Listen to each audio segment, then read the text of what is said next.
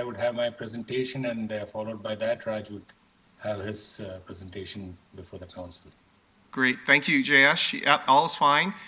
Just a reminder to staff that have joined the session, and Jayesh, when it's your turn to, if you're either speaking or presenting or responding to questions, the request is for city staff to turn on their videos so the members of the committee can actually see the staff when they're responding or presenting. So just a reminder on that, if you're able to do so. Sure, for sure. And Amanda is there to back me up. That's all great. Okay, thank you. All right. Good morning, Peter. Councillor Williams checking in. Thank you, Councillor Williams. You're coming through loud and clear.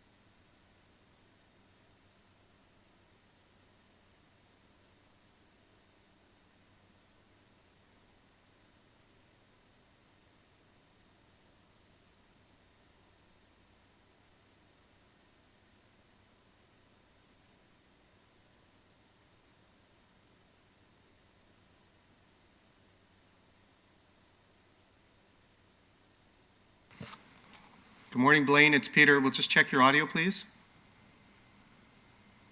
Morning, Peter. Great. You're coming through loud and clear. Thanks, Blaine. All right. Thank you, sir.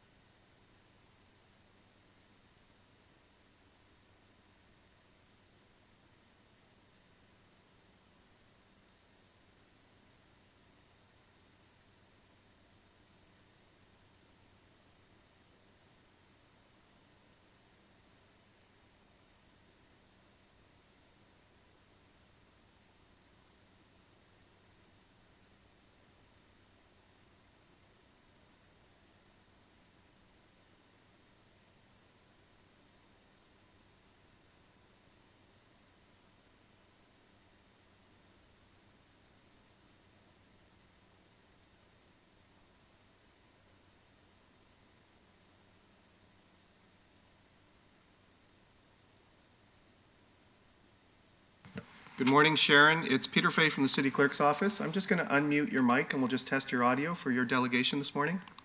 Hi, Sharon. Hi, how are you? Very good. How are you? Good. So when we get to the delegations, right now you'll stay as in the attendee list and you can watch and listen to the meeting. And then when we get to your item, we'll bring you in as a panelist. You will have control over your mic, and if should you choose to turn on your video, that's your decision. And then you can proceed with your delegation. Okay. Okay, thank you. Yep, thank you.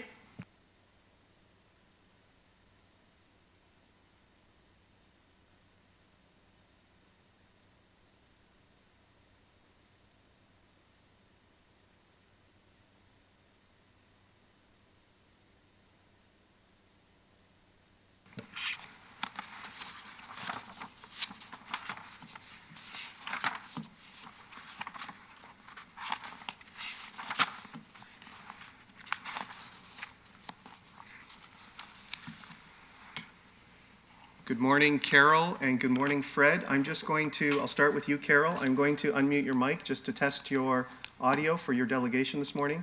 Good morning, Carol. Good morning. How are you? Good. My name's Peter Fay. I'm with the City Clerk's office. So I don't know if you heard the last person I was speaking with.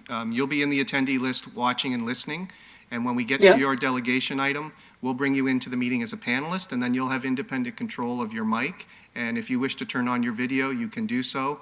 We have your slides ready, and all you'll need to do is just say next slide, and we'll just advance the slides. Okay, perfect. And I'm wondering, Fred and I will actually be co-presenting. So if Fred can be added as a panelist at the same time, that would be great. Yes, we'll bring Fred in as well. I'm just going to test his audio right now. And just a reminder, delegations are generally limited to 5 minutes. I know there's a lot of slides in your presentation, so I'm not sure if you're planning to focus on only some of them, or are you going to be requesting? We were intending on asking for an extra, we've timed it and it's just under 10 minutes, so we were intending on asking for an extra 5 minutes. Okay, very good, thank you. I'll put you back on mute, and I'm going to test Fred's mic now. Fred, I'm unmuting you. Good morning, Fred. Good morning. Hopefully you've just heard everything? Yes, I did. Okay, very good. So I'll bring you and Carol in when we get to your delegation. Great, thank you. Thank you.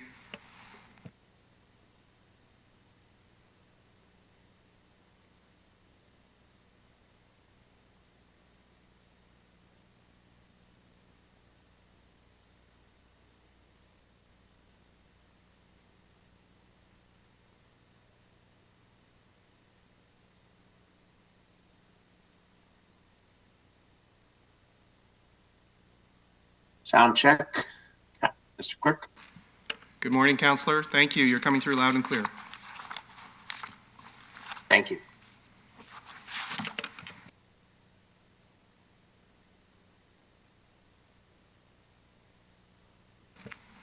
I do see somebody who's joined our session as a call-in telephone-only user, so I'm just going to unmute that microphone so we can just identify yourself and your role in today's meeting.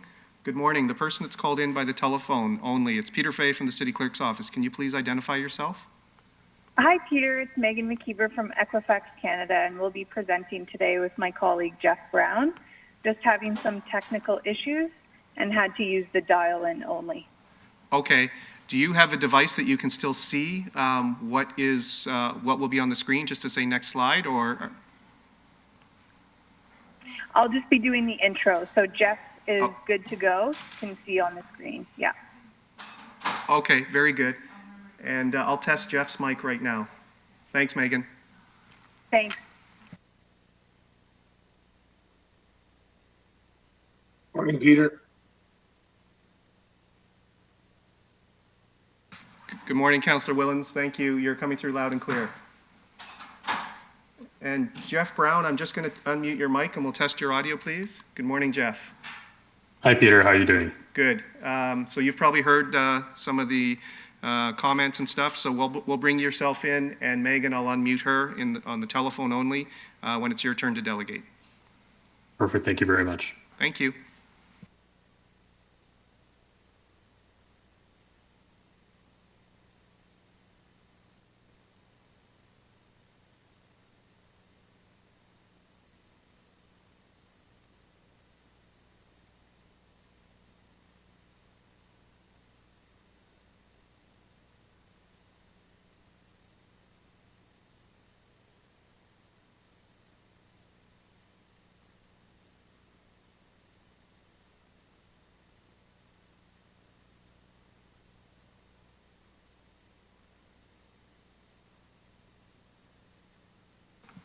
Councillor Singh, can we just test your audio, please?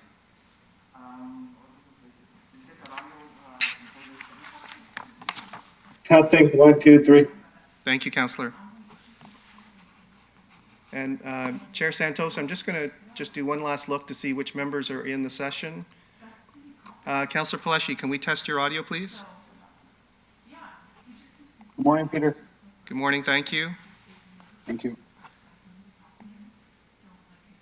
And Chair Santos, it looks like we do have a quorum present, so it is 9:30, so when you're ready to proceed, we can start. Hi, Peter. I believe it's me who's chairing. Councillor Santos is away this morning. Nope, I'm right Oh, here. you're there. Okay, so I misinterpreted Yeah, I'm the passing. email.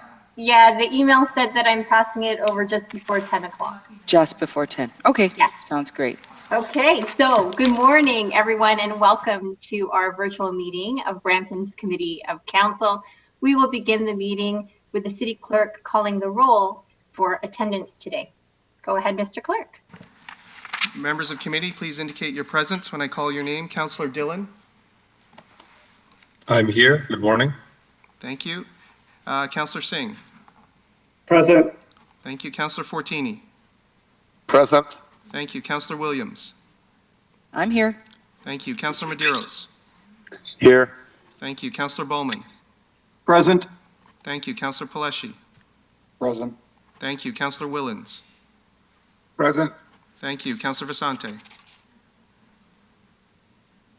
I'm here. Thank you. And Chair Santos is present. All members of committee are present. Madam Chair. Thank you so much. Our next item is approval of the agenda. Does any member wish to hold or wish to add a business item to today's meeting? If so, please use the chat function. I see we have Councillor Fortini. Go ahead.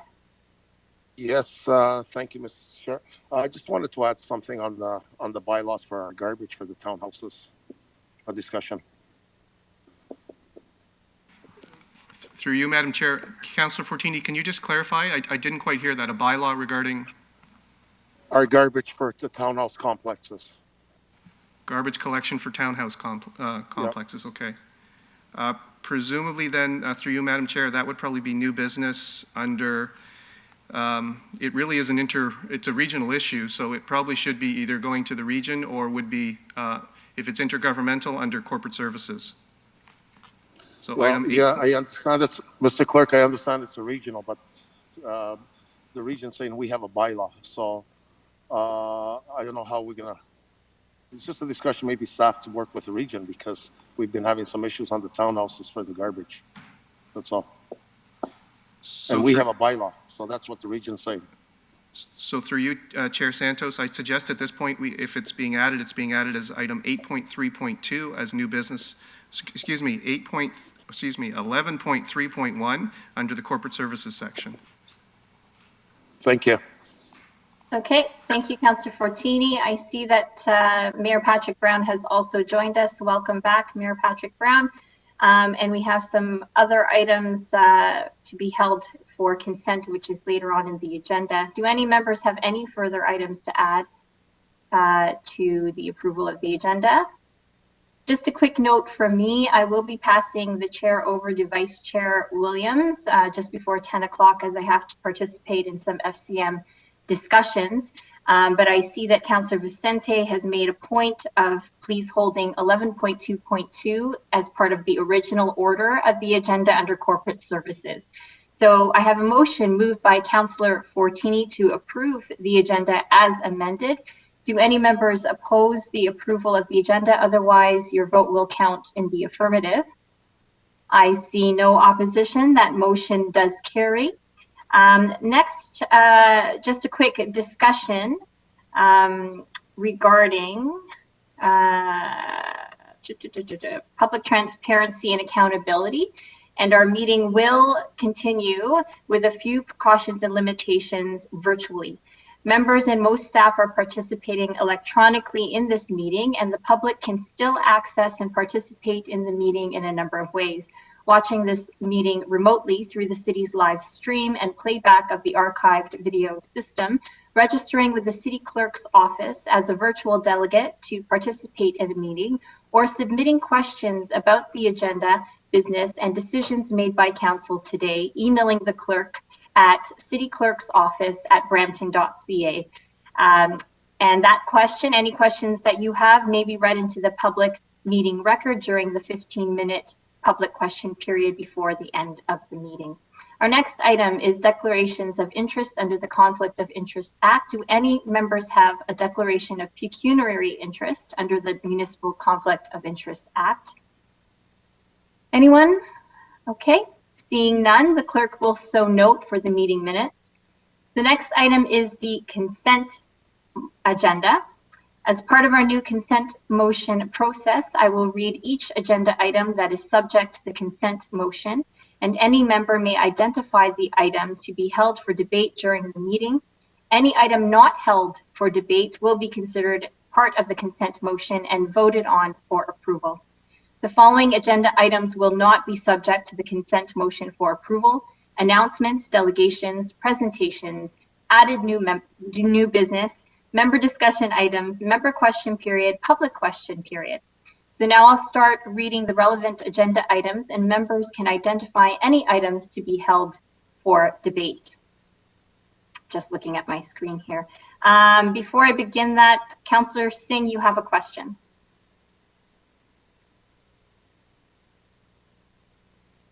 Councillor Singh? Sorry, I thought I was on mute. What about if I would like to refer something to council? Can I do it here so staff doesn't have to wait for the section? Mr. Clerk, given that this is a new consent process, what would you advise with respect to Councillor Singh's question? Through you, Chair Santos, normally that could happen during approval of the agenda, but there is precedent for, during the consent motion consideration, for a member to move a procedural motion to refer an item to another decision body or to defer an item to a future meeting. So that would be in order. We would just take it as a separate motion from the consent motion. Okay.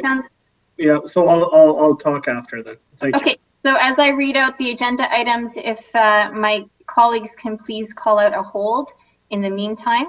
Under the Community Services section, 8.2.1 staff report, request for budget amendment, developer reimbursement for the development of 3 neighborhood parks, Primont Homes, Northwest Brampton Developments, and Hayford Holdings Inc., Park Block 180. Any holds? I see none. That is in consent. 8.3.1 minutes of Brampton Community Safety Advisory Committee, February 18th, 2021. Any holds? Hold. Councillor Vicente. Thank you, Councillor Vicente. 8.3.1 is held. Legislative Services Section 9.2.2 staff report regarding accessibility at the City of Brampton. Any holds? That item is in consent. There's nothing to be considered for consent in economic development. Corporate Services, 11.2.1 staff report, annual sponsorship update. Any holds? Yes, okay. Hold. Okay, that is held by Councillor Singh, 11.2.1. 11.2.3 staff report, options for 2021 property tax assistance. Any holds? Yes, I held that in the chat, I believe. 11.2.3? Yes, correct. Yeah, counts held by Councillor Willens. 11.2.4 staff report, request for a development charges deferral from Van Dyke Properties for residential townhouse development. Any holds? That item is in consent. 11.2.5 staff report regarding Holland Christian Homes Inc. 2021 grant funding request, 7900 McLaughlin Road South, Ward 4. Any holds? In consent. 11.4.1 correspondence from Justin Mamone, Director Asset Management Van Dyke Properties, dated March 9, 2021, regarding report 11.2.4. Any holds on that one? That is in consent. Public Works, 12.2.1 staff report, traffic bylaw 9393 administrative update. Any holds? That is in consent. 12.2.2 staff report, update of the Brampton Grow Green Environmental Master Plan. I believe Councillor Willens wanted to hold that. Is that correct, Councillor Willens? No, but if staff want to hear or if council wants to hear an update, I'm good with holding it, but it's pretty straightforward. It's just an update on the progress so far. Okay, I have a hold on it. I would like to hold it. I have a couple of questions. Thank you, Councillor Willens. 12.2.3 staff report, initiation of subdivision assumption. I'm not going to read that one out. Any holds? Seeing none, that's in consent. 12.2.4 staff report regarding initiation of subdivision assumption. Any holds? That is in consent. 12.2.5 staff report, another initiation subdivision assumption. Any holds? That is in consent. 12.2.6 staff report, another initiation of subdivision assumption. Any holds? That is in consent. 12.2.7, another staff report, initiation of subdivision assumption. Any holds? That is in consent. 12.3.1 Summary of Recommendations, Brampton Transit Advisory Committee. Any holds? Hold, please. Councillor Vicente. Thank you, Councillor Vicente. 12.3.1 is held. Closed session items. 15.1 Open meeting exception under Section 239 of the Municipal Act. Any hold? I'd like to hold that, but I have a question for Peter first. Go ahead, Councillor Willens. Yeah, Peter, I'm assuming because we have one that's going to be held or handed to us in closed, we'll be going to close anyway. But if we don't go into closed, I'm okay with discussing 15.1 offline with the appropriate staff. It's just some clarification. It's not the report was good. Through you, Chair Santos, item 15.2 is not listed for consent consideration because it's information to be provided in closed session. So at this point, there is planned to be a closed session for committee today. Okay, I'll hold 15.1 just for a quick question, and I won't take a lot of time on it. So I'll just hold it. I might as well ask the question and close. Thanks. Thank you, Councillor Willens. 15.1 is held. Next item, 15.3, open meeting exception regarding a position plan procedure criteria, etc. Any holds on this item? That is in consent. So the clerk will now summarize those items to be included in the consent motion for approval. I have a motion moved by Councillor Willens to approve the consent motion, and this will be a recorded vote. So members of committee, I'm going to just for simplicity just talk about the items that are actually held by the members, and then the balance will be part of the consent motion that will be subject to the recorded vote. Item 8.3.1, minutes, Brampton Community Safety Advisory Committee. Councillor Vicente has held that item. Item 11.2.1, staff report regarding the annual sponsorship update. Councillor Singh has held that item. Item 11.2.3, a staff report regarding options for the 2021 property tax assistance. Councillor Willens has held that item. Item 12.2.2, a staff report regarding an update of the Brampton Grow Green Environmental Master Plan. Councillor Santos has held that item. Item 12.3.1, summary of recommendations from the Brampton Transit Advisory Committee meeting. Councillor Vicente has held that item. Under closed session, 15.1, an open meeting exception under the Municipal Act for a position plan procedure criteria or instruction to be applied to any negotiations carried on or to be carried on by or on behalf of the municipality. That's been held by Councillor Willens. And finally, 15.3 is on consent, but just for committee's information, there is a public motion that will arise from that we will deal with after arising from closed session later in the meeting. And Madam Chair, those are the proposed held items with the balance to be considered as part of the consent motion. I will take a recorded vote now. All in favor of the consent motion, please indicate. Councillor Dillon. Yes. Councillor Singh. Yes. Councillor Fortini.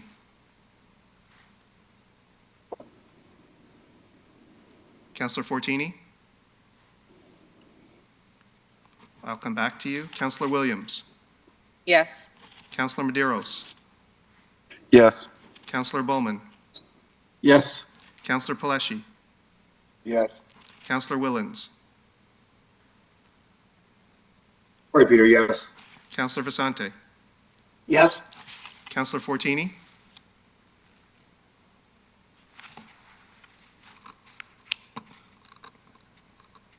Councillor Fortini? Councillor Fortini is absent. Councillor Santos, or Chair Santos? I'm here, Peter. Councillor Fortini, how do you vote on the consent motion? Yes. Thank you. Chair Santos? Yes, thank you. Motion carries unanimously, 10 to, oh, Mayor Brown, my apologies. I believe you're in the meeting. Yes. Yes. Thank you. That motion carries unanimously, 11-0. Thank you, Mr. Clerk. The next item of the agenda is announcements, and there are Councillor none. Santos, my referral motion, remember? Okay. I thought, did your item not get listed while I was reading out? It got held, but we were going to do a referral motion separately, so we don't have to. Okay, thank you, Councillor Singh. So, Councillor Singh, go ahead if you want to put that referral forward. Yeah, it's just 11.2.1 for the sponsorship, just to council. I had a very informative meeting with Tori and Jason. So thanks for taking the time. Just need to do a couple more meetings. I've discussed this with the area councilor as well. And we just need a little bit more time as we're working on stuff. So we would appreciate if council would support this. I'm not deferring it, just referring it because I expect it to pass at council. Thank you. Thank you very much, Councillor Singh. So there's a motion to refer item 11.2.1 to the March 24th meeting of council. Do any members oppose the referral motion? I see none. That carries. Thank you very much, Councillor Singh. Next item of the agenda is government relations 6.1. Blaine Lucas is here with a presentation for Committee on Government Relations Matters. Welcome, Blaine. And at this point, I will pass the chair as well over to Councillor Vice Chair Williams. Thank you. Thank you. Alrighty, thank you. And through the chair, I'll begin with an update on regional matters this week. The Regional Council meeting is scheduled for Thursday, March 11th. If we could move forward to slide number 2, that would be great. So staff from the Public Affairs team have reviewed the regional agenda for any comments and recommendations from staff. We could move forward to the next slide, please. So we'll start with item 17.1. It's a Queen Street Highway 7 bus rapid transit. It's an information report that provides regional council members with a project status update. The report is also outlined next steps in the process. Provincial funding for the Queen Street Highway 7 BRT is one key advocacy position of the city, and it's part of the city's recent 2021 pre-budget submission. We move forward now to slide number 4, please. Alrighty.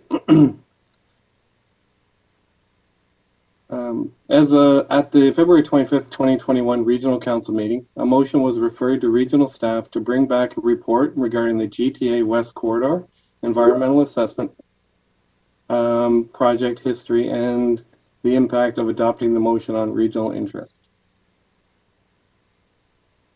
So item 17.2 for the Greater Toronto Area West Transportation Corridor project history and planning impacts is a for information report in response to council direction. City staff do not concur with the report's conclusions. The cancellation of the transportation study will delay planning in the northeast and northwest Brampton. The city has a phasing strategy for Heritage Heights that will allow staff to continue to advance the secondary plan. Staff support additional study regarding environmental impacts, the GHG emissions. A health impact assessment would allow for better understanding of potential impact to the community. Staff will continue to participate in the GTA West Transportation and corridor studies to advance the city's interests. Also wanted to note that the revised regional agenda includes a significant number of delegations and correspondence received in relation to this item. Further information is also available in the city's formal response to the Impact Assessment Agency of Canada's invitation for input regarding the designation request for the proposed GTA West Transportation Corridor project under the Impact Assessment Act, which was circulated to council members on March 3rd. I'd like to thank our colleagues from the Planning, Building, and Economic Development team for all their input and feedback for this particular item on the regional agenda. So if we could move forward now to slide 6, please. All right, thank you. So slide 6 highlights a number of relevant motions, including a motion on the GTA West Corridor, which is item 22.5. Item 22.2 is a motion directing regional staff to report back to Regional Council in April of 2021 with recommendations for a proposed monument in honor of former Premier of Ontario, Bill Davis. That motion was moved by Mayor Brown in his role at Regional Council. Item 22.4 is a motion regarding the 2021 being designated a year of sustainable active mobility. Staff welcome the motion's directive to strengthen active transportation efforts across the region, which complement the city's active transportation objectives. and Councillor Santos seconded that motion in her role at Regional Council. We could move forward now to the next slide, please. We'll start with the provincial updates. The stay-at-home order has expired in Peel Region, and the region is now in the grey lockdown level of the provincial framework. In addition, the province has also announced an allocation of more than 14.6 million to the city of Brampton as part of the additional 500 million that has been allocated to support municipalities in addressing ongoing COVID-19 operating costs. The Public Affairs team will continue to monitor for a formal announcement of the date of the provincial budget and will provide an update when information is readily available. We could move forward now, please, on to slide 8, federal update. The Minister of Infrastructure announced a $22.75 billion in funding over 5 years, starting in 2021, to enhance public transit systems and switch them to a cleaner electrical power. The Public Affairs team and the transit staff have reached out to better understand the program, design, and the funding guidelines in order to be prepared for that submission. The federal government has also announced that it intends to extend the current rate structures for wage and rent subsidies to June 5th, 2021. And I also wanted to acknowledge the recently announced joint federal-provincial investment of $1.1 million towards Community Youth Hub at South Fletcher Sportsplex. And we also wanted to extend our appreciation to the Recreation, Building, Design and Construction, and Finance staff for the work and support on this important funding application. So this concludes the government relations presentation for today. I'll be happy to answer any questions that you may have. Thank you, Blaine. Do any members have any questions or comments regarding the presentation? I see Councillor Paleshi, you have the floor. Thank you, Madam Chair. Thank you, Blaine, for the presentation. Blaine, in one of your bullets here on 17.2 in the regional agenda, the implications of canceling the corridor and achieving the employment levels, do we have any idea what that impact could potentially look like for Brampton? Through the chair to the councillor, sir, I will maybe request assistance either from my colleagues from Transportation Planning, if we have Henrik or Brian, if they're on the line this morning.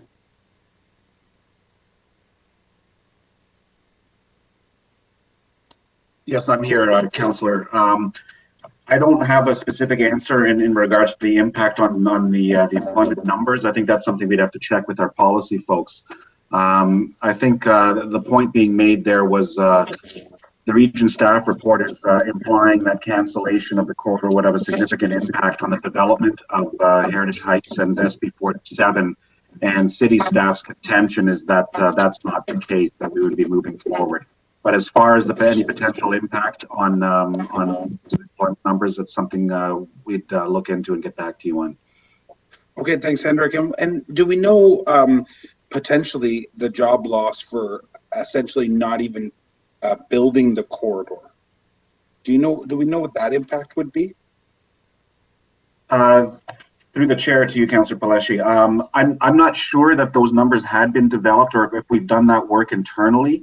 Again, you know, the direct job loss would probably be attributed to the construction of the highway itself. And, you know, to the extent that, you know, there's a notion that the GTA West would support kind of the build out of some of the employment areas in Northeast Brampton and to a point in Northwest Brampton. I think the point that we've been making all along is that what we're proposing for the North-South corridor, that urban boulevard, is not anything that would be precluding any kind of impact on jobs as a result of you know, the configuration of the corridor, whether it's a highway or whether it's the urban boulevard.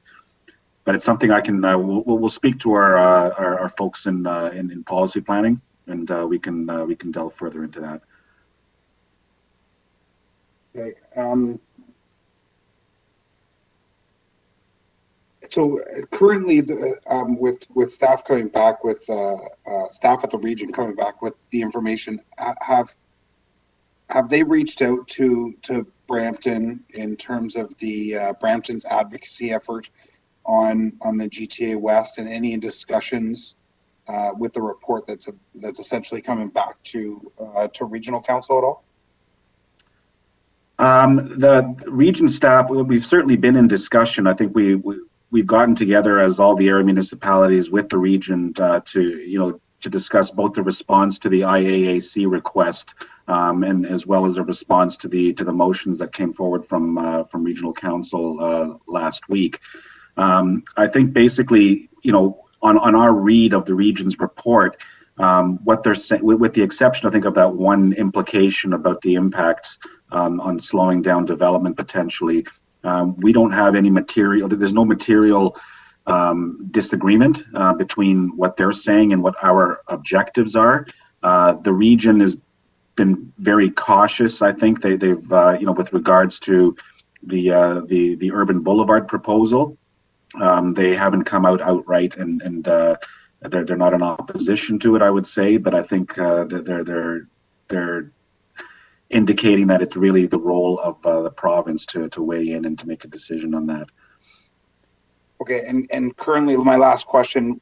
Currently, it's the City of Brampton council and staff's direction to continue to advocate for the GTA West transportation transmission corridor. Is that correct? The position is that right now, the IAAC request, which was to bump up that to that federal EA, is that we're supporting that. And we're supporting that because to date, through the GTA West EA, the province has refused to consider the urban boulevard configuration in Brampton, which is the priority for us. Okay. So essentially, it's I think it's been, Councillor, it's been notionally this to finish the EA what was kind of the long-standing position, just because there were impacts to the city's ability to plan, until they were able to define what that corridor was. At this point, it's essentially, we've got a proposal for how we can move forward with planning and development in Heritage Heights and a concept that's been endorsed by council. But the ideas that we're putting forward there, which are more consistent with a whole bunch of environmental objectives, I think, which are also, espoused by the province, but that, at a bigger picture level, it's something that would need to be reviewed in terms of the entire GTA West corridor. But for that section in Heritage Heights, it's an urban boulevard. We need something there, whether it's a provincial highway or it's something else. How much DC money have we put aside for the Northwest corridor currently, or is that a regionally funded road, because essentially it's a regional road? No, through the chair to Councillor Paleshi, I don't have the exact number on that. I don't know if Jane or any of my other colleagues there do, but the city has been collecting as well as the region, and for different portions of the corridor. So the region, I mean, this is before the GTA West even started. There was this, the north-south transportation corridor, the Bram-West Parkway. Those are pieces that we have been collecting probably for the past 10 years, if not more. But the exact amount that's been collected, and it has been set aside in a separate fund, but someone from finance or capital works may have more definitive information on that.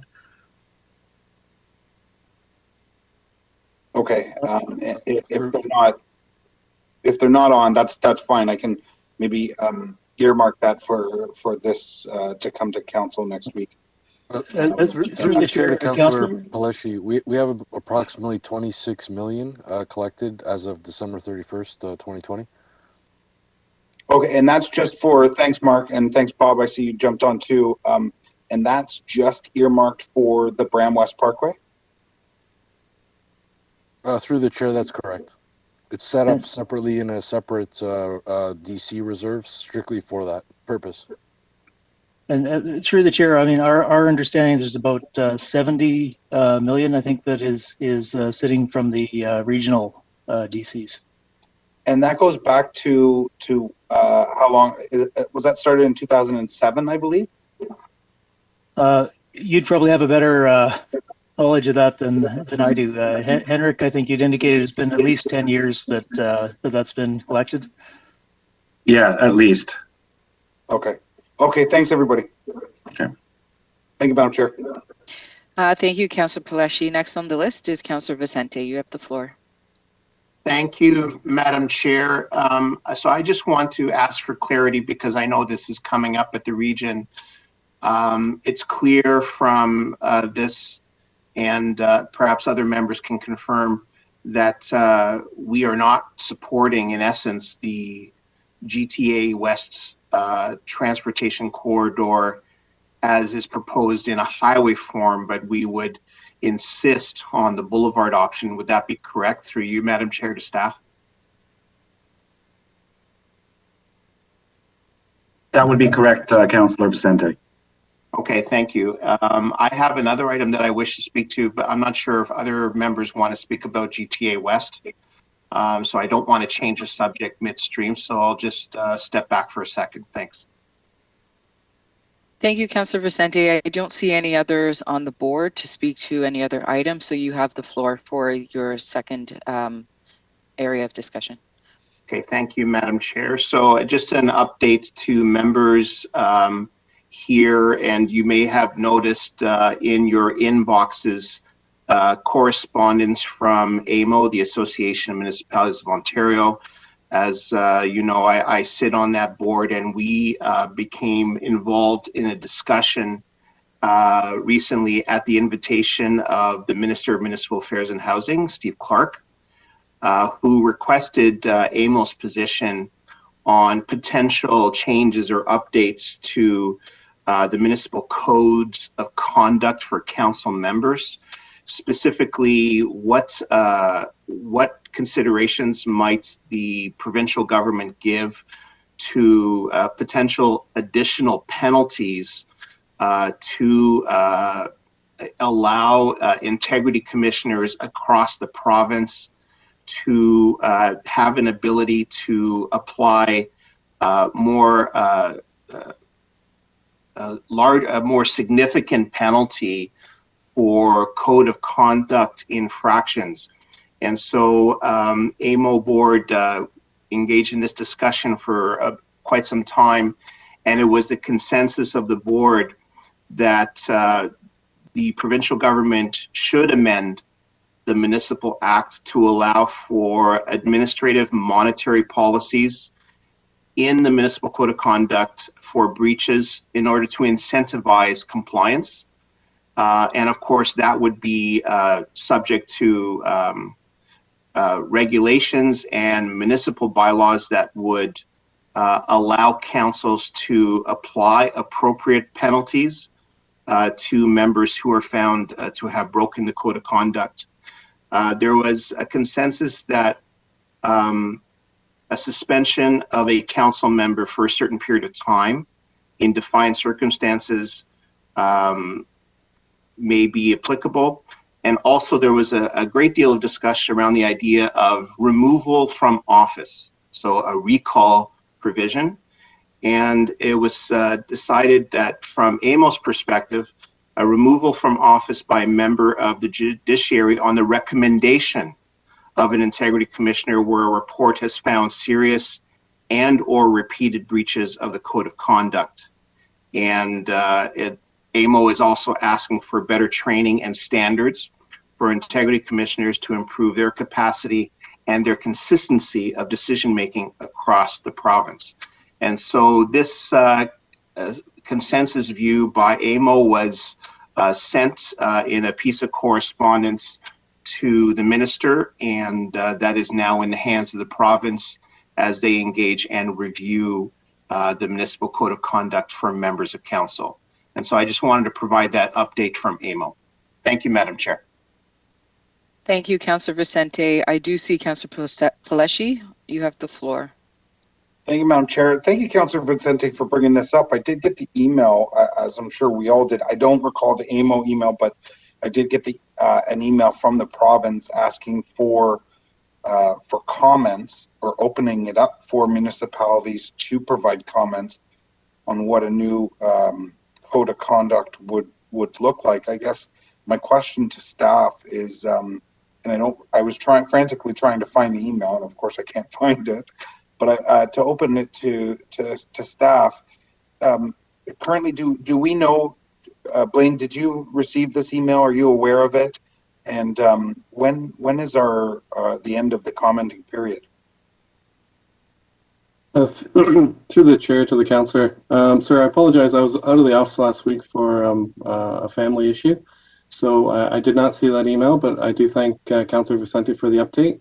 What we will do, sir, is we'll go through and do the background information, and we will generate a briefing note and make sure we forward it to all members of council with all the relevant information.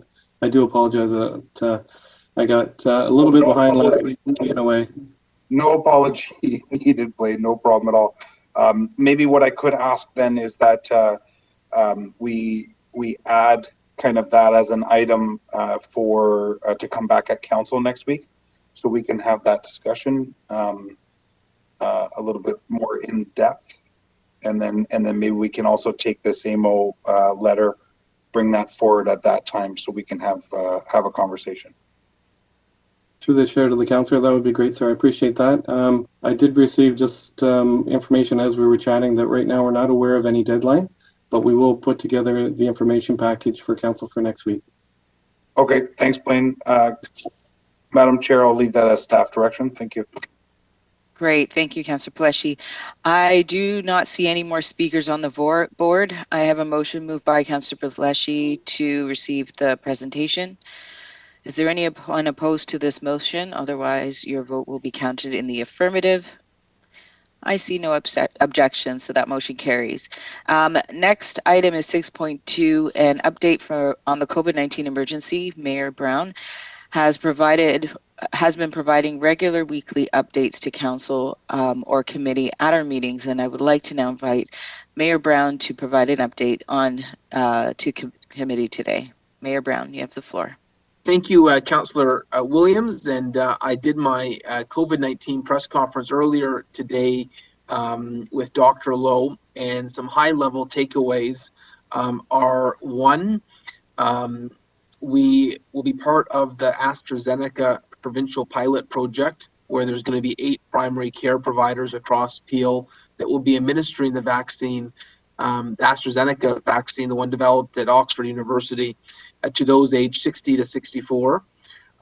Additionally, we spoke about the transit diversion. We had a lot of concern about Route 511 because of a workplace outbreak at a logistics company, and out of an abundance of caution. No logistics company is more important than the safety and the health of our transit operators who have been unsung pandemic heroes. We made that. We've temporarily diverted that route for 7 days so Peel Public Health can complete their investigation into that workplace outbreak. Additionally, we updated earlier today the fact that our hospital capacity continues to be pretty encouraging. You know, the numbers are dramatically down from where it was a few months ago, and I've got a variant update that I'm going to share with you. Just going to pull it up because I think this is important for the community to know our variant situation. Right now, our positivity rate in Brampton is down to 6.5%. Remember, at one point it was 17%, so 6.5 means we're continuing to get lower and lower. Our effective reproduction number is 1, and at one point we were much, much higher. Caledon is 1.12, so they're higher than Brampton, and Mississauga is 0.91. The COVID-19 incidence rate in Brampton is 124.4. In terms of variants, we have had 683 variants so far. There's been a total of 1,185 in Peel. We've had 96 of the B17 lineage, and we've had none of the other lineages. So that's a quick update on variants and our positivity rate, and I'm happy to take any questions. Thank you, Mayor Brown. I have a couple speakers on the list. Councillor Vicente, you have the floor. Thank you, Madam Chair, and thank you, Mayor Brown, for providing this update. I'd like to point out for folks who are listening to this meeting that we also had a discussion through the Economic Support Task Force with local businesses who were very clear to us in their view that the lockdown measures as they have been applied as of lately are incredibly unfair in their view, in that large businesses, for example, the big box stores, are allowed to open, and they, because they are much smaller and do not meet certain technical thresholds, are unable to open, not even with, for example, with a very limited capacity. And so I think that our business community has really spoken very clearly and very loudly. Myself, Councillor Paleshi, and the Mayor participated in this forum with the local business community. And I know that our local MPP, Pravmeet Zarkera and Amarjot Sandhu, were also present on the call. And we had extensive support from economic development to gather this feedback. And I would like to place a motion here, Mayor, if possible, to request that a communication be sent by you on behalf of the City of Brampton to the province and to our medical officers of health, both for Peel and for the province of Ontario, to express that if the province should once again need to enter into a more strict level of lockdown, that greater consideration and fairness and equity be applied to allow even our small businesses to be able to open, even if it means that only one customer is allowed in the store at a time.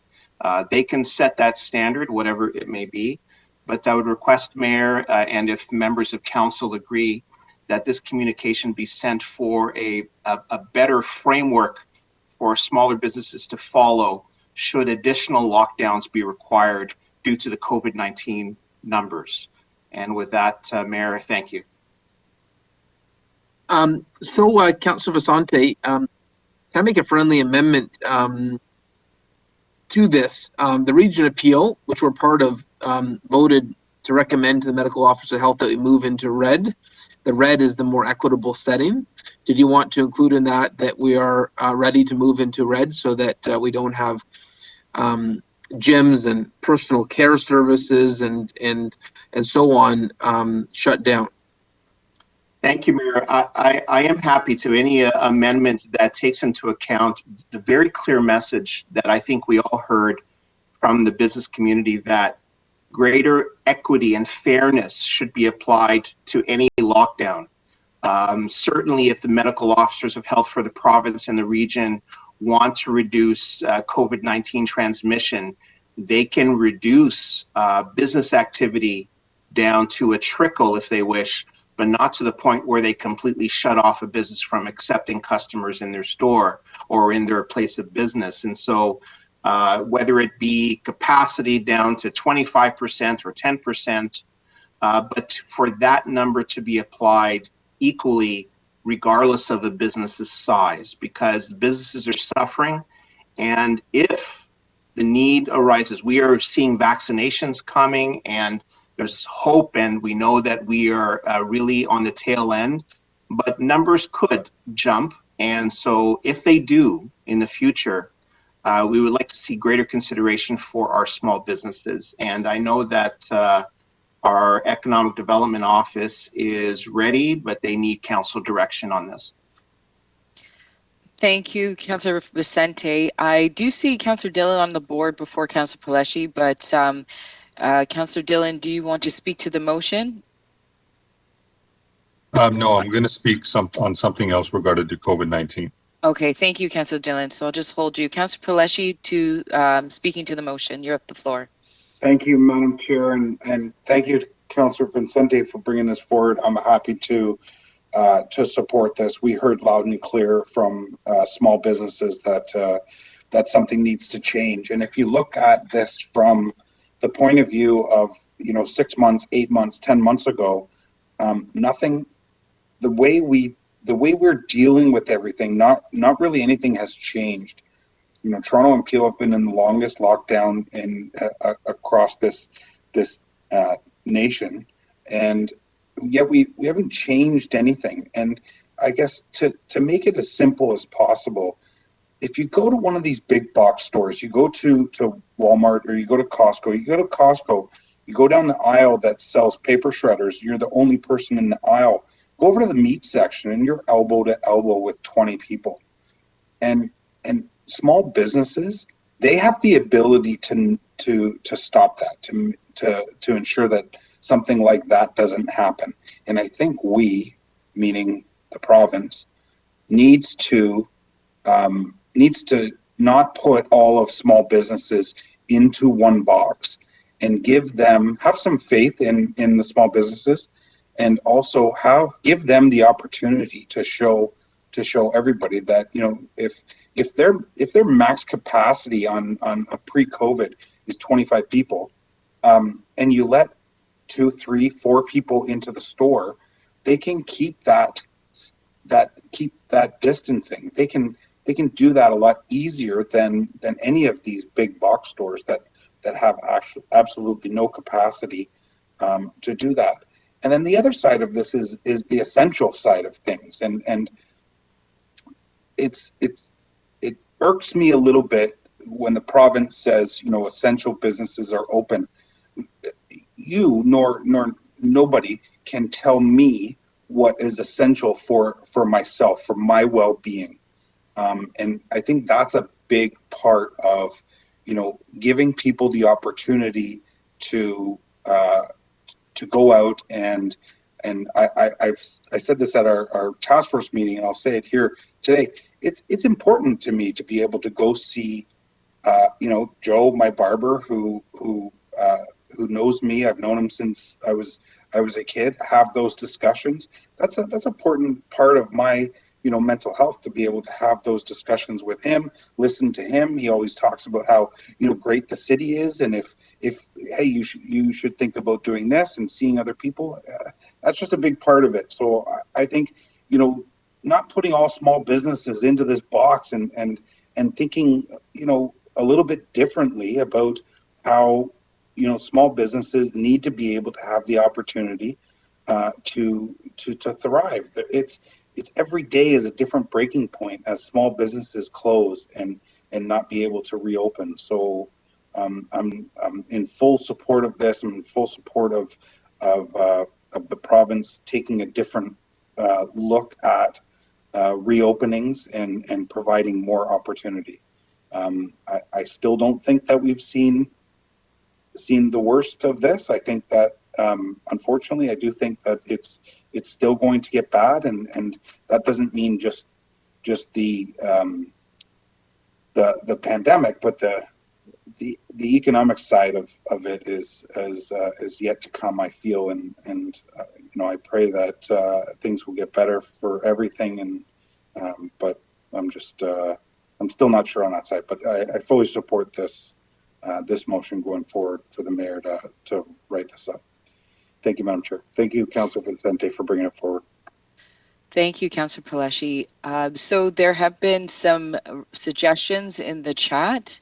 Councillor Vicente, if you would mind guiding some of these amendments and whether or not you accept them as friendly, and so we can know when all is written, confirmed. Thank you, Madam Chair. And I think that the clerk has articulated quite clearly through the motion that a communication be sent by the mayor on behalf of the city of Brampton to the province and the medical officer of health, expressing that should lockdown orders again be imposed, in other words, we move backwards to a more strict regulation, that small businesses be provided with an improved framework with greater equity for opening. So that would mean that if we go to a full lockdown or even a house arrest, heaven forbid, where small businesses would still be able to function, even if it is extremely limited, to ensure safe regulations. Yeah. I think Councillor Paleshi articulated it correctly as well.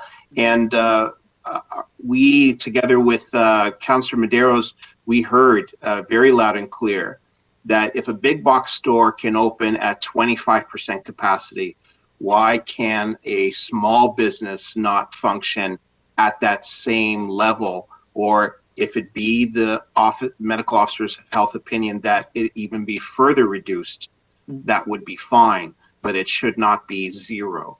So to Councillor Vicente, for clarification, we have previously submitted to the province that we want a level playing field between big box stores and small businesses, and we've done that on a number of occasions because this has been a sticking point. Is this any different than what we've submitted before? Perhaps it is not different, but I think that in the light of our discussion through you, Madam Chair, in light of our discussion with the business community, I think that this is something, if it is being repeated, that needs repeating. Okay, thank you, Councillor Vicente. I do see in the chat that Councillor Paleshi said, yes, it is different. Mayor Brown is saying we should go further. Does anyone want to actually speak to this and provide any amendments before we move this motion? I do not see anyone indicating in the chat that they would like to speak and add any further amendments. Okay, so then that means the motion is on the floor. To the clerk, would you like me to Madam read the Chair, motion? if I may, and through you, Madam Chair, apologies. I know that in the third sentence there, it talks about provisions for small businesses be applied when we move to the red zone. But when we go to the red zone, it's more relaxed framework. Would that be correct through you, Madam Chair, to the Mayor? Yes, what I just want to say, we had a small business roundtable last week where the businesses were just so frustrated and they're ready to go to red. I would just say, I think this is great. Of course, our small businesses and big box stores should be at a level playing field. I find it ridiculous that that's not the case. But I would say I think our small businesses are expecting us to push for the red zone. And so if that third sentence could be more clear, not that we want this to apply when it's the red zone, but we want to go into the red zone immediately. Thank you. And I would just then want to articulate clearly, as stated in the second paragraph, that should we go back in the future to the gray zone, that the provisions in gray zone or in an even more strict framework as required by the medical officer of health, that greater accommodation be provided to businesses to be able to open. So this is all us trying to be not reactive but proactive, and in looking forward, that I know the medical officer of health has expressed concern that the numbers could revert. And so if that happens, for the province to consider small businesses and to give them a more fair framework to work under. Thank you. Thank you, Councillor Vicente. To the clerk, would you be able to read the motion as it is for us to vote on, please? Through you, Madam Chair, yes, but I believe I just want to clarify.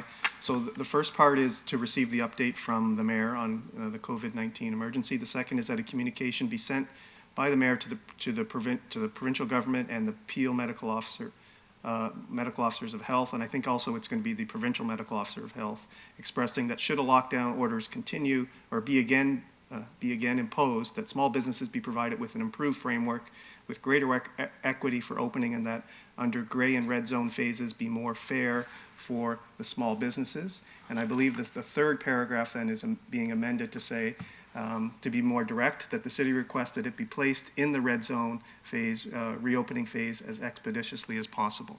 I think that's the intent that committee has expressed. Okay, great. Councillor Dillon is waiting patiently to speak to the COVID-19 emergency update. Do we want to hold receiving the update before hearing him speak?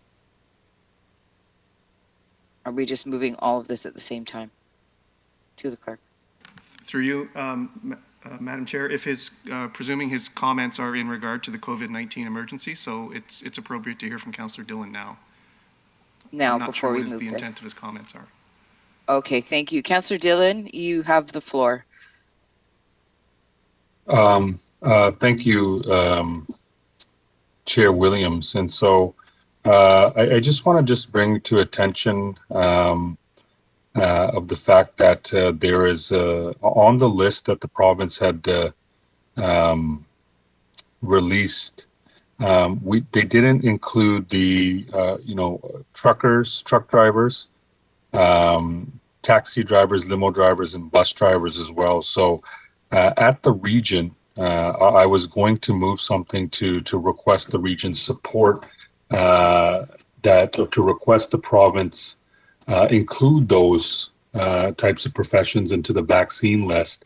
I ran it by Councillor Parrish, and she had indicated that she's going to be bringing a motion to regional council on Thursday.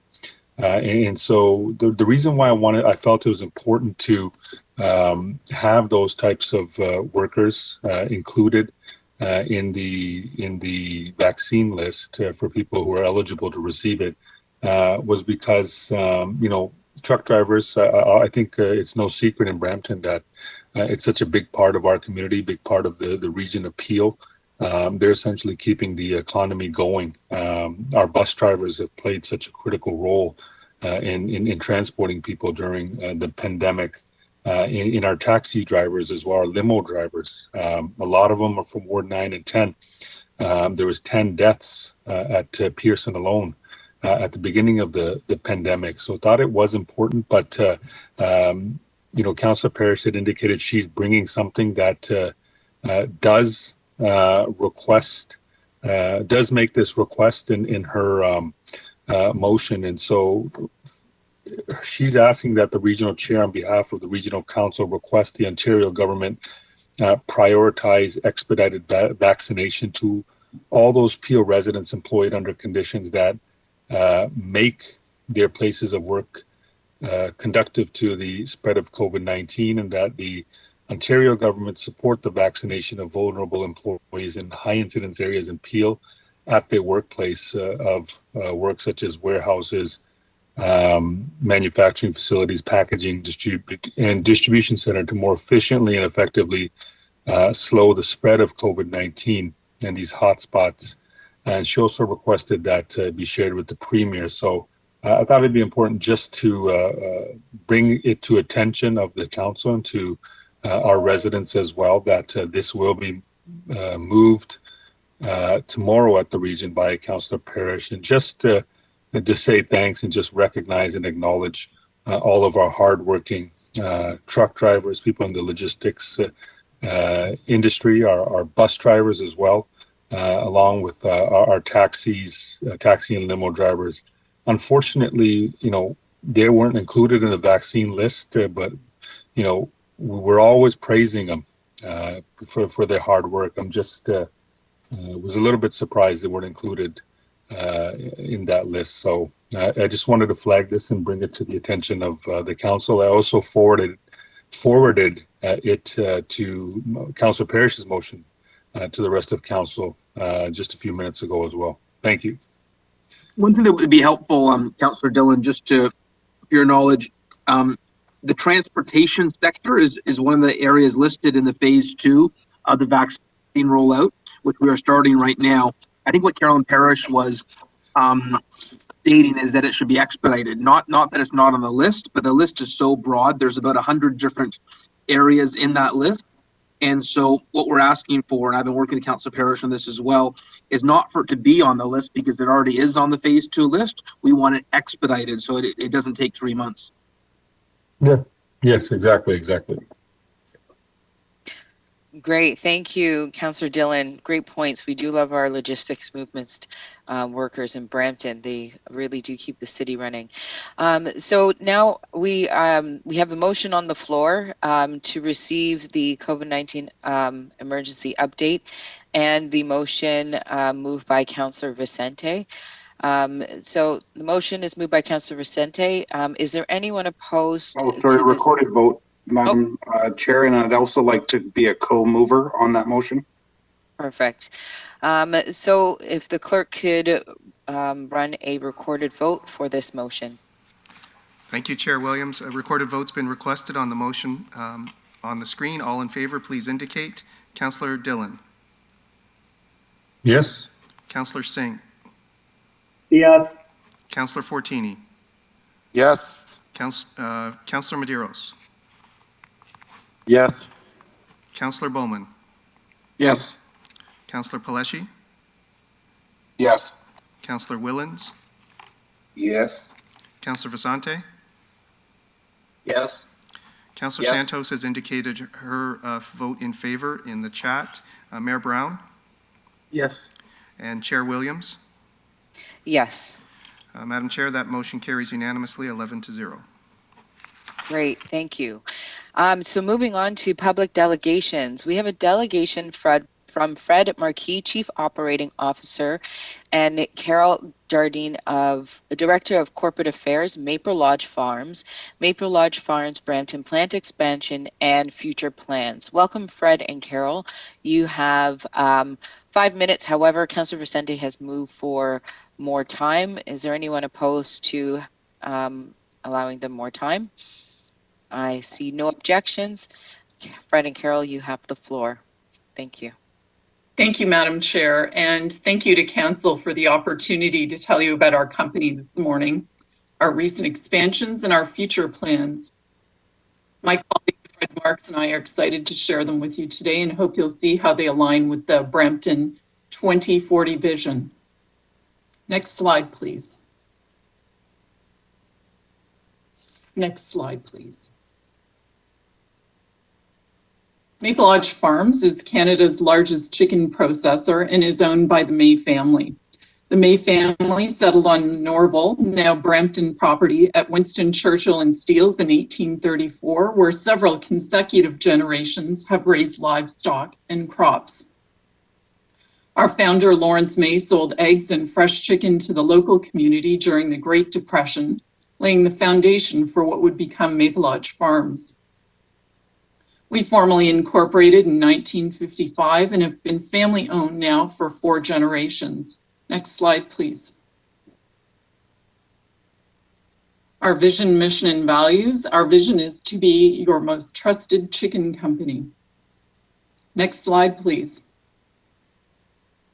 We're still driven by the core values of our family farming roots: hard work, honesty, and humility. Next slide, please. Thank you, Carol. Operations. Oh, I was going to introduce you, Fred. Sorry. So our Chief Operations Officer, Fred Marks, will take you through an overview of our operations now. So over to you, Fred. Thank you, Carol. Next slide, please. Today, we are the largest broiler and hen processor in Canada, processing over 4 million chickens per week, 3 million of which are in our Brampton plant. We have 31% market share. Next slide, please. 4 processing plants, 1 distribution center, 3 hatcheries totaling over 3,000 employees, 2,100 of them in Brampton. Next slide, please. A quick overview of our operations across Canada. Our Mississauga operations includes a further processing and a tray pack facility. Next slide, please. A distribution center in Mississauga, Ontario. Next slide, please.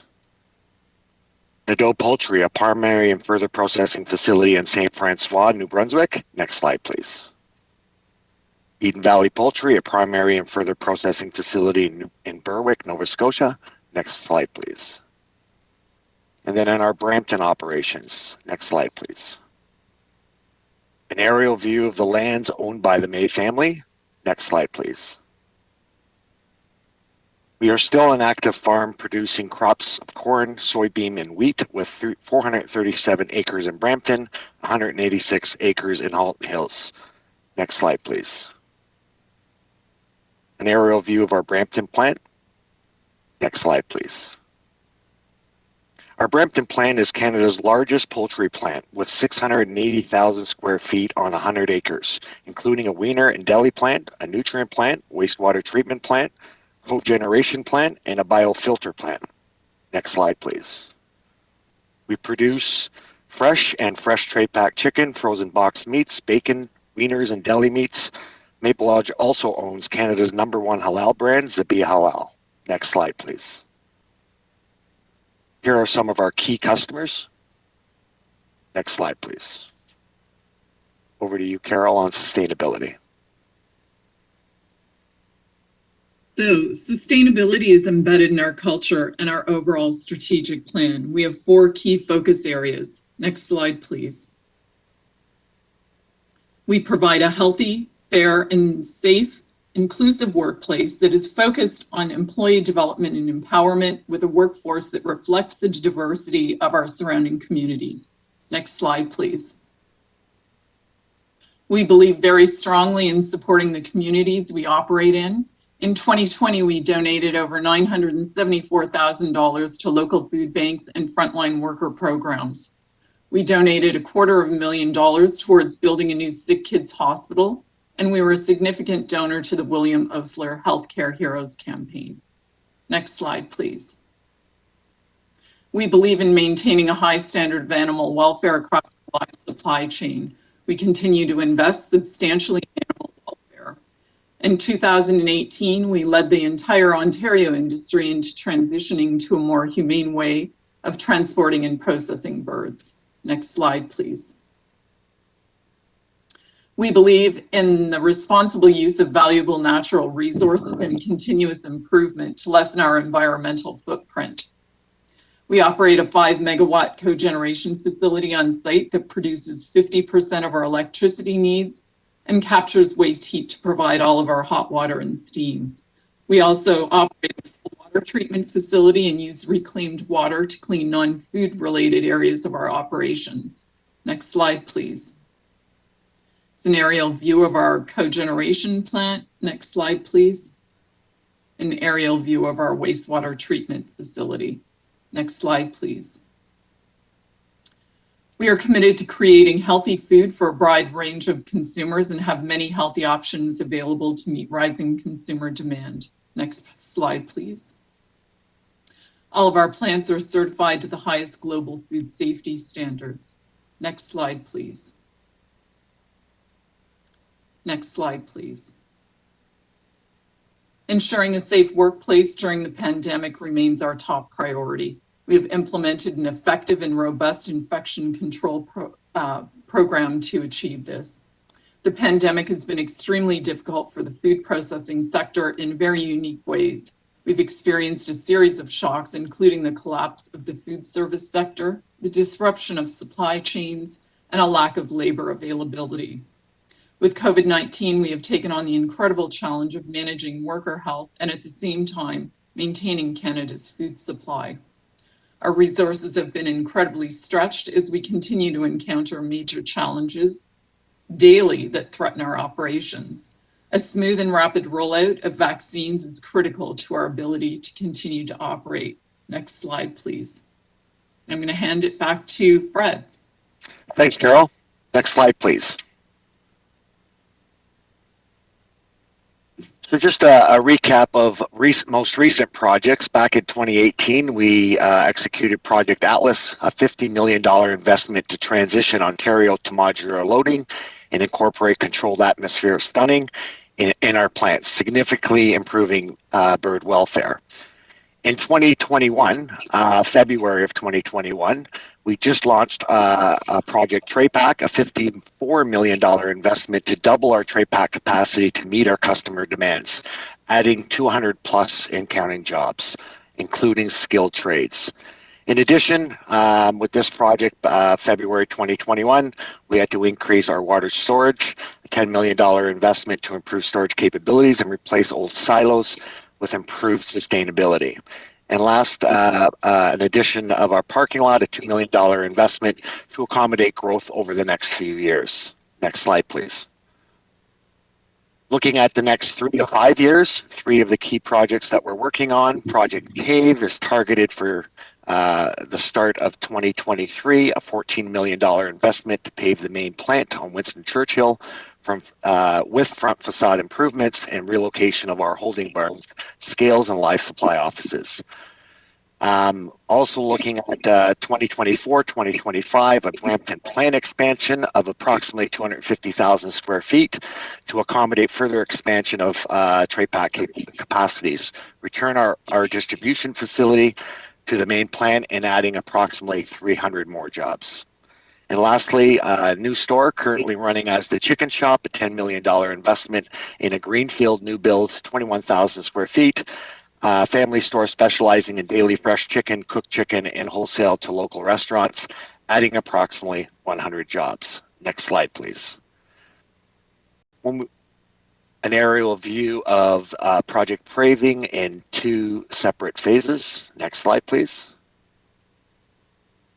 An aerial view of the location of the store and the holding barns. Next slide, please.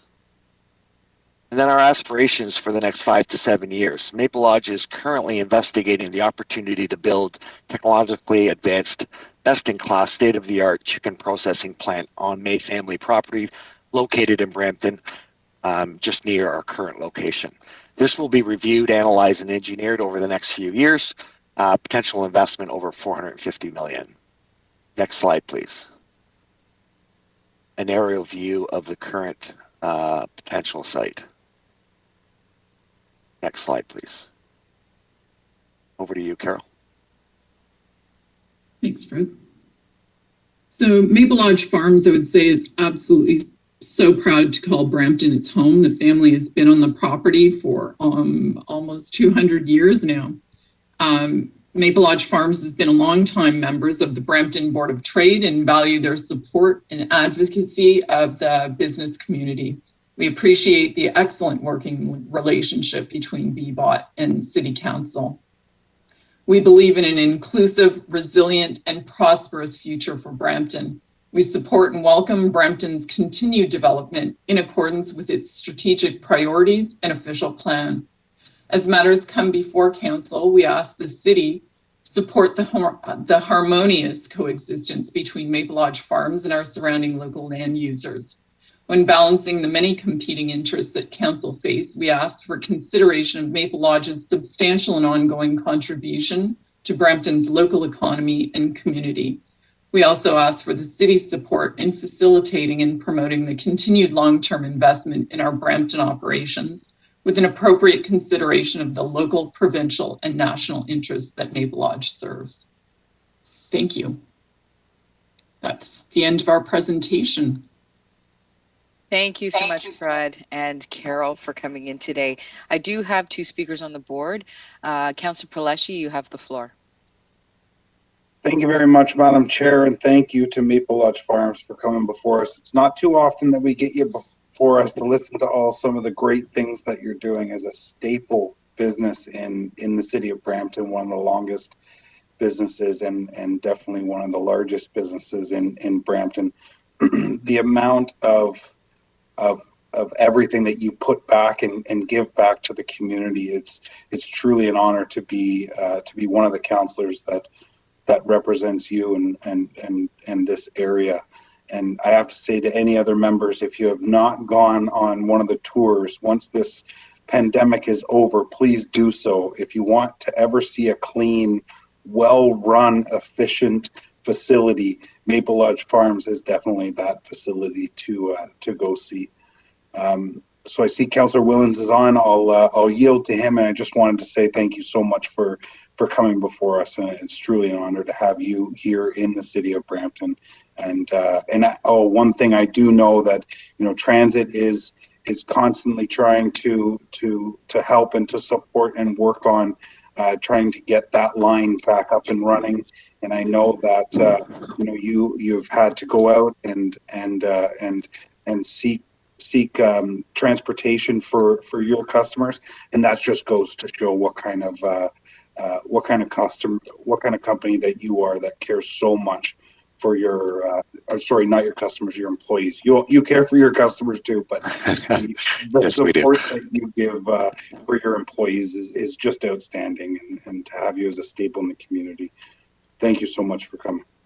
Well, thank you so much for having us, Councillor Paleshi, and thanks for all your kind words. We really appreciate the support that we have from Brampton, and I really have to call out the great support that we receive from the Economic Development Department. We just really appreciate it.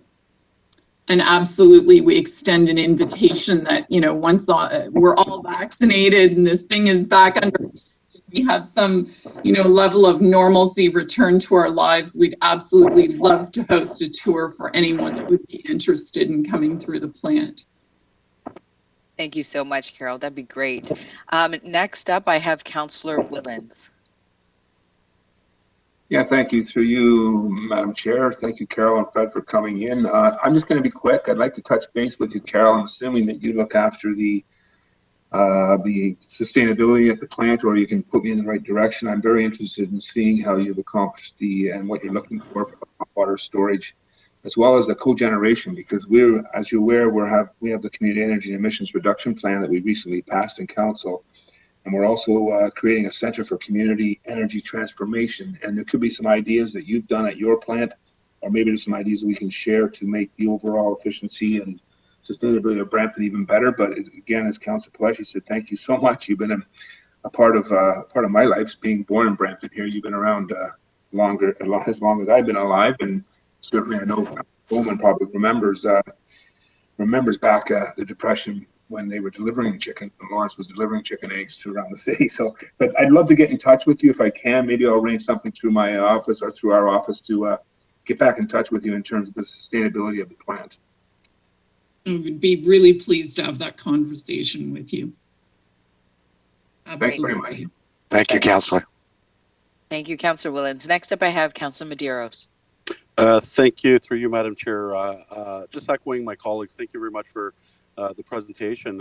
It's funny, from a personal perspective, I actually worked at Maple Lodge Farms, and being of Portuguese heritage, I know that the Portuguese community and Maple Lodge have always had a very significant relationship, and notwithstanding family members and friends of mine who continue to work there, from the perspective, I've actually witnessed how you support the community, right down to sponsoring soccer uniforms, and my time there as a student, notwithstanding at the time it was to me a real good wage from a student perspective, and really recognizing the community contribution. But it's just great to see the footprint that you've left, and really the way that you're sort of developing along with the city. So it's really see synonymous with how Maple Lodge has grown, how the city has grown, and really, I thank you from a personal perspective for the support you've provided, not just withstanding the Portuguese community, but just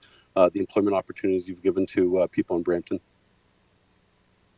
Thank you, Councillor. I as well as am Portuguese, so I also thank you. And Fred has worked at the plant, I will add, since he was 13 years old. You can't see Fred, so you don't know how long that is, but it's quite some time. 38 years goes by fast, let me tell you. And thank you so much. Councilor Medeiros, you're finished, I assume. Thank you. Carol and Fred, thank you for being a staple in our community, and thank you so much for coming here today. We very much appreciate hearing from both of you. So thank you. So I have a motion on the floor moved by Councillor Paleshi. Is there anyone opposed to this motion? Otherwise, your vote will be counted in the affirmative. Thank you. I see no objections, so that motion carries. Next up is item 7.2, a delegation from Megan McCliver, I'm sorry if I'm saying your last name wrong, Director of Government Strategy and Innovation, and Jeff Brown, Director, SMB Equifax Canada, Economic Condition of Businesses in Brampton. Welcome, Megan and Jeff. You have 5 minutes. Thank you, Councillor. Just want to confirm you can hear me. I can hear you. Yep. Okay.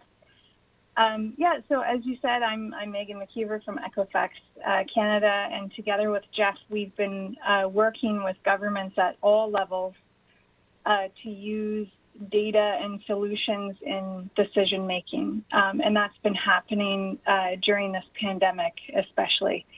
And I just want to take a second because I think a lot of people think of Equifax as the traditional credit bureau, but we've really become a data analytics and technology company. So if you think about the information we use to determine your credit score, you can start to get a picture of the type of data we have: approved credit balance and payments, name and address.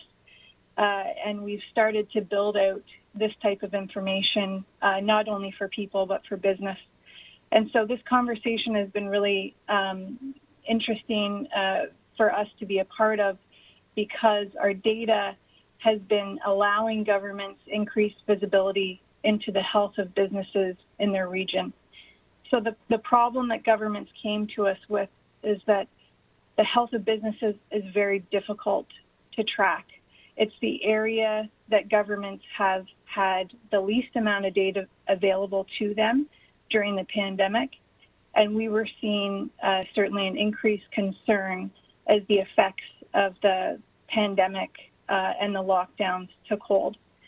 So for example, some areas of the province are only seeing a few bankruptcies, but then when they walk down Main Street, they clearly see that businesses are closing, and our data helps to fill those gaps and to tell those stories.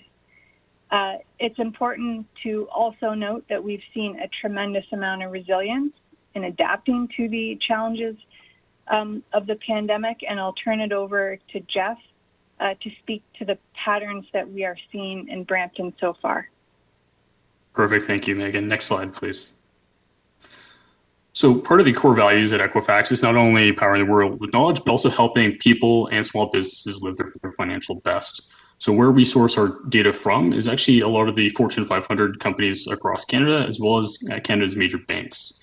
This comes into us in what we refer to as trade lines. So these companies send their account receivable files across to Equifax. These businesses, like ones like Maple Lodge, actually report in their account receivable for businesses that they invoice of anywhere between 10,000 to 100,000 businesses, and that's done on a monthly basis.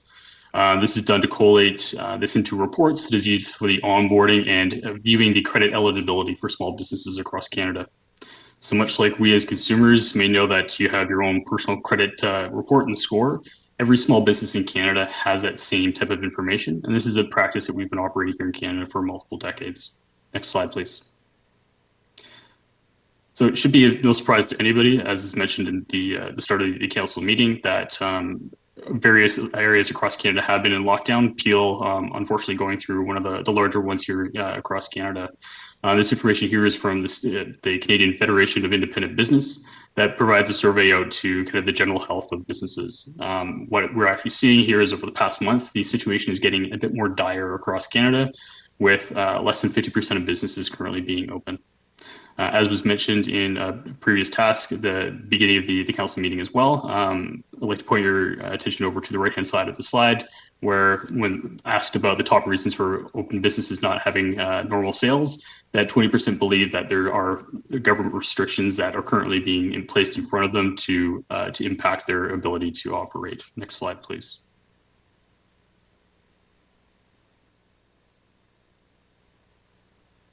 As part of the credit cycle that's happening during the pandemic, the federal government, provincial government have done a sizable job in making sure that there are funds and cash flow available for small businesses. But really what we're seeing in terms of the cycle of this data is that it's paused the negative occurrences and the bankruptcies that are happening in and across Canada. Payments have been deferred, collection companies haven't been doing outbound calls, and courts have either been closed or trials have been delayed, which has basically delayed a lot of the negative occurrences that have happened within Canada. I'd like to pause here to ask for 2 more minutes of time to be able to finish the material. And is somebody willing to move extra time?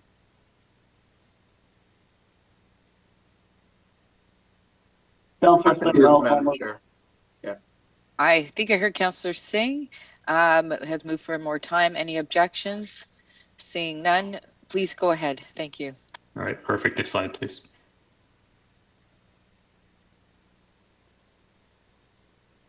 In terms of the businesses that have been impacted during the pandemic, it should be a surprise that the food services industry has been impacted the largest. The consumption of goods within grocery stores previously was 55%, with service dining being 45%. During the pandemic, this has shifted quite dramatically. 70% to groceries and 30% to service dining, with things like restaurants that are still open and things like Uber Eats and food delivery services. This has impacted a lot of small businesses as well as consumer behavior. So the ones that are open have had a very reduced customer base, and it's basically a trend that we're looking to see continue here as lockdowns continue to happen or prolonged. These businesses are suffering quite dramatically. Next slide, please. When we went through and did this review for the City of Brampton, what we found was while restaurants were actually being impacted, we were seeing quite a degradation in credit quality in the transportation sector, most notably. So we profiled 66,000 businesses within the City of Brampton, and typically what we look to see is the number of businesses that are going bankrupt. As I had mentioned earlier, the number of bankruptcies that have happened in Canada has actually paused quite dramatically because of this insurging of funds and deferral of payments. So really what we are looking at is the number of active versus inactive businesses. So this is businesses that may have had to close their doors, but they have not gone bankrupt. They still plan to open once the lockdowns and regulations subside. So making sure that we understand where these businesses are at, that they have the ability to open has been very fundamental. We've done a lot of work with the City of Brampton here over the past few months to profile these out. So when the lockdown does come up, that we know that they're ready to be able to assist and provide their services to not only Brampton, but the rest of the province in Canada. Most notably, over the past 3 months, we've seen the number of negative occurrences happen within the City of Brampton double in size, and this is a trend that we expect to continue as well. Next slide, please. So this is a quick snapshot of the number of negative occurrences and the number of inactive business that we are profiling here in Brampton. These numbers are getting a bit larger, but we'll say that a lot of work has been done within different members of the city to be able to make sure that they understand where this data is coming from, and that any municipality, any policies or any financial assistance that can be provided or exceptions that can be made are being provided. Next slide, please.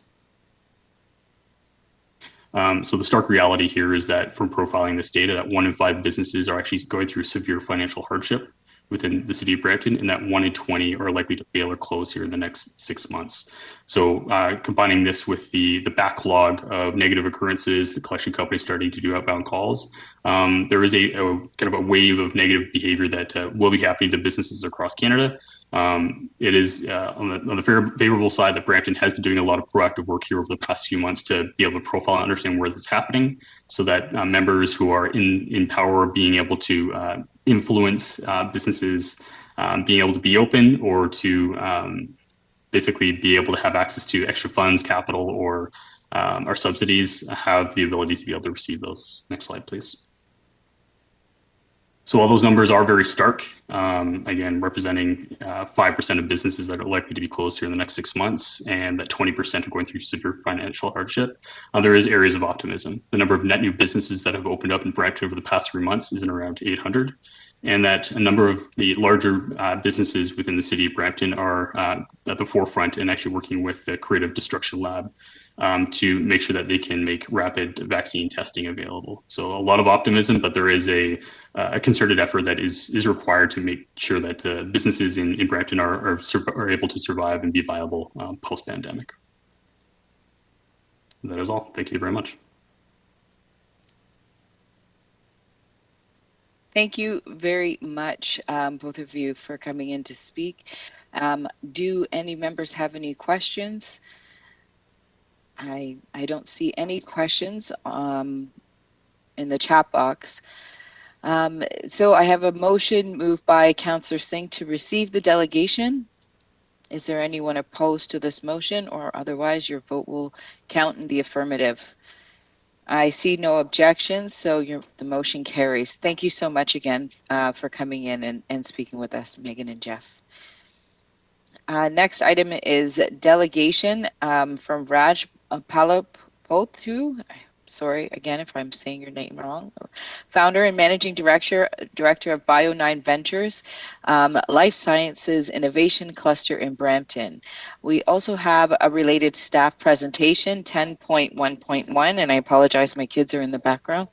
FDI Lead Generation Progress Report. The U.S. market with the presentation provided by J.S. Menon, Senior Advisor at Investment Attraction Economic Development.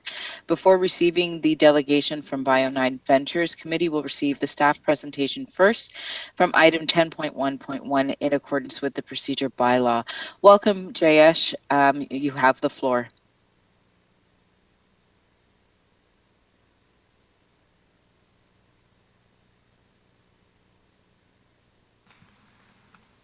Good morning, Jayesh. It's Peter. Your mic is Yes. active. There we go. We can hear you now. All right. Thank you. Good morning, and thank you, Mayor and the members of the Council. I'm happy to be here today to share with you my 2021 work plan for the US market. Next slide, please. My work plan involves lead generation to attract new investments and job growth to the city of Brampton. The identified target markets within the United States are the state of Texas, focusing on Austin and Dallas cities, and the state of New Jersey. I'm building my leads within specific sectors, including innovation and technology and health and life sciences. Next slide, please. The US businesses within tech sector and health and life sciences are expanding their presence within Canada. Some of the investors' motives include proximity to markets, domestic market growth, skilled workforce availability, regulatory environment. For us, these are our salient features, and thus opportunities are knocking on our door. The new CUSMA agreement and the H-1B visa suspensions in the United States have provided US investors access to our tech talents. In particular, Brampton's geographic location along Canada's innovation corridor, our diverse ecosystems, and cultural similarities. Lower Canadian dollar allowing investment dollar to be stretched has provided an opportunity to attract new investment in the innovation tech space. Our competitive cost advantage, access to the global market through free trade agreements, and high-speed immigration policies have made Brampton a desirable location for US investments. Specific SMEs are considering nearshoring and expanding their presence in Brampton. Next slide, please. I'm looking forward to raising Brampton's visibility as a competitive FDI location in the US markets.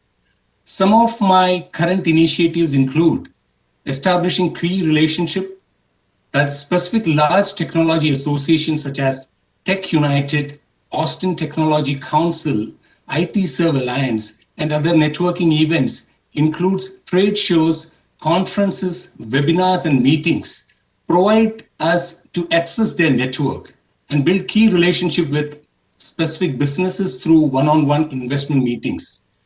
We want to position front and center Brampton in their mind and scale up our pipeline. Referral connects through our resource partners such as Trade Commissioner Service, Invest Ontario representatives, and others have provided a boost in my networking connects. I'm working towards organizing a virtual FDI mission in Q3, inviting our top leaders and other stakeholders to this target markets, thereby strengthen our visibility and continued partnership support with specific institutions. In fact, we are hosting a webinar tomorrow with IT Serve Alliance, an association of more than 1,500 IT services organizations headquartered in Texas. Their members are businesses from IT services, staffing, and consulting organizations across the United States. We demonstrate our city's services and introduce our service providers on doing business in Ontario. Thank you, Mayor, for providing us with your recorded welcome greetings for this webinar. Eventually, we are anticipating their chapter within Brampton soon. Today, we also have a business contact, Bio9 Ventures delegation, presenting before the committee their business plan. Next slide, please. So to summarize my work plan, aiming to build Brampton's visibility in the US market, particularly Texas and New Jersey as our target markets, within innovation and technology and health and life sciences as our priority sectors. The approach has been to establish key relations with specific institutions, associates, and their members to gain access to their market, preparing for our virtual FDI mission in Q3. This will set an excellent platform in our present progress on investment attraction. I believe passion is a huge prerequisite to winning. I sincerely adore my work and thank my managers, senior leaders, and colleagues for their guidance and support. I feel delighted in being a part of a robust, active team. Thanks again, Mayor and the members of the Council for giving me this opportunity. I now invite Raj Palapothu from Bionan Ventures to present before the committee. Thank you so much, JS. I do have, yes, now Raj, Bio9 will be, is now up to speak, followed by an opportunity for questions from committee to the delegation. Raj, you now have the floor. Thank you, Madam Chair. Good morning, all. I'm very pleased to be here. Thank you. Firstly, I would like to say thank you to Honorable Mayor Mr. Brown for providing this opportunity, and also personally would like to say thank you to David Barak, Denise, Jayesh, who've been working with us for the last 7-8 months. So we are. Next slide, please. So healthcare democratization. I'm a medical doctor, investor, entrepreneur, professor. Have a lot of hats last 20 years. Floating this forum comes with some sort of inspiration. Being a frontline doctor working in Ebola virus and working with as some of our councillors has mentioned, we are going in the longest lockdown in the history of the world, with working in that as a frontline doctor as well, serving the things. We're coming from patient shoes. What's their ask? What is the thing that's happening on the ground? So we are democratizing the world with some entrepreneurship, cutting down the limitations that the investors have, cutting down the limitations that the scientists have, building that cross-border synergies. At the end of the day, provisioning basic and advanced healthcare accessibility to every person on this planet is our key vision and mission for Bionan Ventures. Next slide, please. We are operating in a Texas-based boutique firm, considering well-placed, well-positioned, as you all heard, Texas being one of the biggest destination point in US with a lot of fortune companies, healthcare systems, well-advanced activities going on, and the startups, innovations, and many cutting-edge technologies that's happening here in the healthcare industry. And we are well-positioned, expertise in serving these various activities that's going on in Texas and also rest of the world. What exactly we do, we are provisioning a lot of venture partnering, supporting the entrepreneurs, supporting the startups and scientists and out there, and also bringing a lot of cross-border investments while we are serving the hedge funds, private equity, venture capital firms, institutional ventures, big life sciences portfolio companies, and everything. Next slide, please. We are backed by a lot of people behind the scenes with us, from human capital to private equity folks, and a lot of angel investors and some cross-industry partners are also who are behind in pulling this Bionan Ventures out. Next slide, please. We are with the market collaborations last 20 years, been involved in various hats across the table, starting from the insurance enterprises, foundations, startups, Internet of Things, telecom, wireless companies, not just the healthcare activities, all this connectivity, synergies, in networking that we all established. We are bringing all that amalgamated into Bionan Ventures to bring a value chain to the innovations clusters that we are planning to build in fast emerging cities like City of Brampton. Next slide, please. The innovation clusters is not just a pool of funding. It is actually, we are not just a mentoring or incubation, but we are there to address the local challenges from the patient needs to the care providers, to the person, to the consumer, any healthcare challenges. Right now, City of Brampton is facing a lot of hallway medical challenges, hallway healthcare services issues. This is where we concentrate. We are connecting the disconnects between the technology and the healthcare disruptions. That's where we are enabling technologies to address the local problems and challenges that cities like Brampton is facing. Next slide, please. It is a pool, a plethora of communities, hospitals, and technology enterprises that we are coming up together and bring the value chain to the table in building these innovation clusters. It includes a lot of research. It includes a lot of academia partnerships, strategic collaborations, with also, along with the existing incubators, accelerators that are prevailing in Canada or within Ontario region. And device manufacturers all over the world, CROs, clinical foundations, they're all part and parcel of these innovation clusters that we are building in. Next slide, please.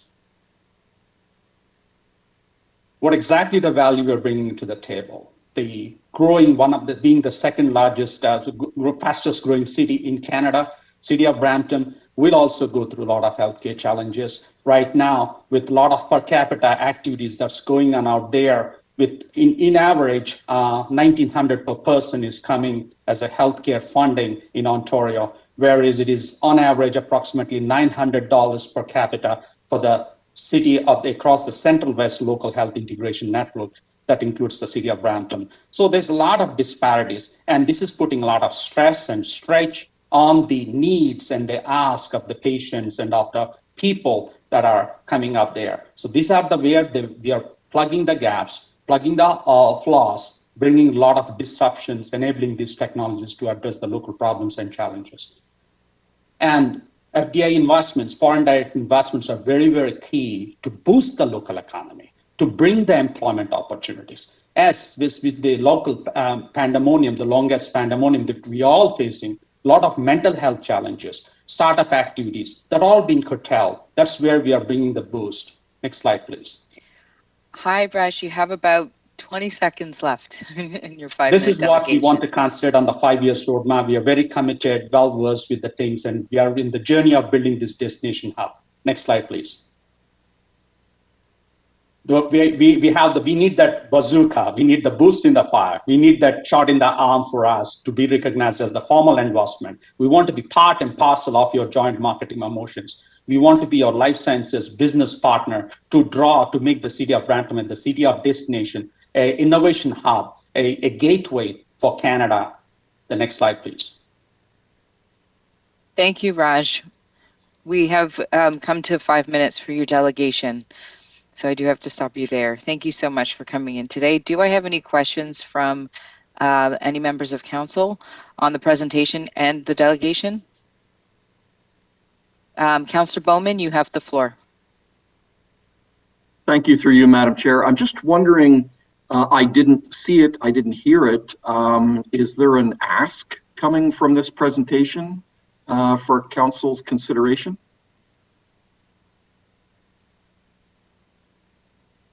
Madam Chair, there's a previous slide before this. To the clerk, thank you. That's the slide. Thank you, Madam Chair. Thank you, Madam Chair, and thank you, Raj. So with all delegations, this would be referred back to staff? Is the motion? Are you putting a motion on the floor to refer the present delegation back to staff, Councillor Bowman? Well, I guess we've only got two choices. We either just refer it back to staff or receive, or follow up or receive it. So I don't see anything from staff there asking us to consider this, and that's why I'm asking these questions.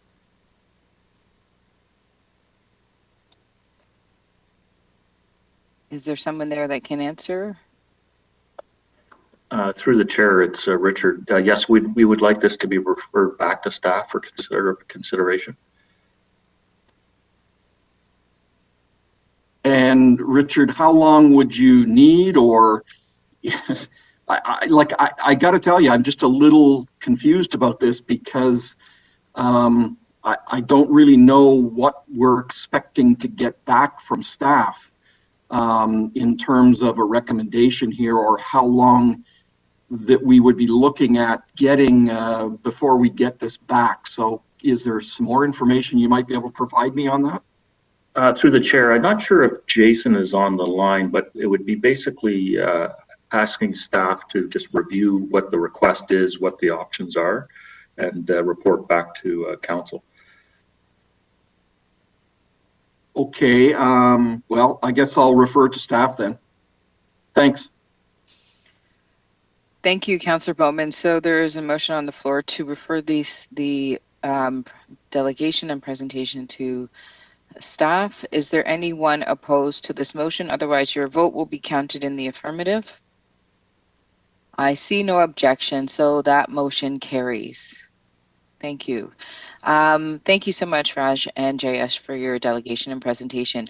Next up is item 7.4, a delegation from Sharon Vandrish, co-chair of Brampton Arts Coalition Council and president of Brampton Music Theatre Creative Industry Development Agency. And I do see that we have held 11.2.2 for later on in the meeting. So now we will just hear from Sharon. You have the floor. Thank you.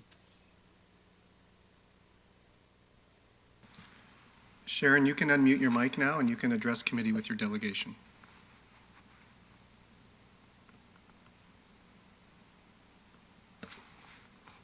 Sharon, I'll unmute your mic. There you go. Oh, thank you. Thank you. Great. I'm just trying to start video, but perhaps it's not going to be working with me. So I'll start. Thank you for the opportunity to speak today, members of council, Mr. Mayor, and others here in support of the arts. I represent the Brampton Arts Coalition Council, an ad hoc committee of 16 arts groups in the Brampton area. At a recent BACC meeting, the message was similar and strong. We thank you for your support of the arts during this very difficult time. Many organizations would have suffered certain demise had it not been for arts funding available during COVID-19. Secondly, we would like to acknowledge the efforts of the arts and cultural team for getting the arm's length organization underway during these difficult times. We remain very hopeful and supportive of the upcoming plans for our governing body to support the arts. We welcome Michael Vickers and Nuvi Sudu. In looking at the plan and having a recollection of our concerns a year ago, they remain the same. The time in which it will take the organization to be self-governing and sufficient, and the lack of arts leaders and artists representing the governing body. It may be fruitful to compare other professional organizations who regulate and support their industry and fields. The following information is taken from corresponding websites. The College of Physicians and Surgeons of Ontario is the self-regulating body of the province's medical profession. The college regulates the practice of medicine to protect and serve the public. Nurses, the Ontario Nursing Association, the nursing profession has been self-regulating in Ontario since 1963. Self-regulation is a privilege granted to professions that have shown they can put the interests of the public ahead of their own profession's interest. The Law Society of Ontario, like many professionals in Ontario, lawyers and paralegals in Ontario are self-governing. This means that lawyers and paralegals oversee their own regulation through the Law Society in accordance with the Law Society Act and its regulations. In pivoting to arts councils in Canada, the Toronto Arts Council is governed by artists, art workers, art supporters, and civic leaders who are representative of Toronto's diverse cultural community and artistic practices. And in Montreal, they state that it must be able to benefit from the skills and expertise of seasoned evaluators, artists, and cultural workers, and cultural advisors. In short, we at the BACC feel strongly that arts leaders and artists should make up a more significant portion of the new arm's length organization, for it is their understanding of the arts in our community and its challenges that can truly help govern its membership. The current structure only includes one artist. One artist could not possibly represent the diverse arts groups and its challenges effectively. We struggle to understand how Brampton is choosing to go against other effective models of self-governance. While we understand the need to ensure success by having a variety of members in the panel, we understand that we need someone with strong business acumen and a financial lead. The exclusion of many artist disciplines would be an oversight and, to many of us, extremely disappointing. We have been included in conversations about this topic, but we are not being heard. Why is self-governance by the arts, by artists, not strong consideration and is done with other professionals, and why the need to drag out governance by city another 3 years? If an effective team is in place, they should be empowered to lead without interference. We request the advisory panel of this council be reconsidered to be in line with other professional governing bodies, and that number be specifically increased to at least 3 members from the arts community. We respectfully request this in support of some of your arts leaders, all of which who have given hundreds, if not thousands, of their time freely to support the arts in Brampton in both new and older established organizations. We know the challenges facing this community. We all have strong desire to drive the arts in our community forward, but we need to have a stronger voice in order to do so, and this simply cannot be done in subcommittees with no voting authority. Thank you for your time. Thank you very much, Sharon. The arts are so important for our mental health and overall well-being, and so we thank all of you and for bringing joy to our city and our residents. I do have some speakers on the board. Councillor Medeiros, you do have the floor. Thank you very much. Thank you very much. My apologies. Thank you, Sharon. And you know, I think a lot of your comments, I know when we've had some discussions with other, you know, councillors. I know there's some of my colleagues who feel the same. Notwithstanding recognizing, you know, the valuable work that you have done and other organizations and other people have been involved, I guess, and don't want to coin it as a struggle, but really advocating on behalf of the arts community. So, you know, with that said, my question to you would be, so when you talk about the makeup or the lack of artists on it, can you speak to us about the importance of having more representation from the arts community? Certainly. I think the artists, as in any profession, are most equipped and experienced to actually understand the challenges, and especially during the last year, certainly with COVID, and being able to pivot their programs on a dime. Many of us have been here for decades, and some even in our organization have only been here for 2 or 3 years. We're all equally frustrated that our voices aren't collectively heard. By having a more significant representation on the panel, we believe that we could more effectively represent a larger, I guess, demographic of the city's arts bodies, I guess. So we think it's crucial, and it's an oversight to not have it as part of this panel. Yeah, and thank you very much, Sharon. And I know even from, you know, the cross representation of the different art forms, and you know, I would never pretend to understand all the sort of different fields of art and music, dance, drama, literature, etc. So what I'm proposing is, again, I'll maybe look at staff. Can we refer, I'd like to refer this delegation to staff. And again, the direction would be just to have another look at its composition and see if you can report back to council on the possibility of including other sort of art forms or other sort of arts communities from Brampton on the committee. You know, I don't know if staff, is that something appropriate that I can we refer back to staff to have another consideration and bring it back to council, and in a timely manner. I don't want to drag this out as well, because I do know you know, the community has been waiting eagerly for this. Does staff have any comment if that's that would be appropriate? Thank you, Councillor, and through the chair, it's Jason Tamming. I suppose with respect to the composition, it may need to be, and I looked at the clerk, but I believe it would be a reconsideration. Council approved the makeup of the board initially, and I just wanted to share there. I mean, there's the panel that will become the board once the nonprofit status is transitioned to over a 3-year period, and there will be a number of opportunities for individuals beyond the panel to be involved in a series of subcommittees as part of that work. And so, I mean, my comment would be, yeah, the arts community will be able to have a strong presence on the various subcommittees, and for the advisory panel to be as nimble and comprehensive and effective as a team would suggest that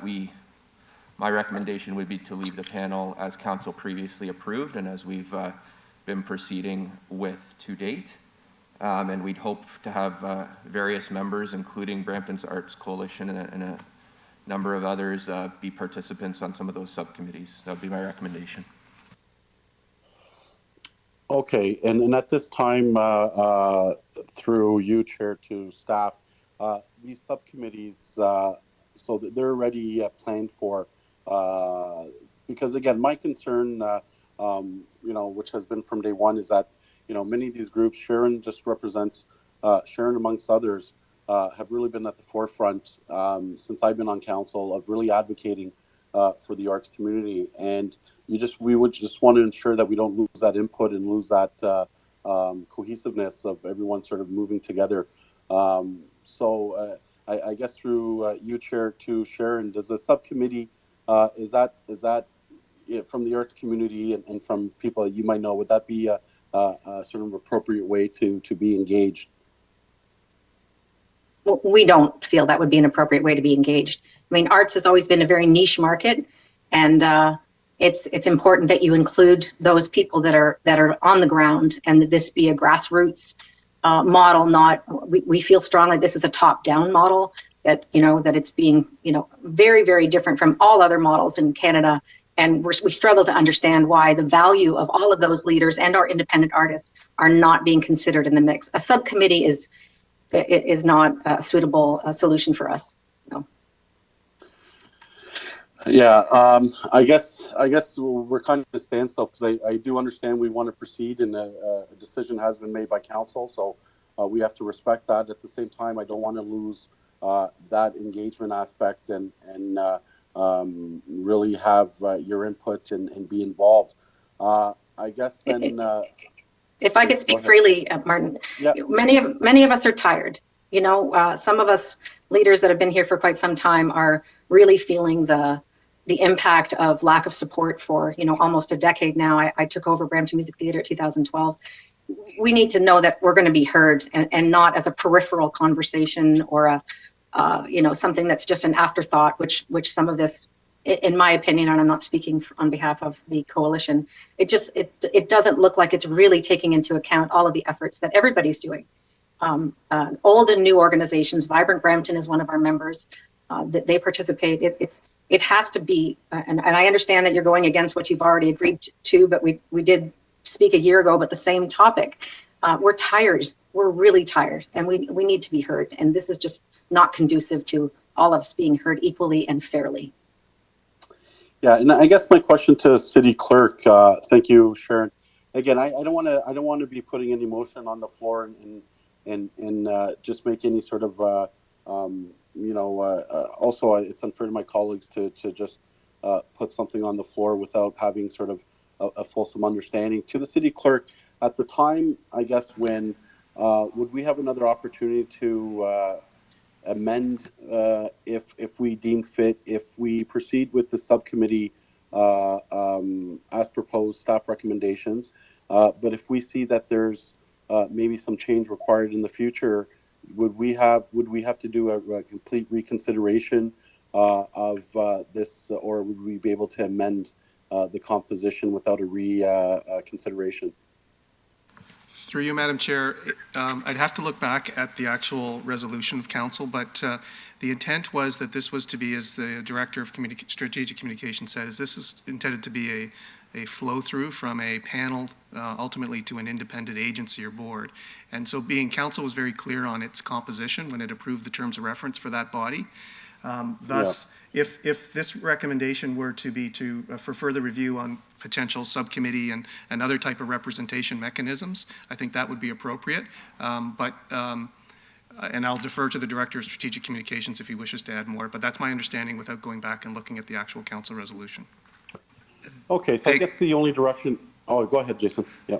Thanks, Councillor, and through the chair, I would add.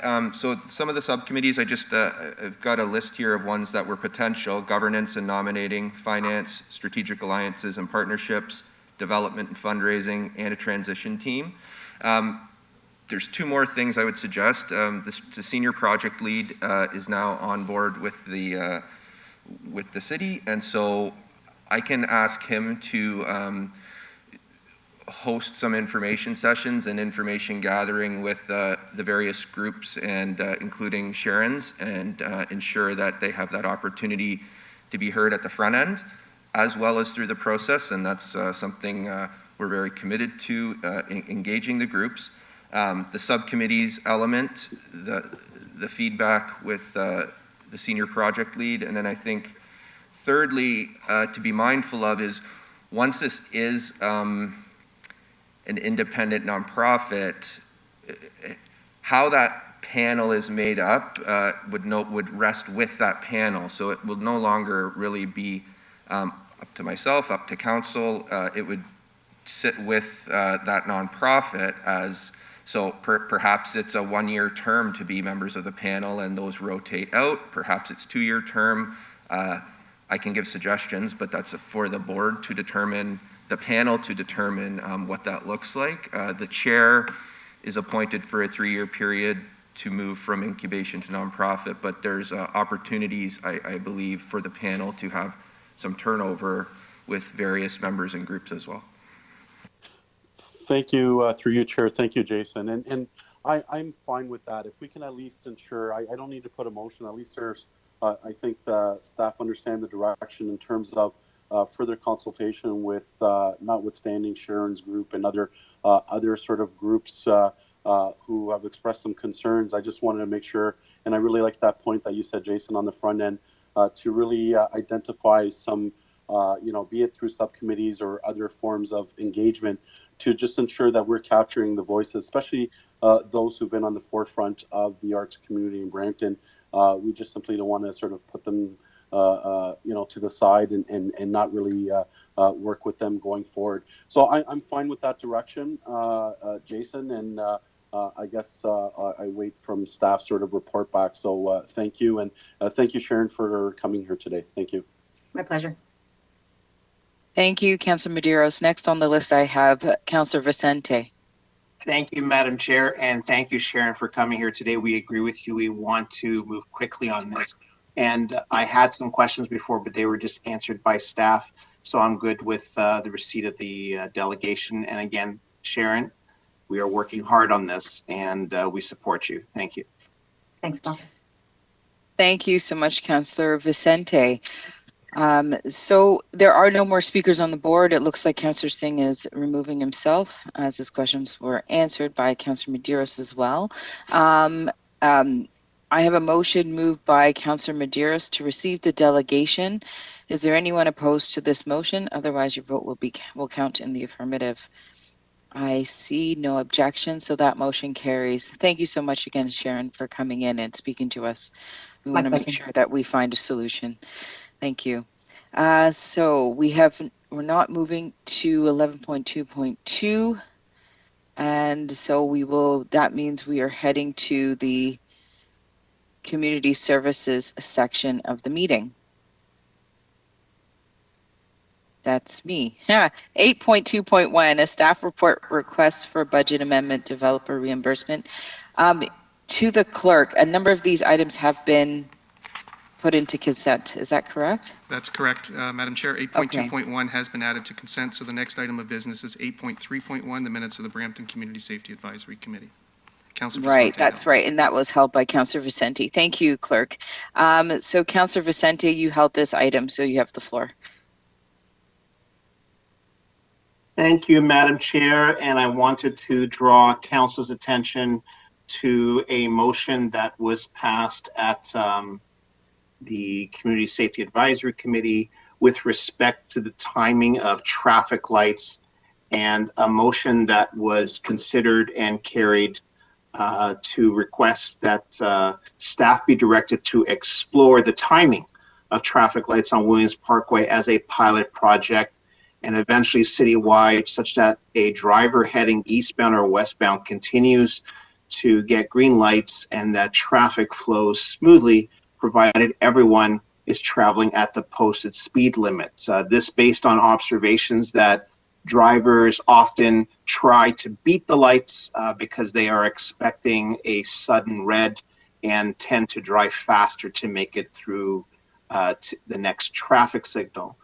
And I know that staff, there was a concern from members of committee that staff be able to provide some feedback. And we are here now at committee and staff are present. So if I could just ask staff if they could provide some comments on this motion.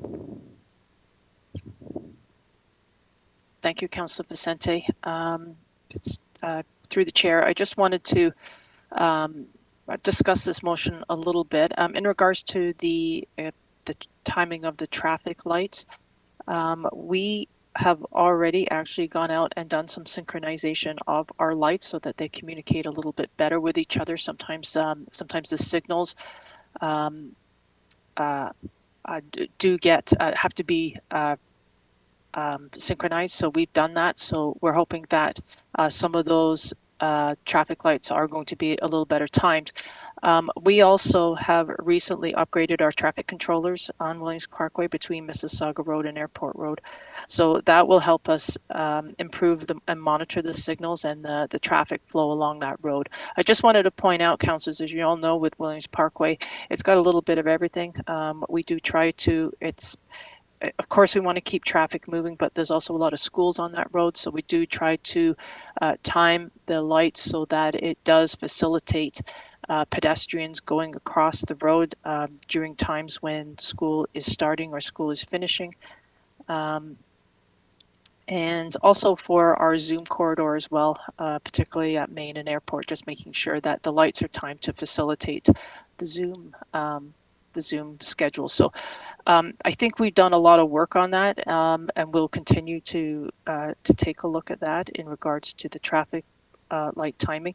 A couple of things that did show up in that motion that are a bit of a concern to us, just based on some of the discussions that we've had with our transportation planning partners, and also in our discussions about prioritizing different modes of travel. So when we talked about, the motion talks about turn lanes, that is not best practice when we're looking at facilitating some of our more vulnerable users as part of our complete streets review. It makes the roads wider. It creates more of a conflict zone, potential conflicts between cars and pedestrians and or bicyclists. And also the bus laybys, we talked a little bit about that in our workshop for Williams Parkway, where transit does not support bus laybys. It does create an issue for the buses in order to be able, when they get out of traffic, in order to be able to get back in. So a couple of concerns that we have with some of the recommendations that have come out of this advisory committee that don't seem to be in alignment with some of the direction that we got on Williams Parkway and some of the direction that we've received from council in regards to how you want us to look at our streets going forward. So if I could suggest through the chair that perhaps we do have a report that is going to be coming back in regards to Williams Parkway, a follow-up to the direction that you, Council, gave us in regards to how you'd like to see Williams Parkway treated as we go forward with that project. And perhaps as part of that report, we can address some of these, the issues that have, some of these recommendations that have come up from the Safety Advisory Committee. Thank you very much, Jane, for that. And so I think that would be the direction that comes from this motion, that staff work to incorporate these requests where possible and where appropriate within the report that is expected to come to council shortly. And do we have, sorry, Jane, did you mention a date on when that is expected? We're expecting that report to come up. We're still working with some of our external partners, and that's a bit of a challenge, because when we change our mind, and they've got to go back and look at their plans as well, the region, the MTO, and some of our utility partners. But we're expecting that to come up in the next, well, before the summer break for sure. I would say May or June. Very good. So with that, Madam Chair, I move that and welcome any questions. Thanks. Thank you, Councillor Vicente. So that item is being moved by council to the clerk. Is that just an adjustment to the minutes and then we receive the minutes, or is that a separate motion?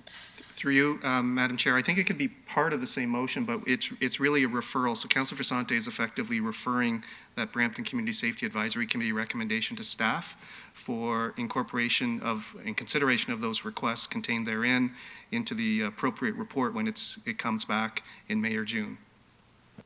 Okay, great. So, Councillor Vicente, I'm going to ask that you move both the minutes and this recommendation back to staff. All right. All right. Thank you. Is there anyone opposed to this motion? Otherwise, your vote will count in the affirmative. So I see no objections. So that motion carries. Thank you, Clerk. So moving on, our next item is 8.5, Councillor question period for this section of the agenda. Do any members have any questions regarding the community services section? If so, please use the chat function to add your name to the speakers list. I don't see any, so we will move on. 8.6, public question period. Now we can deal with 8.6. This is normally where we invite members of the public to come forward to the podium and ask any questions about any recommendations made by the committee during this section of the agenda. Given our virtual meeting today, questions are sent to the clerk's office during the course of today's meeting to relay to the committee. There is a 5-minute limit for all questions for this section. I will ask the clerk if there are any questions submitted during the course of today's meeting. There are no questions at this time. Thank you, Clerk. I will now pass the chair over to Councillor Bowman to chair the Legislative Services section of the committee agenda. Thank you very much, Madam Chair. Welcome to Legislative Services. Our next item is 9.1.1, a staff presentation regarding a business license fee 2021 update, led by Teresa Olson, Deputy Clerk, Administrative Services and Elections, in the City Clerk's office. We also have a staff report, item 9.2.1, which we can bring forward and consider after the presentation and have any questions. Teresa, the floor is yours. Welcome. Thank you. Through the chair, this presentation updates Council on increases related to business license fees over the past few years, including those that were approved during Budget 2020. Based on Council's request at the February 24th Committee of Council meeting, staff have provided 3 options for license fee considerations, which help provide some temporary relief to businesses impacted by the COVID-19 health crisis. Next slide, please.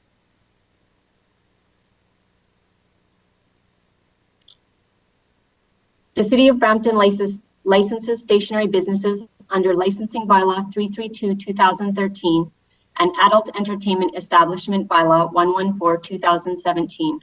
Within the business licensing bylaw, there are 31 license types which renew at various time periods throughout the year. Within the Adult Entertainment Establishment Bylaw, there are 8 license types that renew April 30th annually. Next slide, please.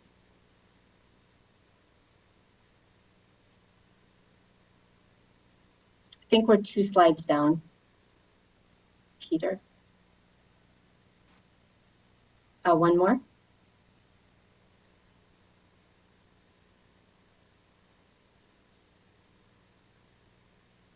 Can we have one more slide?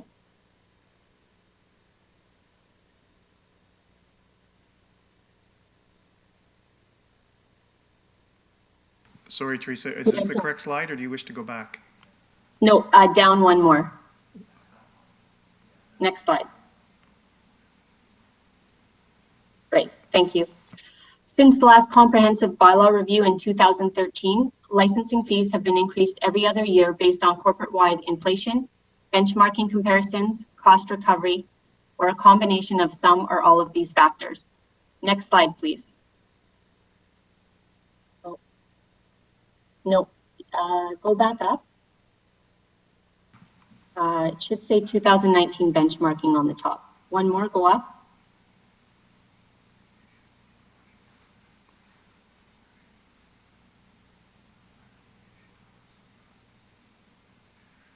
We're on a slide now, Teresa, that says 2019 benchmarking. It should be slide 4.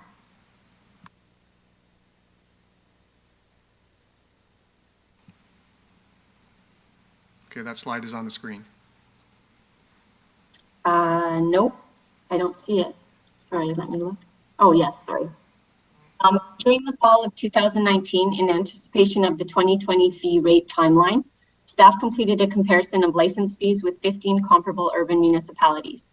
The comparison showed that the majority of Brampton business license fees were under the average comparator fee. A report was prepared to recommend fee increases in 2020 to ensure license fees were within the 75th percentile of the average fee of the comparators for each license type. For any fees that were at or over the 75th percentile, a 2% corporate-wide inflation rate would be applied. The report was scheduled for the 2020 budget meetings that were postponed to February 2020. Next slide, please. The fee increase report was presented to and approved by Council during the February 2020 budget meetings. The fee increase applied to all future renewal periods, and as the January 31st license categories had already renewed at the 2019 fees, it was decided not to implement the fee increase retroactively to those license categories.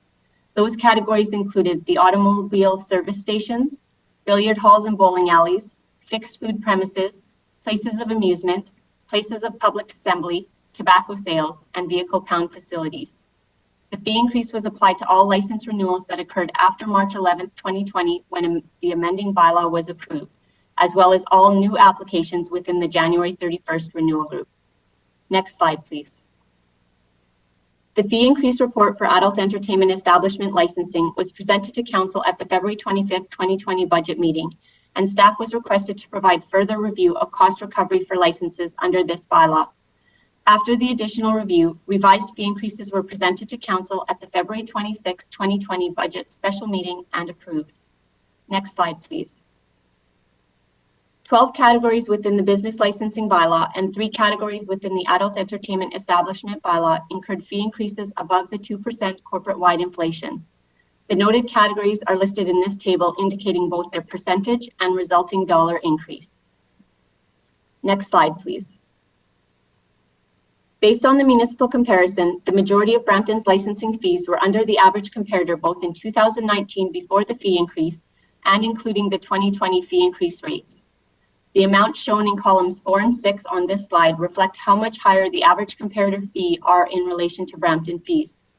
The automotive service station fees were above the average comparator fee and subject only to the 2% inflation increase. Although the automotive fees were above the average comparator fee, they were still lower than 6 of the comparison municipalities. Next slide, please. In 2020, budget meetings were held in February in which licensing fees were increased. Due to the COVID-19 health crisis that started in mid-March, the April and May renewal groups were provided renewal extensions to August 30th. In December, an information report was presented to Council to advise that the January renewal group, who did not incur the 2020 fee increase in 2020 due to the timing of the budget meetings, would be receiving their renewal packages subject to the 2020 fee increase. At the December 9th Council meeting, Council approved a 3-month renewal extension to the January 31st group to allow them additional time to renew their license, which would mean they could renew by April 30th, 2021.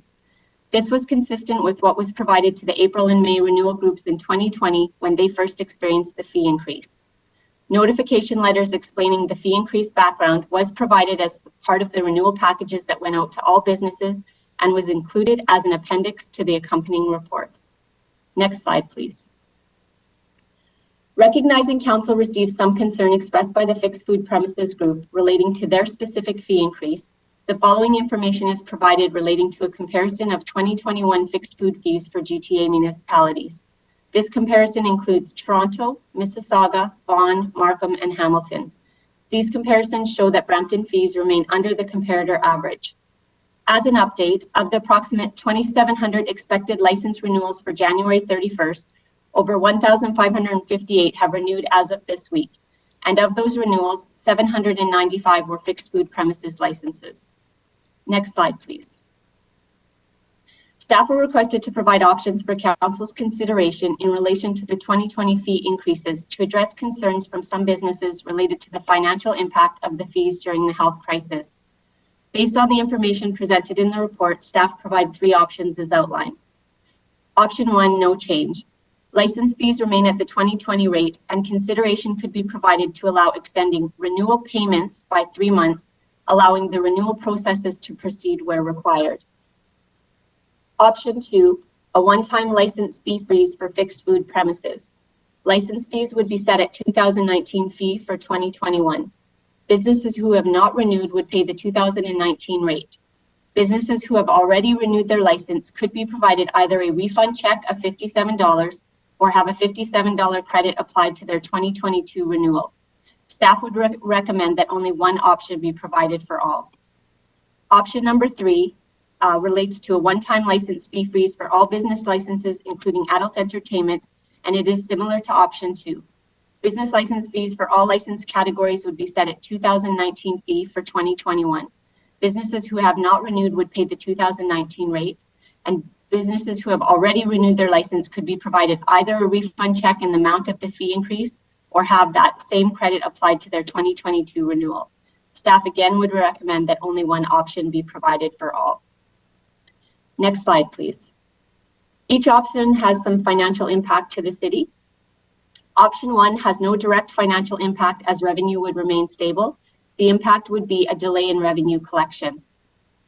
Option number 2 for the one-time license fee freeze for fixed food premises would result in the city incurring a revenue reduction of $85,500. If council chooses to issue refund checks for those who have already paid, there would be an additional $20 fee per refund check. And based on the number of licenses renewed as of this week, that would result in an approximate $16,000 in additional expenses. The other option of providing a credit for the 2022 renewal would result in additional staff time in tracking and implementing, but no direct financial impact. For option 3, the one-time license fee freeze for all businesses, the revenue reduction to the city would be $203,000, which would be a combination of business licensing of $128,000 and adult entertainment licensing of $75,000. Similar to option 2, if council chooses to issue refund checks for those who have already paid, there would be an additional $20 fee per refund check. And based on the number of licenses that have renewed as of this week, it would result in an approximate $32,000 additional expense. Providing a credit for 2022 renewal would result in additional staff time in tracking and implementing, but no direct financial impact either. Next slide, please. This presentation is supported by Legislative Services Report 2021-281, forming part of Committee of Council's agenda today. I'd be happy to answer any questions that Council may have related to this presentation or the accompanying report. Thank you. Thanks very much, Teresa. Good report. A lot of effort put into that. Thank you. We will bring forward your report, item 9.2.1, and we will take some questions. The first question I see on the board is from Mayor Brown. Mayor Brown? Thank you, Councillor Bowman. And if I could put forward option 3, and the clerk can look at wordsmithing, but I do not want for it to include adult entertainment. You know, this council took a very clear signal when it came to adult entertainment or massage parlors that we wanted to make Brampton the worst place in the province to do business in those sectors. It's not a welcome addition to our community, and so I want us to respond to the concern we've had of small business owners, while at the same time not negating the position we have taken out of a stand of principle on that matter. And so, from the clerk's wording, maybe he can come up with some wordsmithing there.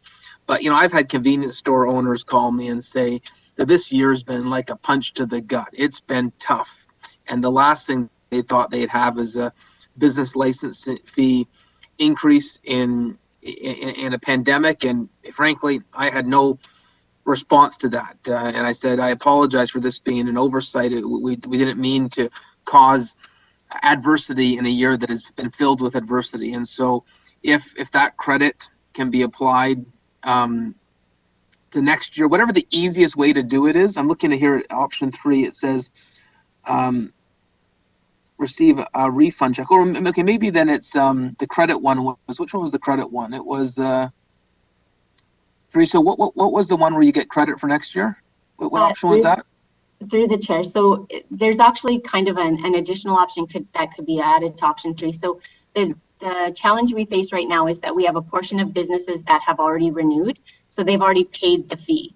And then we have a portion of businesses that have not renewed. So for anybody that hasn't renewed, we can obviously correct the fee rate and just charge them for that revised fee rate. What would be the easiest? What would be the easiest system? I think the most consistent and fair system would be if everybody just received a credit for their 2022 renewal, because then it would be an economy of scale. Okay, so I would like to put that forward, but not including adult entertainment or massage parlors. Do you see any logistical problems with that, Teresa? Is that achievable? Through the chair, it would just be administration time that we can maintain, but just recognizing that the businesses would not see that fee reduction until next year. Yeah, and I think if they know that they're going to get a credit next year, rather than having some additional burdensome cost of administration put on the city, I'm sure everyone would appreciate that gesture, and would have something to look forward to next year that's going to be a little bit easier. So I'll put that motion on the floor. I'm looking forward to the conversation, and thank you for the work you've done here.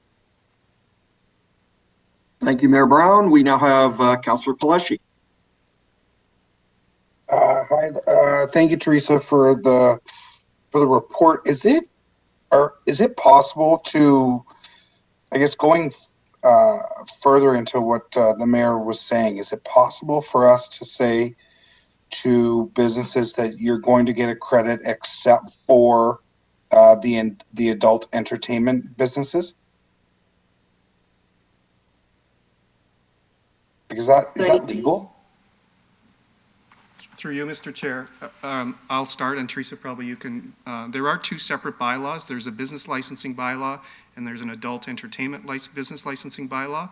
So while we treat business licensing holistically in terms of all types of licensing, they are two separate bylaws. So if council or committee wishes to pursue a path of only addressing the business licensing bylaw businesses, that is something they could do. There is a question that may come up from those businesses within the adult entertainment business licensing bylaw in regards to fairness, but that will be a matter that they will have to raise. Okay, yeah, and I'll be right there beside Mayor Brown justifying that. The other question that I had is, what about tow trucks? Are tow truck operators or their business licensing licenses, are they captured within this? Through the chair, no. The tow truck licenses are captured under the mobile business licensing, which is managed through enforcement. Okay. Okay, I'm good with this. I'm not sure. I think I understand where the mayor's going in terms of fairness, but if like as a business, I want my cash in my pocket. So rather than having to dish out this year, where this year is the is a tough year, I still have to do that with his motion. I just get a credit next year, when I would rather have, if I haven't paid, I would rather keep that money in my pocket, and then have to then start paying again next year. So I'm not sure if we can maybe change that a little bit if it's but what you're saying, Teresa, is administratively it's difficult for us to administer that. Is that correct? Through the chair. No, not necessarily. What the challenge is that we have over 1,500 business licenses that have already renewed. So for those businesses, if you want to treat everybody fairly for 2021, then you would want them to have the money back as well. So then we would have to issue refund checks, and there's a $20 per refund check additional fee. And so, for example, some of the fees went up $5, so it'll cost us $20 to mail back a $5 check. So just as long as council is aware of that when they're making that decision. Otherwise, you have, we can provide the proper 2019 fee for all the businesses going forward, and then offer the credit to 2022 for those that have renewed. Then you'll have a combination of businesses who received the assistance this year, and then a number of businesses that will get it next year. And I think that's where I would rather go. Is I would rather say to the businesses that have paid, we're going to put a credit on your account for when you pay next year, and for the ones that haven't paid, this is the balance owing minus the credit that's on the account. That way we're not taking out of our pocket, paying the extra fee to give the money back to the ones that have paid. We issued the credit because they've already paid, so they're going to then want to have that credit on their account for next year. For anybody that hasn't paid, the credit on the account is there, and for them to just pay the balance. I think that's where maybe if the mayor takes that as a friendly amendment. So is that possible, Teresa? We could do it that way? Through the chair, yes, option 3 does actually indicate that. Really where the option was whether we do the refund check or apply the credits to the businesses that have renewed, but that's ultimately what option 3 is. Yeah, I don't want to provide any refund checks if it's essentially we're paying for that refund check when we could just issue the credit on the account. So I think the mayor is okay with that. He's good either way. I think that's what we would want to put forward. Thank you, Madam Chair. Madam Chair, you're welcome, Councillor Kaleshi. All right, Mr. Chair. Okay, thank you very much. I see Councillor Santos, you made a comment. Did you want to make a comment on this? No, I'm good. Thank you very much, Councillor Santos. Okay, seeing no other questions, Mr. Clerk, can we put the recommendations up, or is this the recommendation that we're going to follow? There it is, as amended. So Council, you've heard, and here's the recommendation, option 3 as amended. All in favor? Any opposed? I see no opposed, so that is so moved. Thank you very much, Teresa, for the report. Okay, we will move on then.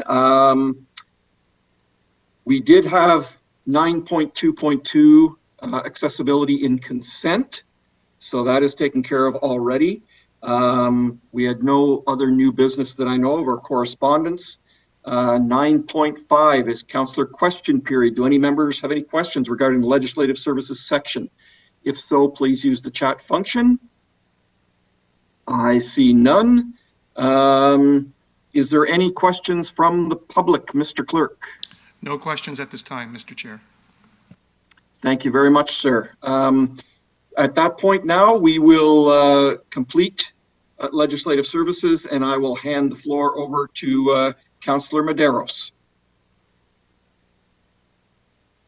Thank you. Thank you. Go ahead, Councillor Medeiros. Just to recognize, I've asked Councillor Vicente to lead economic development. Thank you very much. Okay, Councillor Vicente. Thank you, Councillor Bowman. Members of the committee, we're now beginning the economic development section, and our first item is a presentation from staff regarding economic impact of COVID-19, led by Paul Aldonati, our expediter in economic development. Welcome, Paul. Good afternoon, Mr. Chair and members of committee. My name is Paul Aldonati, and I'm working for the Economic Development Office, the City of Brampton. Following up on the Equifax presentation, which provided a different lens for looking at the impacts of COVID on the city and regional economies, I will be providing an overview of some of the economic development indicators that we have been tracking over the past year. Next slide. It was around March 16th, Province asked employers to facilitate virtual working arrangements to enable employees to work from home where possible, to enable workers to limit their activities, care for children, and self-isolate.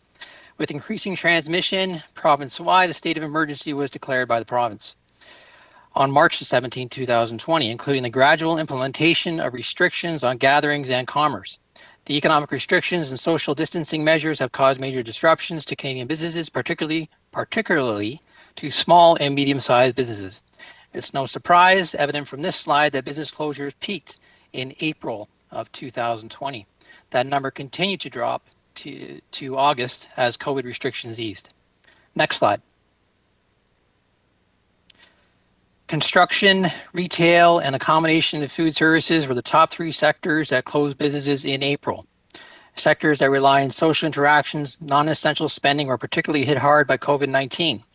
The decline in closures may reflect in the fact that businesses that were least able to adapt to the pandemic had already exited the economy in preceding months, according to Stats Canada, when you look at the figures later on in that year.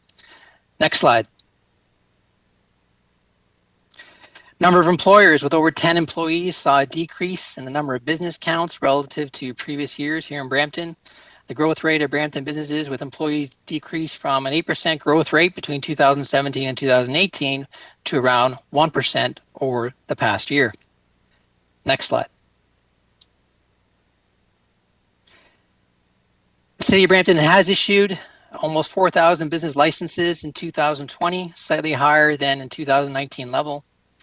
As of March, as you saw in the last presentation by Teresa Olson in the Clerk's Department, we were up to almost 1,400 business licenses issued. Next slide. In terms of the labor market, the unemployment rate rose from 4.9% in February, just prior to the pandemic, to reach a record high of 16% in July in the wake of the first shutdown. Peel's unemployment rate was 12.8% in December 2020, higher than the provincial rate of almost 10%. Next slide. Employment fell in industries most directly affected by new and continuing public health measures, although some sectors have seen a bit of a bounce back in the second half of the year.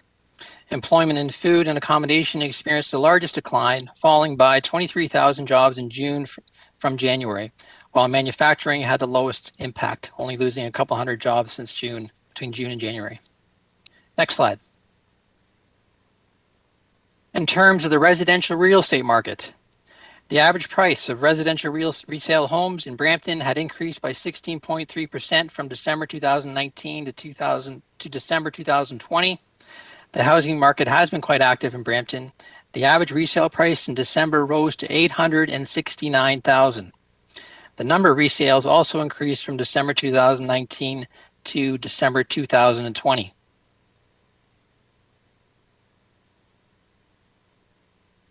Next slide, please. The industrial market rent in Brampton has increased 29% from 2019 to 2020. The vacancy rates, as most of you know, have been very low here in the City of Brampton. Industrial developers, investors are looking under every rock to potentially develop lands for further industrial use. As you can see, that's also reflected in the rent, which has gone up to almost over $10 per square foot in Brampton. Next slide, please. In terms of the office vacancy rate, according to our analysis, it continues to decrease, especially from 2016 to a low 1% for 2019 and 2020. The low vacancy rate makes it hard from an economic development standpoint when we're meeting with investors, new businesses who are interested in Brampton. When they're looking for office, when they're looking for industrial space, we'd like to point them to some that are readily available. It makes it difficult to find them space. So one thing that we do need is more space. Next slide, please. Residential building permits. The construction value declined in 2020, but was still higher than in 2018. Compared to 2019, the number of residential building permits issued in 2020 has increased slightly. We did almost 6,000 building permits in 2020. Next slide. Compared with 2019, the industrial, commercial, and institutional construction value declined 43% in 2020, but was still higher than in 2018. Building permits issued for commercial and industrial dropped in 2020. But this is the last slide, but I wanted to leave you with some up-to-date stats that was actually just handed to me from our planning department. And if you look at, this actually supports this corroborates a number of the conversations that economic development especially has been having with investors, with developers, with businesses that are interested in Brampton. When you look at the number of development applications that planning has received as of March 5th, 2020 compared to 2019, in 2021, we've already received 163 development applications. In 2020, we had 115 at that time. In 2019, we only had 88. In terms of pre-consultation applications, we already have 46 applications in process relative to 31 last year. In site plan applications, we have 46 applications submitted relative to 34 same time last year. And I can tell you, knowing that I've been talking to some of these investors, some of these people who have been submitting these applications, there's some pretty cool investments, developments, businesses that are coming to Brampton. And I'm looking forward to announcing and talking a little bit more about them in the near future. Thank you. Thank you so much, Paul. I don't see any questions. Do we have any questions for this presentation? Seeing none. Thank you so much, Paul, for that. We have a motion moved by Councillor Medeiros to receive the staff presentation. All in favor, any opposed? And that carries. Next, we're moving on to item 10.1.3, a staff presentation regarding the Economic Recovery Strategy Update, led by Claire Barnett, our Director of Economic Development. Welcome, Claire. Thank you and good afternoon. We heard earlier today about the economic impact of COVID on our economy and from businesses from Equifax and just now from Paul. The key takeaways are we have a high unemployment. Peel's unemployment rate was 12.8% in December, which is higher than the provincial rate at 9.5%. There are significant impacts on small businesses. 1 in 5 are experiencing severe financial hardship. 1 in 20 are indicating that they will fail or close in the next 6 months, and restaurants are the hardest hit. Our largest employers have been impacted by supply chain issues and workplace outbreaks. The city has responded to help, and we will continue to do so. What I would like to provide you today is an update on the Economic Recovery Strategy and the 2021 initiatives designed to address this impact on our economy. The narrative, our objective, is about retaining and regaining jobs that have been lost, supporting especially our small businesses and helping our businesses as they reopen and operate safely. At this time, we also will work towards new job growth by attracting new investment and new global mandates with our businesses. The Economic Recovery Strategy aims to bring resilience and a competitive advantage to Brampton's economy. I would like to provide you with a refresh of the 4 cornerstones of our strategy and our 2021 initiatives. The first cornerstone is the Innovation, Technology, and Entrepreneurship cornerstone. This involves supporting companies across all sectors and sizes of business in adopting new technology as part of their own strategies, as well as in investing in the Brampton Innovation District. This cornerstone also focuses on entrepreneurship and small businesses, focusing primarily on Main Street businesses who need our support this year especially. The new 2021 initiatives will include the launch of Beehive when the borders open. The Rogers Cyber Range, which just happened last month, will engage corporate Canada in the Innovation District. And as we heard during the council workshop on Friday, 5G would bring an increased level of connectivity and competitiveness. The team will provide startups and scale-ups with the resources that they require to set up and grow, and in some cases, help them refocus their business post-COVID. COVID has actually provided new opportunities with health tech and online healthcare apps, and we are seeing that especially at the Ryerson Venture Zone through their recent industry challenge. We will be focused on working with startups to stay in Brampton once they graduate from the accelerator or an incubator in the district. This really highlights the importance of office construction, as Paul just mentioned, so that these businesses have a place to expand into. We will continue to work with partners in the Innovation District to build on the recent successes. In 2021, the Rogers Cybersecure Catalyst announced $660,000 in federal funding to reskill youth in cybersecurity, helping them work towards certification. There are now 5 businesses scaling up in the accelerator that will create new products and services, and again, we will work with them to ensure that they stay part of the Innovation District. The Ryerson Venture Zone now has engaged with over 1,500 new entrepreneurs and intrapreneurs and has almost 30 founders in their incubator program this year. The RIC Center has been running digital Main Street projects with over $75,000 in funding and has now 600 entrepreneurs registered for COVID recovery training. The Founder Institute has provided over 10 fellowships to Brampton companies, and those startups have raised over $500,000 in funding. We are also stressing the importance of working with Brampton manufacturers to become more automated, to adopt new technology into their operations. The automation project with Trillium Network for Advanced Manufacturing, which will be coming to committee at the end of March, provides us with a SWOT analysis and areas for economic development to focus on. We have seen some of our businesses adopt new technology during COVID, such as BMP Metals, and because of COVID, they adopted more technology into their operation and were able to secure new business. This work will also include helping them access federal and provincial funding, such as the Accelerated Investment Incentive that allows some Canadian businesses to deduct 100% of machinery and equipment that is used to manufacture and process goods in Canada. We will also introduce Brampton businesses to best practices from around the world, such as Germany. As you heard from Jen Vivian's recent presentation to this committee, the need and demand for our small businesses for support has dramatically increased during COVID, and it still remains high. The Brampton Entrepreneur Centre will focus on supporting Main Street businesses and will continue its virtual advisory services. We will keep promoting support local and advocating for micro and small businesses. Last week, as you heard earlier in today's meeting, we hosted a roundtable for small businesses, and we plan on hosting more to provide them with a platform to ask questions and voice their concerns to all levels of government. In February, the Brampton Entrepreneur Centre launched a new website, the Small Business Centres Ontario, with small businesses from across the province to increase access and awareness of small business COVID recovery services. This includes access to support, virtual advisory services, improved access to funding, training, and mentorship. Our increased support for entrepreneurs and small businesses in 2021 will include focusing on restaurants.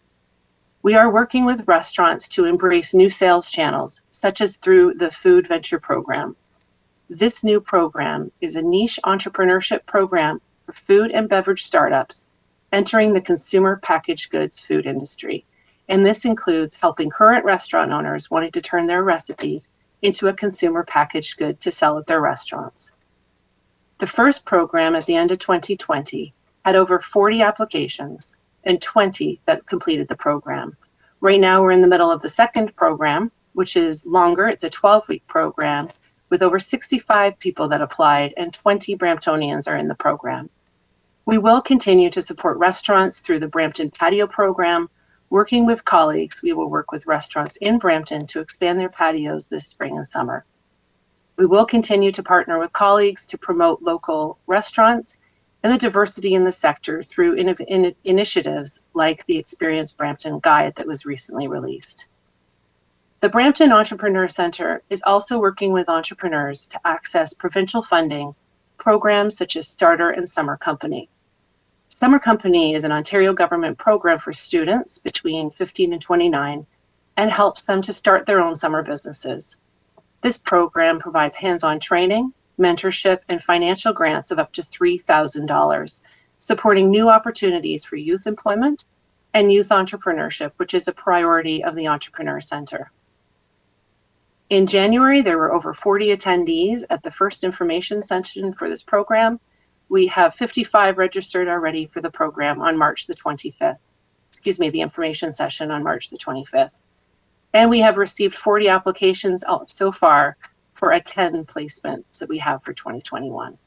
Starter Company is also an Ontario government program that provides existing businesses with free training and business skills development, free mentorship and guidance, and an opportunity to also access up to $5,000 worth of funding. BEC has hosted over 250 registered for an info session just last February. And finally, we will be coming to this committee soon with a presentation from the Ontario Business Improvement Area Association.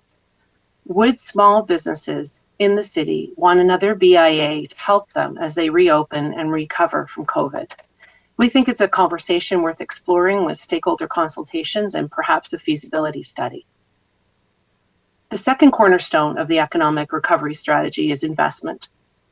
The new normal that has been created throughout the economy will provide opportunities as companies review and potentially restructure their operations and supply chains.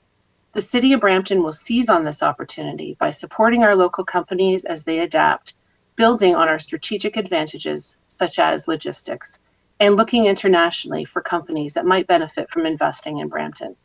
Some of our work from 2020 will continue, such as the ICI Roadshow that you heard about from Amanda during a recent committee meeting.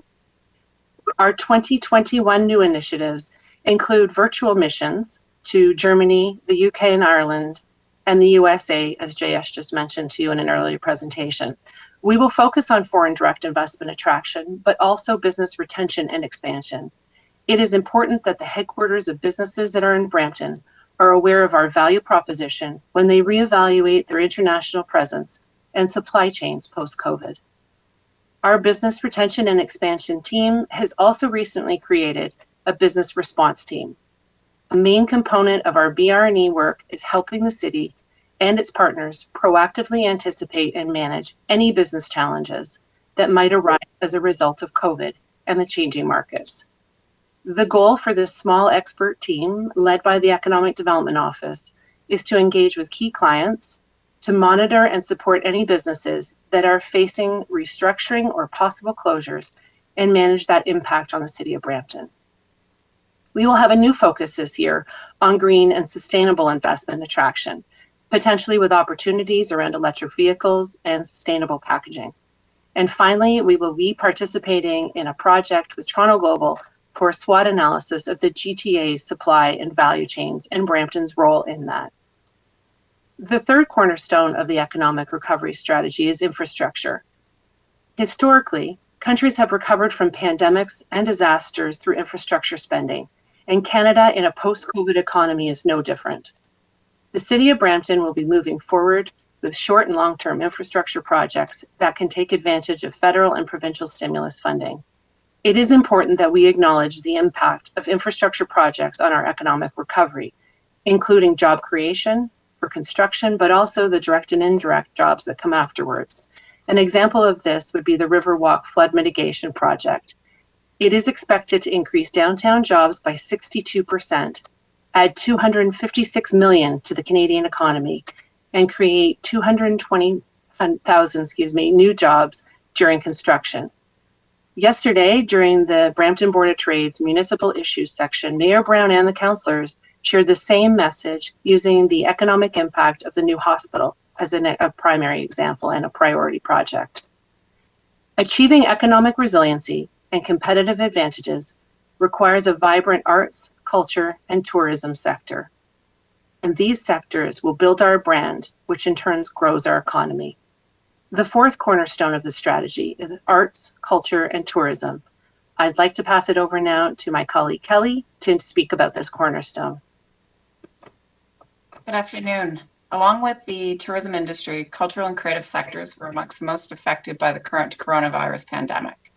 With significant loss of revenue generating activities due to travel limitations, venue closures, and event cancellations, COVID-19 has substantially impacted the arts, culture, and tourism sectors.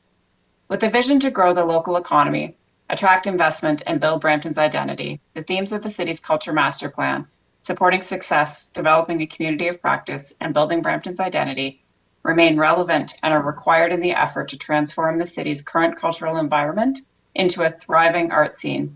And as such, 2021 initiatives under the Arts, Culture, and Tourism Cornerstone focus on two things. The first, enabling local artists, arts organizations, and creative industries to produce, participate in, and consume the creative products that drive cultural and community progress. And secondly, supporting tourism operators to develop products and market their offerings as they plan for hyper-local focused travel once restrictions are lifted. On June 24th, 2020, Council approved a $500,000 COVID-19 relief fund for artists and arts organizations. The successful disbursement of funds has contributed directly to the artists and nonprofit arts organizations' immediate stabilization during the pandemic. The 2021 Advanced Brampton Fund supports the nonprofit arts organizations in delivering programs and projects that align with the turn of council priority, Brampton is a mosaic. Through online programming, the Rose Brampton and Festivals and Events teams continue to stay connected with core audiences and develop an even wider following. Now more than ever before, cultural organizations need to be nimble, adaptable, and recalibrate plans so that they are responsive to our present day climate. The Performing Arts Division will begin a process to define the strategic direction and 5-year plan focused on best practice protocols for a safe return to performing arts spaces, while considering new and emerging trends in digital engagement, digital access, and revenue streams. Tourism staff have been working with Banneken Travel and Tourism and the Culinary Tourism Alliance to develop a 5-year tourism strategy to guide the city's development as an emerging destination. The strategy focuses on 4 tourism development streams, including arts and culture, and how to best support tourism during the pandemic and recovery, moving Brampton forward to becoming a destination with a visitor economy that celebrates its multicultural heritage and strength and character.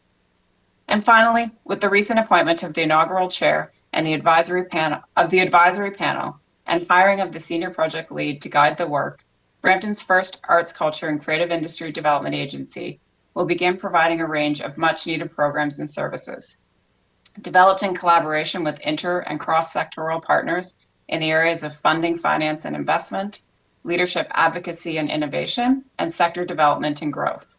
During the startup and incubation period, administrative space at the Brampton Civic Center has been identified for adaptive use to facilitate arts and creative users, further piloting the Civic Center as a multidisciplinary arts hub, operating alongside the Lester B. Pearson Theatre and Brampton Library Chinguacousy branch.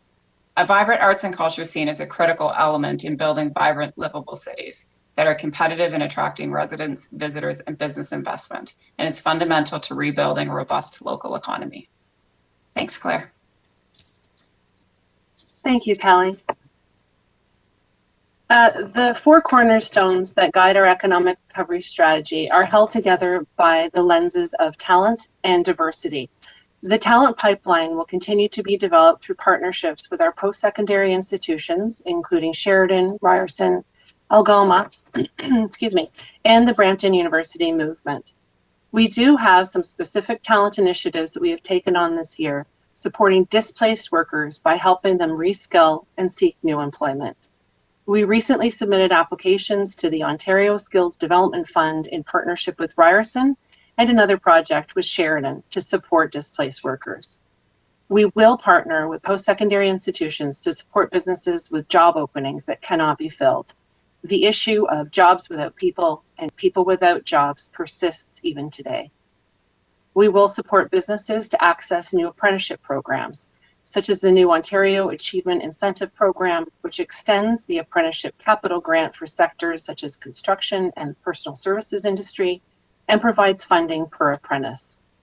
All projects and initiatives will be developed through the lens of diversity, including a focus on women, newcomers, and supporting the Black business community. Specific diversity-focused initiatives include an application for the Black Entrepreneurship Knowledge Hub with Ryerson, led by our colleagues in government relations. Should we be successful, we could see a satellite of that hub in Brampton. We will continue to engage in the work of the Black African and Caribbean Social, Cultural, and Economic Empowerment and Anti-Black Racism Unit to support Black businesses and entrepreneurs, and this includes working together for a bid of the headquarters of the Black Credit Union. We will be supporting women business leaders and entrepreneurs displaced by COVID. We have launched our activities into new markets for us, Africa and the Caribbean, for foreign direct investment and business retention and expansion. And this would be a good time to introduce you to the newest member of our Economic Development Investment Attraction team, Erica Henry Jackman. Erica is the new FDI coordinator for the African and Caribbean markets, and she will be working to drive inward investment and employment growth to Brampton from these regions. Thank you for the opportunity to present an update on the economic recovery strategy with you this afternoon and the many initiatives that we are focused on. The team and I welcome any questions that you may have. Thank you.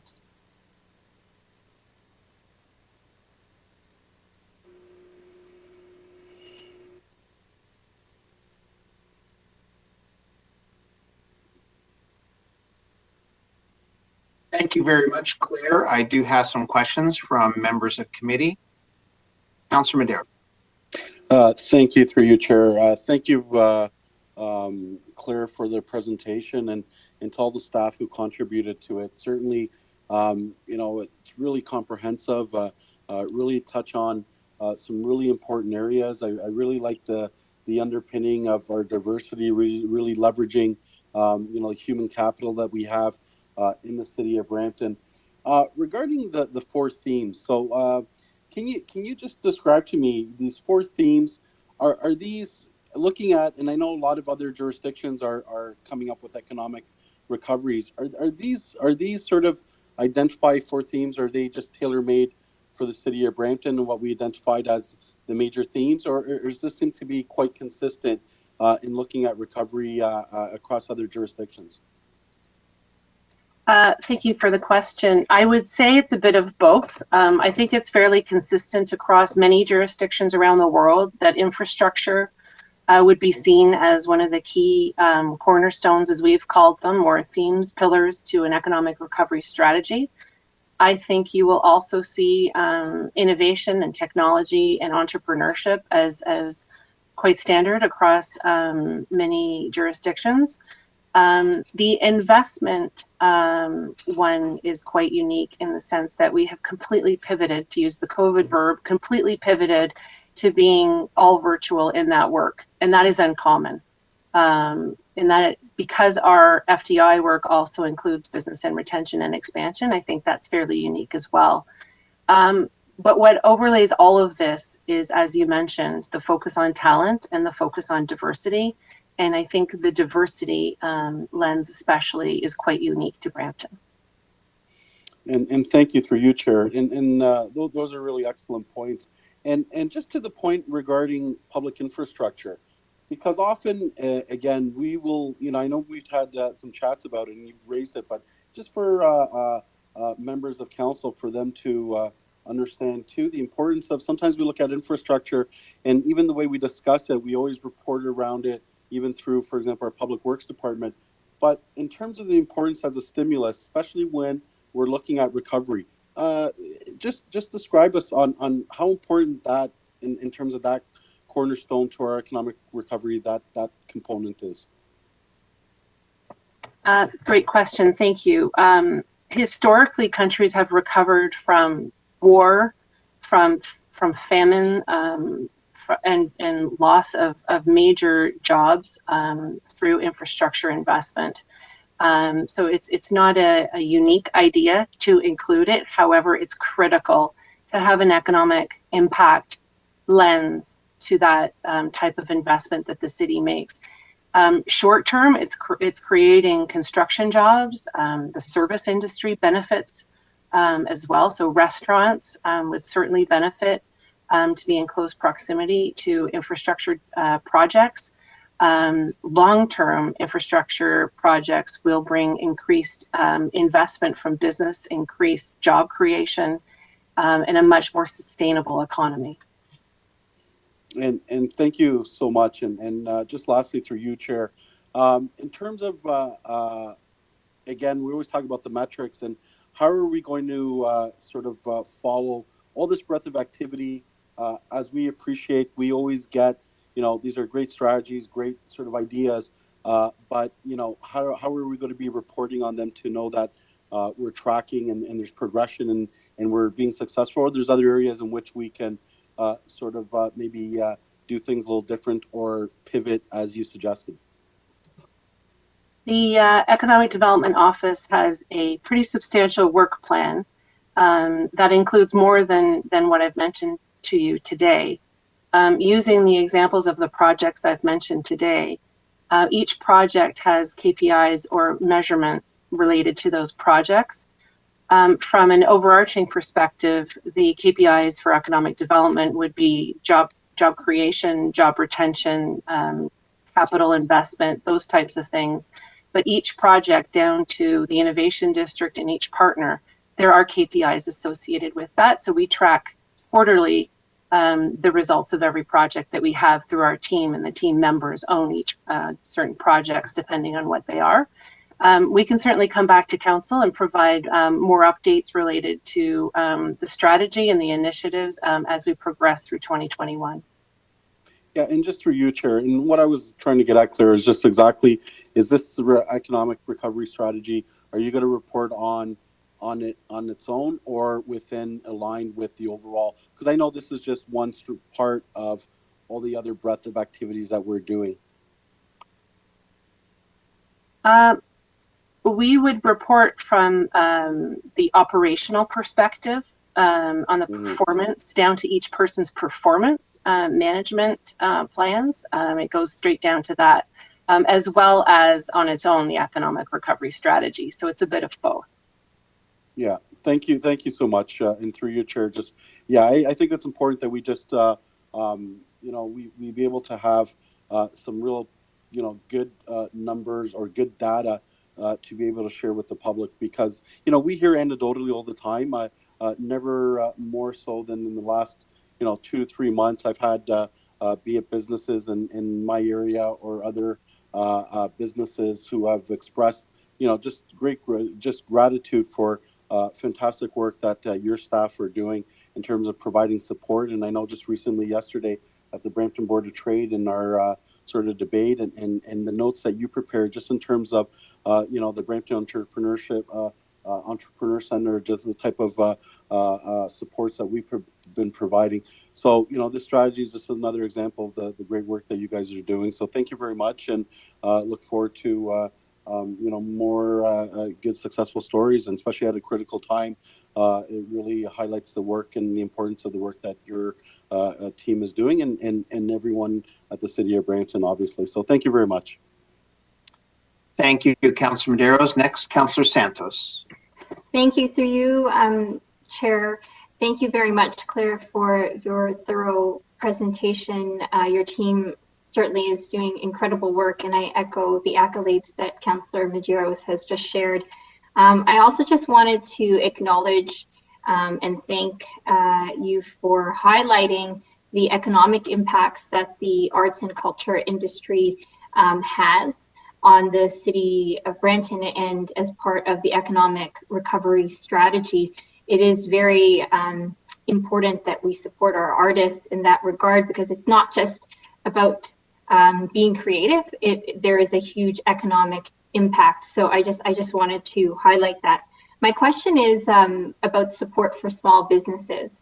We have a downtown BIA who has been working with our small businesses directly for the downtown businesses, downtown small businesses. Is there opportunity to do more as part of the economic recovery strategy? I hear time and time again that the city only cares about the small businesses in downtown, and I'm concerned that we aren't necessarily getting the data or information or providing enough outreach to those small businesses outside of the downtown core. Just wondering if you could comment on that, Claire. Thank you. Thank you for the question. We did a study, and study is a big word. We did some data analysis and gathering pre-COVID through the Entrepreneur Center about the support for entrepreneurs that was needed for outside of downtown Brampton. Where were the entrepreneurs coming from for the co-working space or for programs? And Jen and Daniel at the Entrepreneur Center gathered that, and what we saw was that there was a big demand for the seminars that we were doing at the libraries and in partnership with the libraries in Northeast and Northwest Brampton. And so we've actually already started conversations with the new head of the library to ensure that when things reopen, that we will be able to start that up again and perhaps increase what we've been able to do. There's a huge demand, and we know that from the postal codes we gathered and some of the data analysis that we did. I did mention an opportunity for us to consider more BIAs in the city. That is a presentation that we will bring to council from the Ontario Association of BIAs, and request whether a decision or conversation on whether or not we should perform a feasibility study to see if businesses that would help with their recovery. The third thing I would mention about small businesses especially, and what has become evident to me with the roundtables that we've been doing with small businesses, is the conversation has been focused primarily on small business funding, access to funding, challenges with the grants. I think with it, we need to look forward a little bit and try and help them with recovery and with reopening. And that is a conversation that we can certainly have with the BIA, but I think, there's obviously concern about going back to lockdown or stay-at-home orders, going back and forth between red and gray and the impact on business. But I think we do need to look forward to see how the city can support businesses as they reopen and then how they're going to recover. So that is something that the team and I can talk about. Thank you so much, Claire. And I think just to note for us, yesterday when I was at FCM, it was consistent across all municipalities that the idea of a subclass tax bracket for small businesses was not sufficient in terms of the announcement from the province on options to support small businesses. I think I agree with you, Claire, that based on our conversations with our small businesses in Brampton, based on what I'm hearing from other municipalities, that the province and the feds need to do a lot more. And if we could figure out for us what that means in terms of asking for support from the province and the federal government, perhaps we could be a little bit more targeted in our messaging and our approach moving forward to support our local businesses here in Brampton. Thanks so much, Claire. Thank you, Councillor Santos. Next, I have Councillor Williams. Thank you, through you, Chair. Thank you so much. There's so many aspects that are positive on this report and in the presentation. So thank you, Paul, Claire, and Kelly, and of course, welcome, Erica. So, Claire, I think there's, like I said, so many important aspects to this. And I guess my question is along the lines of, supporting the small businesses and making sure that they have access to the supports that are available now, especially as we see the high numbers of bankruptcies before us and those who may be going into arrears according to the report. So do we offer, and is it accessible virtually, supports on how to apply for some of the available funding and some of the supports that are available right now by the province and the federal government? Yes, absolutely. So the new website that I mentioned from small businesses, the aspects across the province has much of that information. But the Entrepreneur Center also has been hosting workshops and are certainly available for advisory services, virtual advisory services for now, on how to help businesses apply. That is something they've seen an increased demand for, and so they will continue to do that as well. That's great, because I've heard some business owners say that if you didn't apply for the first round, it's much harder to get the funding available now. So a lot of people are calling and asking for, how do I get connected? So it's great that you're putting forward and making sure BEC is able to offer that support. So thank you for doing that. With regards to the businesses on the northeast side and the northwest side, do we have or is it possible to start tracking, according to what we're seeing with Equifax, the number of people who could be going into arrears? What are status of businesses on the ward 7, 8, 9, 10, or even the north side of 2-6? Are we able to collect that data on a go-forward basis so we know what the status of businesses are in our areas? Yes, absolutely. Paul will continue to work with Equifax so that we are tracking that. As the presentations mentioned earlier, as businesses start, as the courts, my daughter just walked in the room, I'm really sorry. No problem. I meant that, a little distracting. As the courts start opening up again and as the process starts opening up again, we will see more bankruptcies, and we will be tracking all of that with Paul, and we'll come with an update when that's available. Oh, that's great to hear. It's great that we're having the conversation, especially around the BIAs. I think it's something that in Bramalea there have been a number of people talking about and looking into, and so this information will be extremely helpful as the BIA, that is the small steering committee in Bramalea, starts to really think about how to formulate themselves and such. So that's really great to hear. I wanted to go to what Kelly was announcing with regards to the Civic Center. It's such a great location. It's been like a hub for for so much creativity with the Lester B. Pearson Theater. The library has the recording studio and all of these different aspects, and also different groups practice there. It is a great space, and so it looks like we're looking at seeing that be the place for further exploration for the arts. How far are we with these plans and seeing the Civic Center open after the COVID restrictions lift? Where are we at with this project? Hi, Councillor Williams. Hi. We're just sort of at the beginning stages of this as part of the Culture Master Plan. And then again, the initial recovery report we brought to Council in June to speak to specifically the arts, culture, and tourism sectors in recovery. We've talked a lot about the potential of Civic Center and some underutilized municipal space that could be redirected in supporting arts and arts organizations in their work. So we're at the preliminary phases with IDS in looking at the vacant space at Civic Center.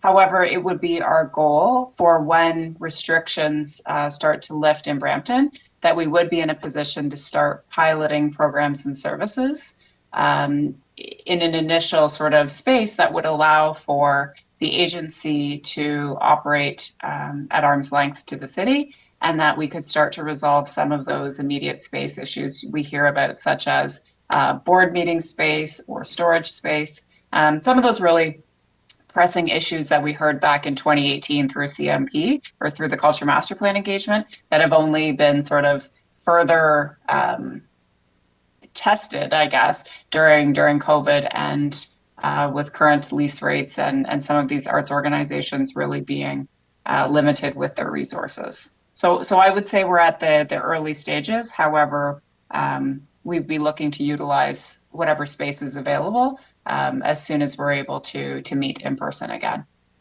That's really great to hear, Kelly. I think the Civic Center is an excellent location. You've got such great access. You have Brampton City Center there and transit there. And, so many young people use this space anyway. And so being able to open it up to be another location, I think about the Remix Center, Remix over downtown Toronto and Artscape. These locations just foster so much creativity, and Brampton needs a home for creativity, and the Civic Center has definitely been high on the list for a number of people growing up in the city. So it'd be great to carry on the legacy and see that space really develop into that, I don't know how to say it, but like all the creative juices need to flow. So thank you so much. And thanks again. And I'm really looking forward to, on a separate note, with the work coming out of the African Caribbean FDI initiatives and, hearing from Erica and what her plans are going to be, because I think the great thing is Nigeria, the High Commission in Nigeria is very interested again, and that's awesome to see. And then there's other locations that are really happy to see us explore, like Trinidad as well. So I'm looking forward to seeing what comes out of that. Thank you so much, Claire. Great work for you and your team. Thank you. Great. Thank you, Councillor Williams. Next, Mayor Brown.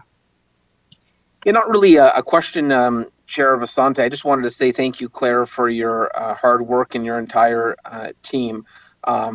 Quite often I get emails or phone calls from exhausted businesses. This has been an emotional year for businesses, and I just have to say I find Claire's team, because I let them know when these issues arise, I CC them, and whether it's at midnight or 7 in the morning, I notice quick responses and offers of help. all these different government programs can be so confusing, and they've changed so swiftly. And I don't think this is a service that is offered universally in municipalities in terms of helping businesses navigate the various provincial and federal programs. And I just want to thank Claire's team for their dedication. This is going to be a busy department, as we get through this pandemic and the vaccinations happen, and we start increasingly focused on recovery.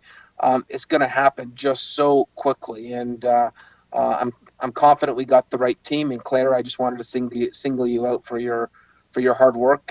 It's appreciated.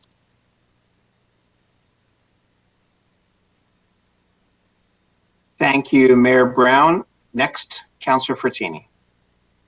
Thank you, Mr. Chair. Thank you, Claire, and all your team for your hard work, like always.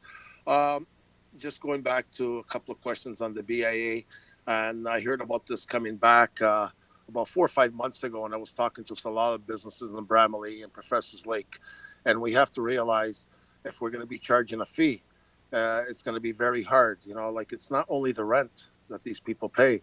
They got TMI. They got insurance for the building in case there's a break-in and stuff. They got insurance up to $5 million liability. They got the debit machine. They got hydro. They got gas. If we start putting an extra fee to enter for a BIA, it's really going to hurt them. So before we go out and, I would say maybe we could talk to the business and see what they think. But what I'm getting feedback on some of the businesses, it's that they can barely survive now. So we gotta be very careful. They already have too much expenses, and a lot of them are even deleting their phones and their TV, and even the debit machines. You gotta pay $75 a month just to keep the debit machine. So before we do that, are we gonna go and look out and do a survey for these businesses and say, hey, would you like the BIA? This is the fee, or is no fee, or are we just gonna go ahead? Thank you for the question, for raising that. It's a really important piece to approaching new BIAs. They need to be organized, decided upon, and driven by businesses. So the city's role will be to help with that stakeholder outreach. We can help with the Ontario BIA Association to help do that stakeholder consultation. We can help with the feasibility study to see where it might be best across the city. It's really a tool that we could help move along for economic recovery. And whether or not businesses want that is absolutely their decision. It's not something that the city could just place at their feet and organize and do without their agreement. It needs to come from the businesses, and we can help them do that in some way. Yeah, and very good, because a lot of people, a lot of us think they just pay rent. Over the $10 on the rent, you got another $6 for TMI and insurances and other expenses they have. And I know Toronto on the St. Clair and Dufferin, they just canceled the BIA because they can barely survive. The Danforth area, I was out there a month ago. They're going to be doing the same. There's no parking. The businesses are dying, and they're not getting anything. So it's becoming very hard for these people. And when a business closes down, it's very hard to reopen when you lose lots of money. So thank you. And yes, and I appreciate all the hard work yourself and your team are doing. Thank you very much. Thank you, Councillor Frattini. I see no further speakers. So I have a motion moved by Councillor Medeiros to receive this presentation. All in favor, any opposed? And that carries. So next we have question period. Do any members have questions with regards to today's economic development section? Seeing none, so we move on to public question period. Mr. Clerk, do we have any questions from members of the public with regards to today's economic development agenda? No questions at this time, Mr. Chair. Okay, thank you very much. So we'll then move on to the corporate services section, but before we do so, may I recommend that we take a brief recess for perhaps half an hour if members are in favor. Is anyone opposed? Okay, so that carries. So when we come back, we'll begin the corporate services section with Chair Singh.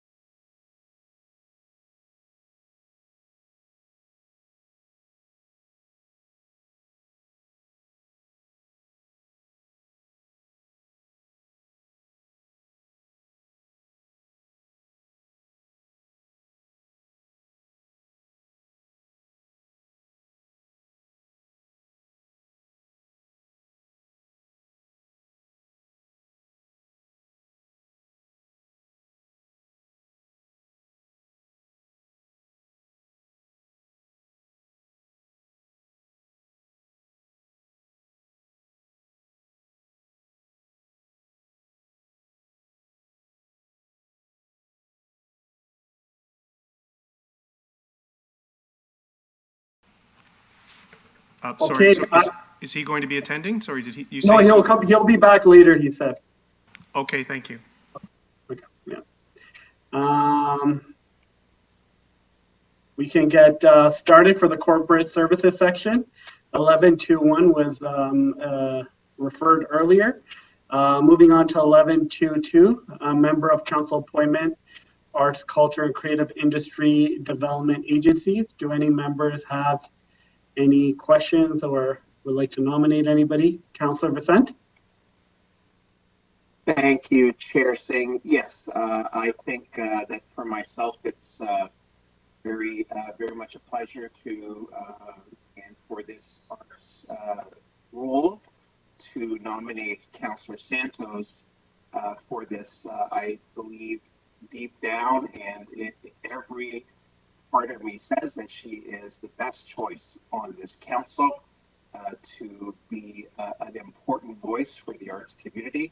She knows the file very well, and she can hold a tune.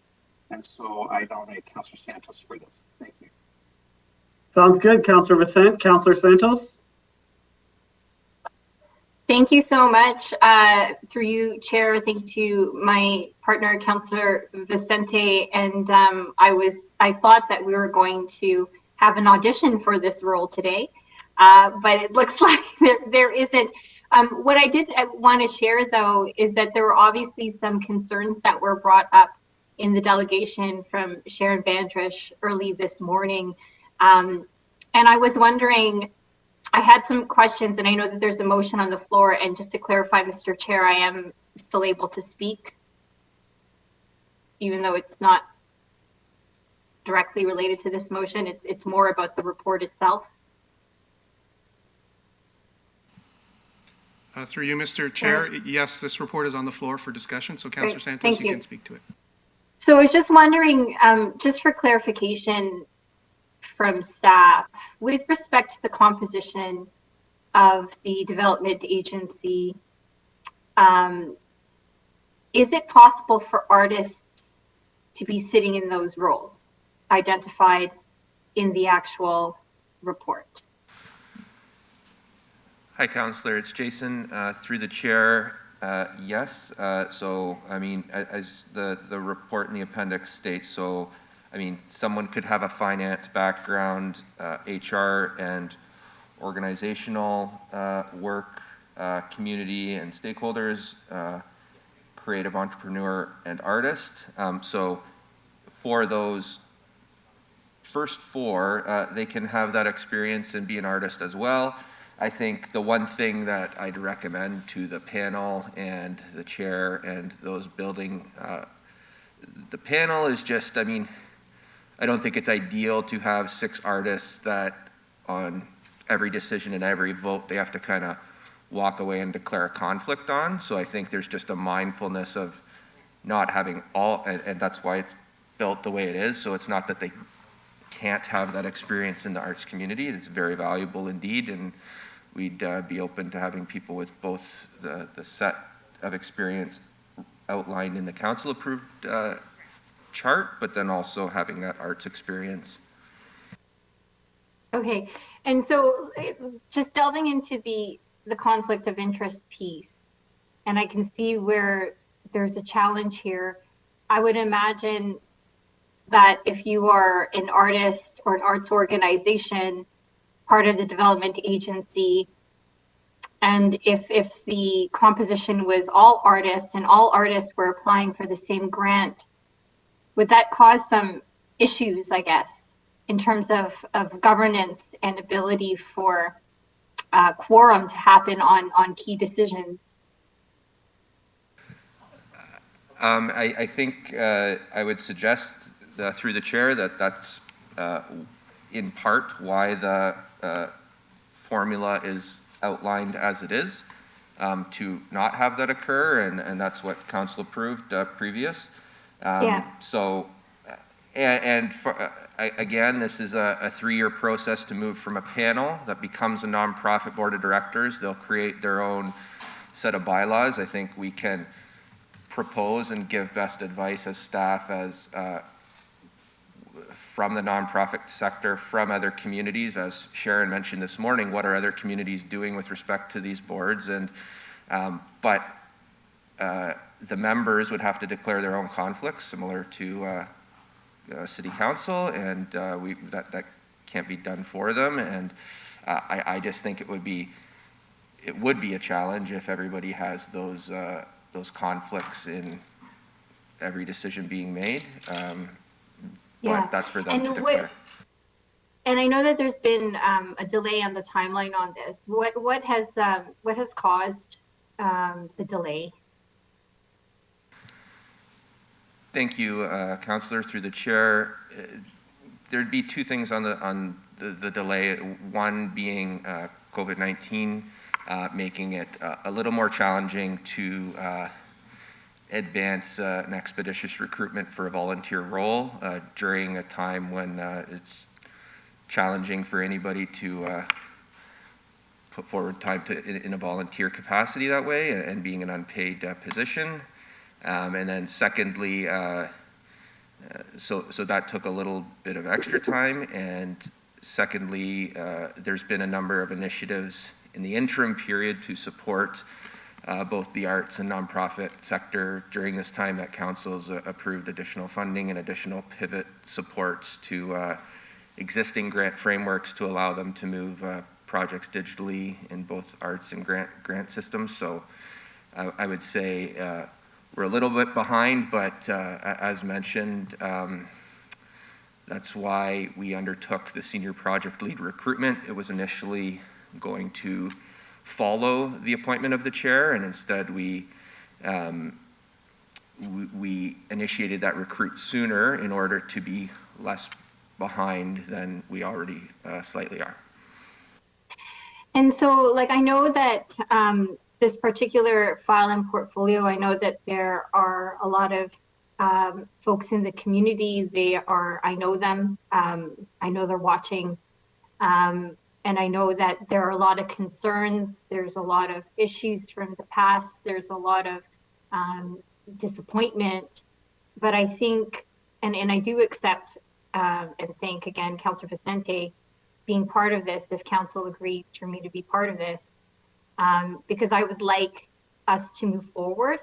And I would say that, you know, being somewhat of an artist myself and a person who's worked in the nonprofit sector for an umbrella organization supporting artists and nonprofits with respect to capacity building and building tools to access funding, I have a strong understanding of some of the complexities here and some of the disappointment that exists. And so for all of the artists and organizations who are watching, who meet this with a little bit of skepticism and apprehension, I would like us to move forward. And I can promise you that I will do my very best to make sure that your voices are heard. And so my other question through you, Mr. Chair, to Jason, is the flexibility in addressing some of those concerns addressed by Sharon and some of the other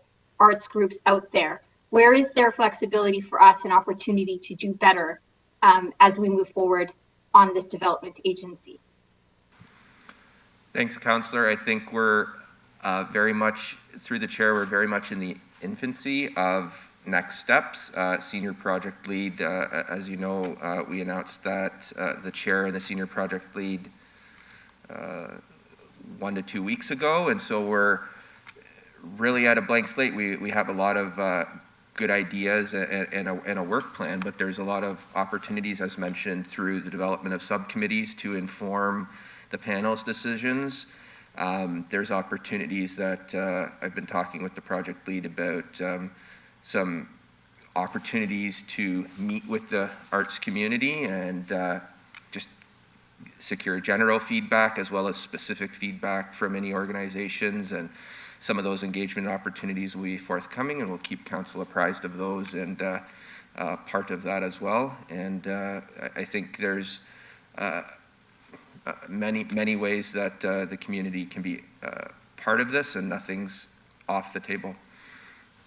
Okay, Well, thank you for that clarification. And I do ask my colleagues for support on this one. Thank you, Councillor Vicente. And I look forward to moving forward on this particular project. Thanks, everyone. Thank you, Councillor Santos. Mayor Brown. Thank you, Chair Singh. I just wanted to say, like Councillor Vicente, I think Councillor Santos would be a great choice for this. Her passion for arts, culture, and the creative industry is abundantly clear. And I really believe this is an economic driver. I mean, we were talking earlier about economic recovery. Well, arts and culture and the creative industry pays dividends for a city. What you invest in it, you get back tenfold, and we need someone who's passionate to be a representative of the city. And I think Councillor Santos would do a great job for us. So happy to support that suggestion, and happy if you need a seconder to be a seconder. Thank you, Mayor Brown. Councillor Vicente. Thank you, Chair Singh. And I just want to note that Councillor Santos asked a number of the questions that I had. And thank you, Jason, for providing that. This is an arm's length organization. It'll be self-directing, and it has the mandate to do what it can do to support arts and culture here in the city of Brampton. This has been a long time coming. I still remember the day standing in council chambers when the previous organizers of the Arts Council, Brampton Arts Council, walked out in disappointment that the funding that they needed was no longer going to be allocated to them when they expected it. And this has been a very, very long process, to be sure. But I want to thank all of the members of the arts and culture community in the city of Brampton for hanging in there, for providing advice, and for providing support to staff, which brings me to my next point. A special thank you to all of the staff who have been involved in this project. Kelly, you and your team have been amazing in guiding the city, in bringing us back to a stage where we can fairly, properly, and adequately provide supports to the arts community. I too want to see this move forward, and I would encourage every member of the arts community to take part and to be a part of this, offer your advice and engage, and help to make this successful. It's only by working together that this arm's length organization can succeed, and it will succeed. And I am very comfortable with Councillor Santos being that contact between this organization and council in the city of Brampton. Thank you. Thank you. And before we go to a vote, I also want to echo some of Councillor Vicente's comments about the work that staff has done. I know this is a challenging initiative that we're doing, but speaking to members of the arts community that I'm in contact with, what gave me confidence in these decisions is Kelly and the team, Jason. I know that we're in good hands, and now we have Councillor Santos there as our member of council. So it's a good start, and hope to see the momentum continue. We have a motion on the floor moved by Councillor Vicente. Is there anybody opposed? Hearing and seeing none, that carries. Moving on to 11.2.3 is a staff report regarding the options for 2021 property tax assistance. This item was referred back to staff at our last meeting in February 24th, and staff have brought back a further report. Do any members have any questions or comments regarding the staff report? I do. I held this, Councillor Willems. Okay, sorry, Councillor Willems, you can begin, and then I'll pass it on to Councillor Williams. Yeah, thank you. It's not really, I don't think it should be a tough question. I just noticed that option A, there's a little more clarity on what the steps through the process are, but it does mention a cost or what the city won't. What the city has to absorb, I guess it's $1 million per month or $6 million for the interim and $12 million for the full year. In option B, it doesn't specify those costs, but in the the comparables to City of Mississauga, where they're doing the application-based deferral, which is option B. It's not unknown at this time. I just want to know quickly if staff has an idea of what option B would cost. I know that these are both pretty good programs to help our residents out. The only concern I do have with option B is in the case, not so much in the case of businesses, but in the case of property owners, they have to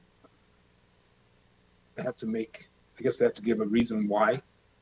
I'm just a little leery about that part because there's people that have multiple residents and collecting a lot of rent for these illegal secondary units or legal units or boarding houses. That are they going to be totally honest with us that they need subsidy on this when they're collecting a lot of rent? That's my only concern with option B. But maybe does staff have any idea on what the cost option B may be? Those are my only two concerns. But I mean, obviously, this is good for our residents if we can figure something out here today. But those are just my comments and questions. Thanks. Thank you, Councillor. Thank you, Councillor Williams. Councillor Williams. Sorry, through the chair to. Oh, did you want to respond? Sorry. Go ahead. Yeah, I would like a response. It was a question. Yeah. Sorry, through the chair to Councillor Williams. So for every 100 successful applicants, we estimate on the average household would be about $93,000. So Mississauga currently has experienced 500. So if we were in the 500 range, you're looking at around 450,000, potentially 500,000. So that's kind of the ballpark that we think this program would cost the city. Okay, that's great. And I did have another question on that. Sorry. Oh, geez. You know what? Go to Councillor Williams. It just escaped my mind. Okay, no problem. Councillor Williams.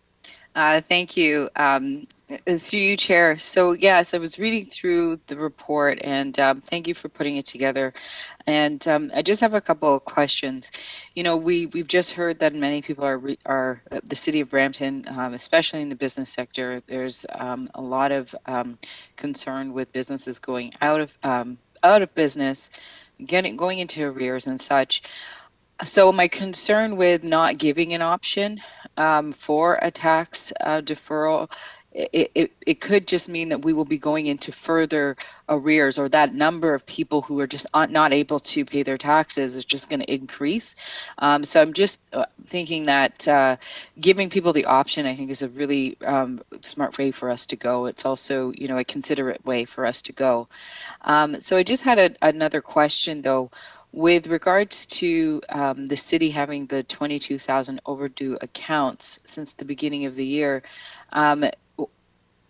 do we have an idea of where some of those accounts are, like throughout the city? Or is there certain areas that have a higher number of people who are overdue, just to kind of get an idea of where throughout the city we're seeing much of financial distress?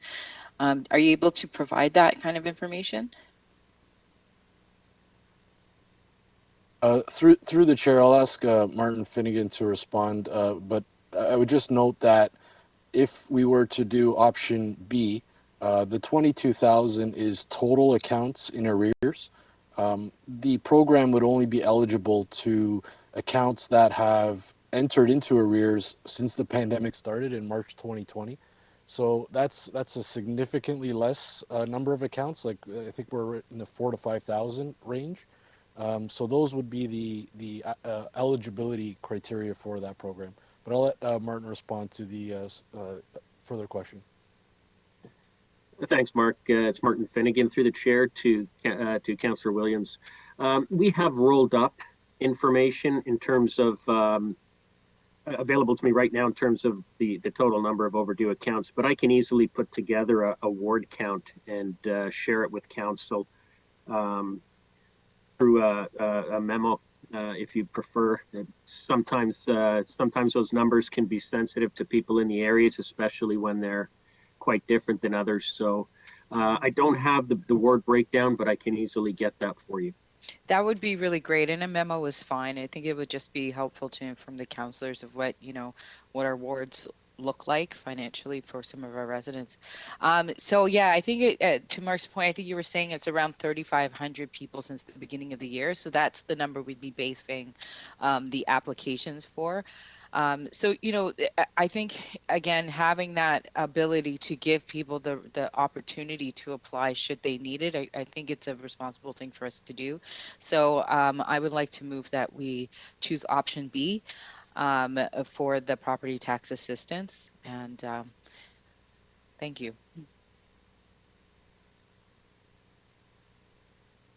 Okay, I think we have a motion on the floor too, but I'll let Councillor Williams speak because he had brought his question and it came back to him. So Councillor Williams, you can go and then we'll speak to the motion. Yeah, thank you. And I thought I got some clarification on my second question. I'm okay with option B if council is okay with that as well. I think it should be.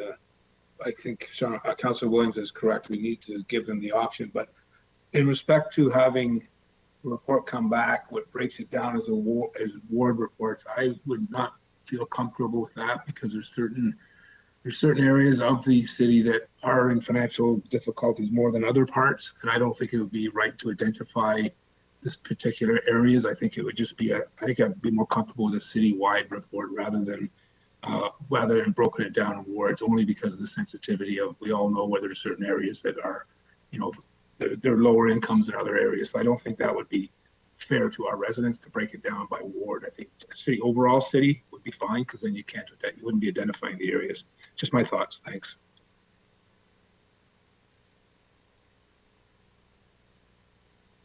Thank you. Do any members have any other questions?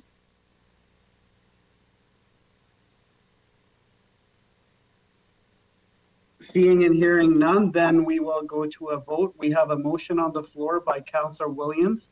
Is anybody opposed? Hearing and seeing none, the motion carries. Moving on, 11.2.4 was put in consent. 11.2.5 was also put in consent. So we'll move on to 11.3.1, which is a discussion item at the request of Councillor Fertini. Thank you, Mr. Chair. I did talk to Paul Morris about this earlier. So I've been getting a lot of calls from the townhouse complex. I'm sure other councillors have many in their area about the blue bins. They don't have the room, and we have a bylaw they're not allowed to put in. So at the Waste Management Committee at the region, we had this discussion because the cities with their bylaw, they won't be able to put them in front of their home. And it's very hard for a townhouse to go through the backyard, go through your home to bring them out. So I don't know if we could change our bylaw or maybe ask the bylaw maybe to come back or work with the region, see if we could put maybe one of those sheds in front of their home to close them up, like they're like 4x7, those plastic ones, so that way the residents don't see it. But it's causing a lot of issue because we're not picking up the garbage. But meanwhile, we're still charging the same property tax and we're not giving them the service. And I know they're also throwing garbage everywhere. They're putting it on the boulevards and other places. So I don't know. I just want to report back maybe if our city could actually work with the region, how we have to change that bylaw just for the townhouse complex where they don't have room to put them on the side of their homes or in their backyard. I drove by Toronto on last week, and if you go around these side streets where they're very small, they all have them in the front of their home because they got no room to put them in the back. So I'll see what staff has to say. Thank you.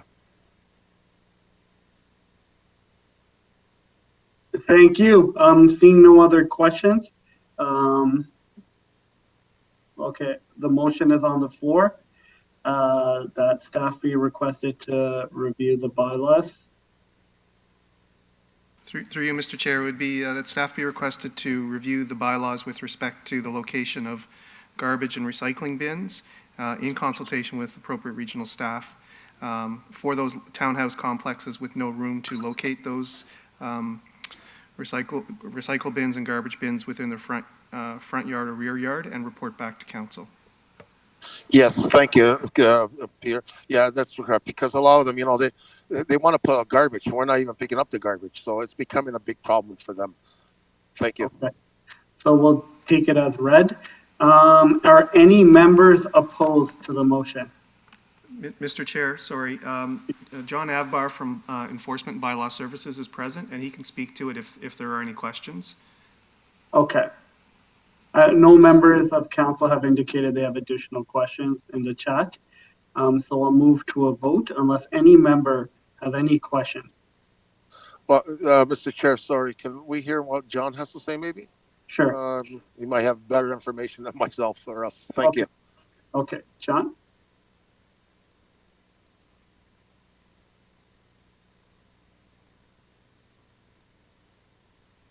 John, if you could, there you go. Oh, sorry there. Yeah, through you, Mr. Chair. I can advise that the property standards bylaw actually does permit front yard storage of garbage in townhouses. Any property where there's no rear yard access or a side yard, the garbage can be stored adjacent to the building. These are the Peel Region waste carts, provided they're in a neat and tidy state. So there is a provision in the bylaw which actually does permit them in the front yard. Okay, Councilor Pertini? Yeah, thank you. I didn't know that, but you know, yeah. On our committee meeting at the region, I know Councilor Mahoney brought it up and some other councilors that we all have a bylaw about these carts. So it's good to know, so I can bring it forward. Can we also look, because a lot of them are complaining, say they don't want to see them if they're allowed to put those plastic things like to close it up inside.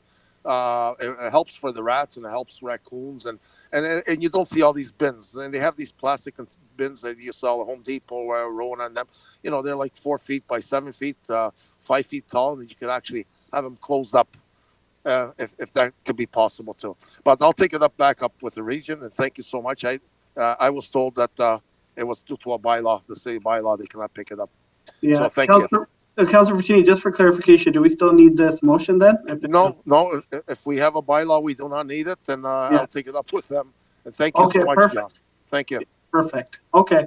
Thank you. I think that's the responsible thing to do. So moving on, 11.41, we had correspondence. 11.5, do we have any councilor questions from council? Seeing and hearing none. Mr. Albert, I think your mic's still on. Thank you. And to the clerk, do we have any public questions? No questions on this section. Okay, so I will pass it on to Councilor Vicente for the Public Works and Engineering section. Thank you, everyone. Thank you, Chair Singh and members of the committee. We're now moving on to Public Works and Engineering section, and I have an item held by Councilor Santos, 12.2.2, a staff report regarding the update of the Brampton Grow Green Environmental Master Plan. Councilor Santos. Thank you, and I'm going to go quickly here through you, Mr. Chair. Thank you to the staff for the update. Very specifically on page 9, there was a section on page 9 that identified in red some of the gaps or the shortfalls that we have at the city, and in particular, I believe it was in reference to, oh, thank you, Mr. Clerk. I was going to pull it up on my screen, but you've got it there now. So page 9 and page 11 is what I'm interested in. Not the report, sorry, the actual environmental master plan. I apologize. I'm going to try to bring it up so I can see what I'm talking about. Charlotte, that's appendix 3.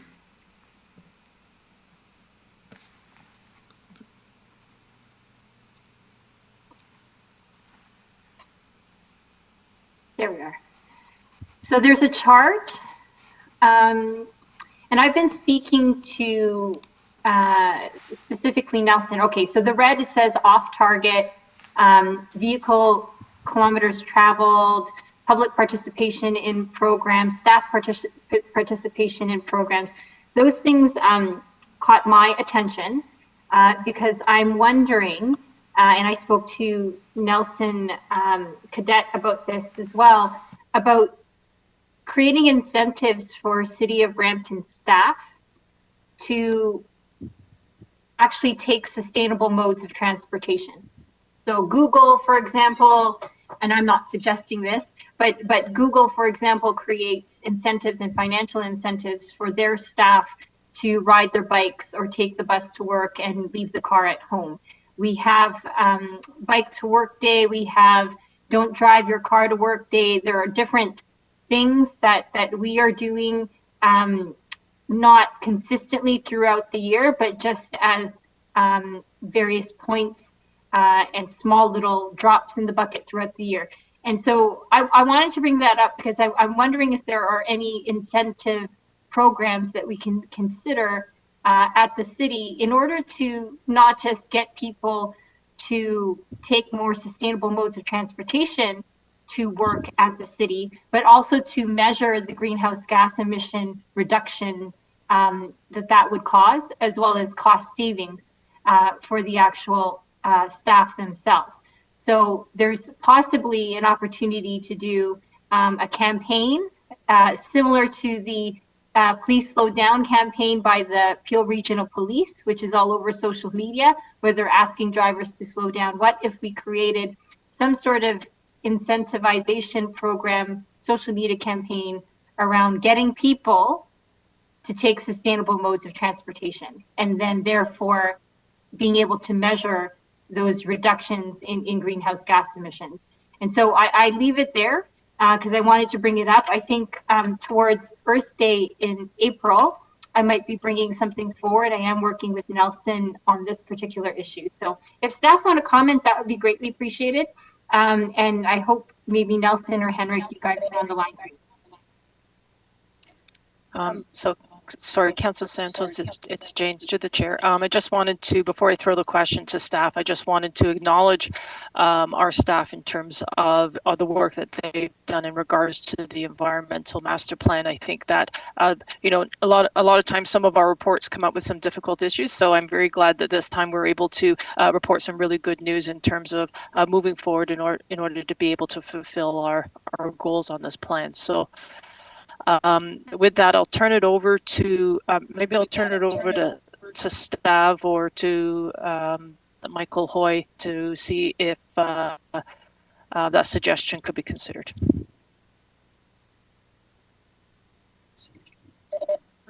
Through you, Chair, this is Stavroula Caceres, Environmental Planner with the City of Brampton. Those are two great suggestions. I just wanted to make a couple of notes. So one of the comments was about first what we can do for staff to help encourage staff to take alternative modes of transportation to reduce greenhouse gas emissions and get them out of cars. So the actual updated action plan to the Brampton Grow Green EMP has an action item that states that we will be working on a transportation demand management approach for city staff. So finding ways to encourage city staff to reduce their use of single occupant vehicle travel, both to work and even within their daily duties. So that's one approach for staff. The green fleet, sustainable fleet strategy that's currently being developed is another tool that will be used to help reduce, at least at a staff or city level, the emissions from our fleet use. We also have the Community Energy and Emissions Reduction Plan, which identifies transportation as one of the major GHG emitters and has a robust action plan of actions to help reduce the emissions from transportation. So the combination of the Environmental Master Plan Action Plan and the Community Energy and Emission Reduction Action Plan identifies a variety of ways that the city can move forward to tackle the transportation portion of our GHG emissions. And a campaign is definitely something. Public advocacy and outreach and education has always been a part of both the environmental planning team and the active transportation planning teams. Outreach and education, and perhaps a very targeted campaign can be launched through the environmental master plan approval for reducing single occupancy vehicle travel in Brampton. Okay, thank you very much, Mr. Chair. I really, I do appreciate the work that has been done on the environmental master plan. By no means is my direct question intended to disregard the amazing work in this. I just wanted to save time for councillors and just move the agenda along. So great work, and I look forward to hopefully working with staff on some of the ideas that I presented, and we'll continue to push for more incentives for people to get out of their cars. Thanks. Thank you, Councillor Santos. Will you move the report? Absolutely. Okay, thank you. Members of committee, report has been moved by Councillor Santos. All in favor, any opposed? And so that carries. Next, we move on to item 12.3.1, Brampton Transit Advisory Committee minutes, and for March 1st. And there were two motions, and I held this back to invite council to consider two motions that were brought forward at that committee. The first one states that it's the position of the Brampton Transit Advisory Committee that the Brampton Transit Advisory Committee's agenda, publication and circulation dates be amended from one Friday prior to the week of the meeting to 2 Fridays prior to the week of the meeting for the remainder of the current term of council. This was carried by the committee, and so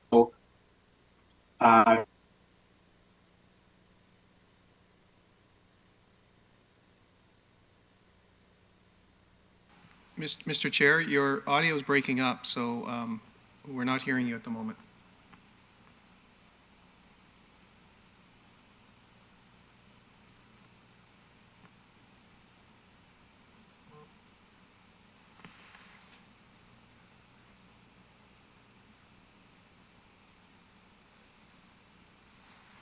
So members of committee, it's Peter. I just want to check, can everybody hear me?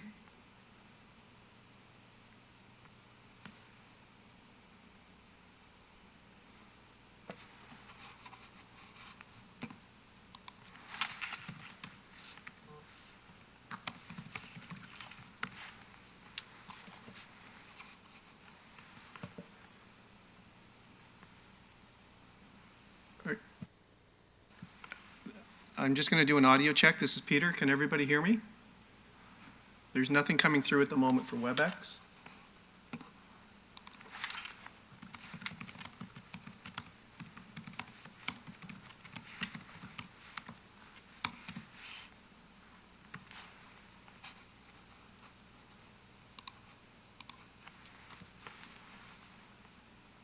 We're just going to... Councillor Vicente, it's Peter. Can you hear me?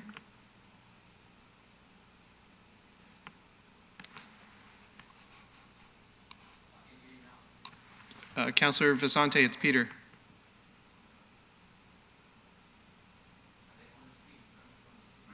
Okay. The stream appears to be working, but the WebEx session is not at the moment. Please stand by, those that you can hear.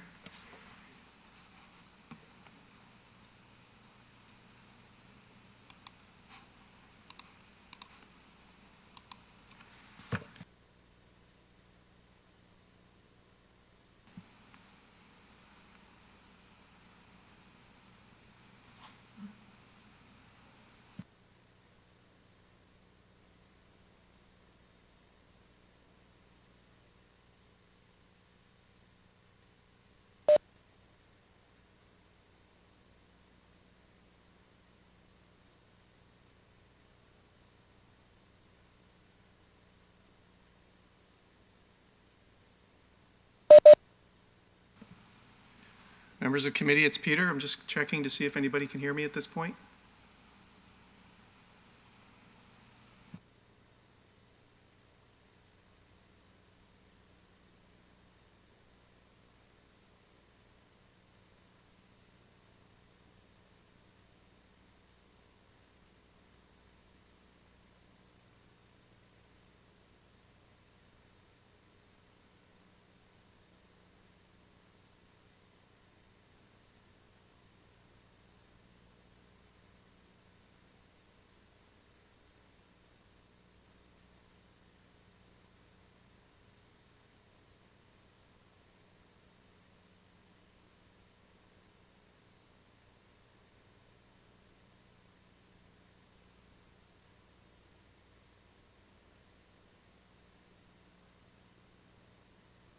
Okay, I'm not sure if anyone can hear me, but we'll ask for a 5-minute recess.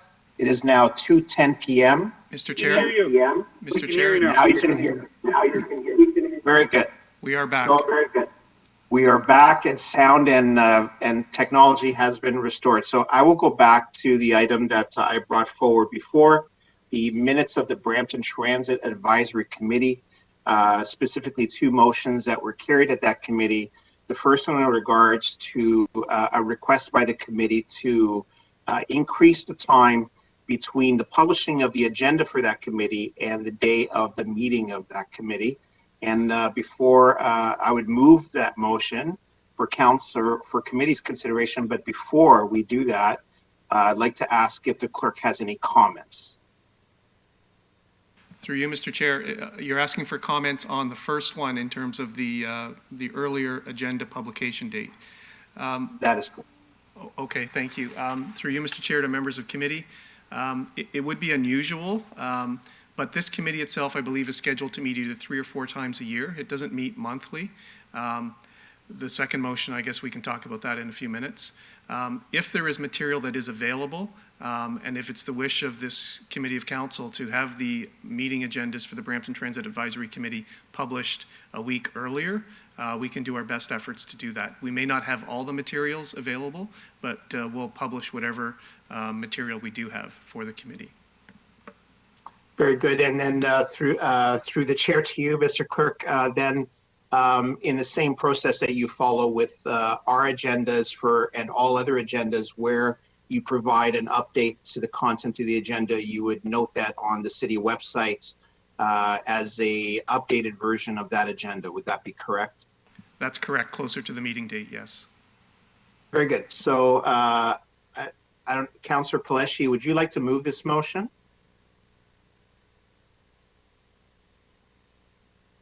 Yep, I'm good to move that one. Okay, so the motion is on the floor. Seeing no comments, all in favor, any opposed?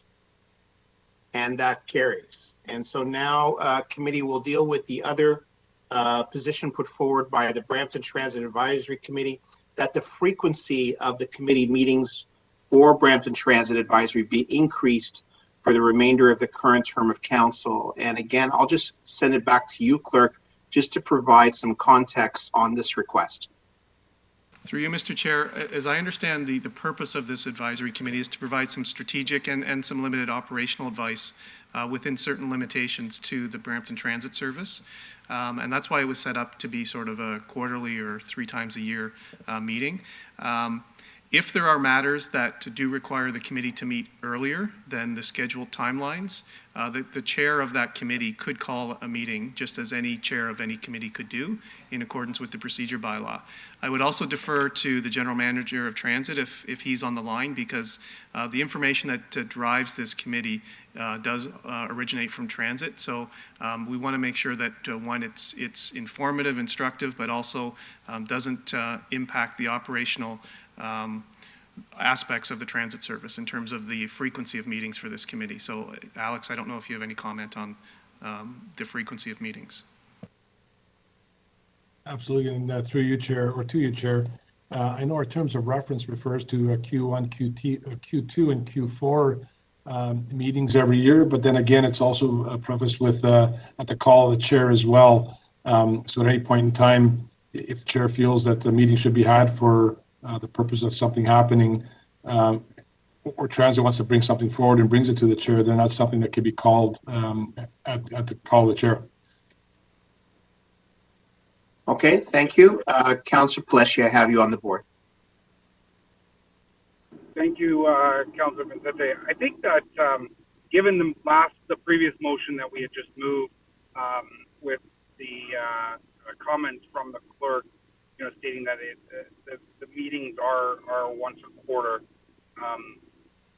facilitating that wouldn't be much of an issue to bring those agenda items forward earlier. But now with the second motion, I think given the world we live in right now and what has happened in the recent couple days with staff working tirelessly, more specifically transit staff, with respect to what's happening. I think that maybe right now I'm thinking we leave it as is, but with an emphasis to say to the chairs that they keep in communication with Commissioner Alex and see if we can maybe bring forward some more meetings when reports come due.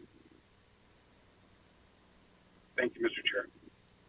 Thank you, Councillor Paleshi. So all that then remains is for receipts and approval of the remainder of the minutes of the Brampton Transit Advisory Committee. Will you so move? Councillor Paleshi? Moved. Okay, minutes have been moved by Councillor Paleshi. All in favor, any opposed? And that carries. So our next item is item 12.3.2, a discussion item at the request of Councillor Dillon regarding street parking in Countryside Village. This was deferred before and we are dealing with it today. Councillor Dillon. This is Councillor Singh. I'm going to defer this item and the next item to the next committee of council. Thank you, Councillor Singh. So we have a motion to defer to the next meeting of council. All in favor, any opposed? Through you, Mr. Chair, just to clarify. Yes. This is a referral to the city council meeting or a deferral to the next committee of council meeting? Councillor Singh. Deferral to the next committee of council meeting.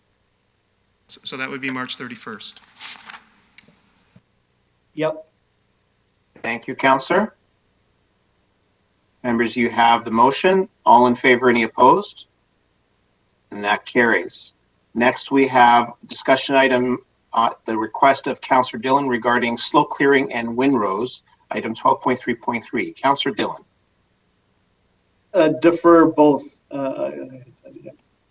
So thank you, Councillor. So we have a motion to defer this item by Councillor Singh to the next council meeting. Mr. Clerk, any questions? Seeing none, all in favor, any opposed? Point of order, I think it's deferral to the next committee of council, just to be clear.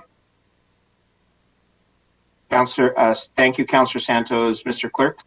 That's correct. It's a deferral to the March 31st committee of council meeting. Very good. Thank you. So all in favor, any opposed? That also carries. Now, next we have item 12.3.4, a discussion item at the request of Councillor Paleshi regarding stormwater management charge for working farms. We also have a motion. Councillor Paleshi, the floor is yours. Thank you, Mr. Chair. So in consultation with some of the local farmers, it was brought to my attention that Mississauga has done it a little bit differently in terms of the stormwater management charge and the farmers in the community. So in talking to some of the field agricultural working advisory group members of the region, we've constructed a motion to come forward at city staff before us, and it's not here for us to vote on today. I wanted to have the opportunity for all members to have a look at it, and then we can vote on it at council next week. But in further communication with staff, it was brought to my attention that what Mississauga has done is currently under an audit, and it may not be in the opinion of staff, it may be considered the possibility of bonusing. So they've constructed some different wording to see if we can help some of the last working farms in the city of Brampton that I would like to add to the motion and remove the first, therefore be it resolved. And if Peter, if you could bring that up, the wording changes. I believe we got the email last week. Yes, through you, Mr. Chair. We're going to bring them up right now. Charlotte has them on the screen. They're in red. So it's just here for all members. There is a therefore be it resolved that staff report back on agricultural zone properties that I would like to keep in the motion, but deleting the therefore be it resolved that the working farmers are exempt. Something that I don't think we have the power to do as of right now. We'll continue to look and to watch what other municipalities, what outcomes they have. But I think that what staff has brought forward is a good recommendation to support the farmers in Brampton. Thank you, members of the committee. Thank you, Councillor Pleshy. Councillor Bowman. Thank you very much, Councillor Pleshy, for bringing this forward. I just put a question up. Does this also include large-scale greenhouses? So maybe better directed more to staff. From what I understand, if it's agriculturally zoned, then that would come back by way of the staff report. But if they are considered by MPAC as a working farm, then yes, they would be considered under this motion. Okay, so perhaps staff can get a ruling for us on that as well. Thanks. Thank you. Councillor Singh. Hi, are we, the way I'm reading this motion, is it direction to make these changes or a report back? Thank you, Councillor. I believe the request here is for staff to look at this and see if there is a way, but also to report back on what the impacts would be before council makes a decision. On the agricultural zone. Councillor Pulaski, go ahead. Thank you, Mr. Chair. On the agriculturally zoned land, I'm asking for a report back to council, but on the working farms, in the motion, it is a therefore, so it's to happen once council makes the decision, ratification next council meeting. And so these adjustments, this can be to staff or Councillor Pleshy. Are we looking to add more weight of the storm water management away from farms?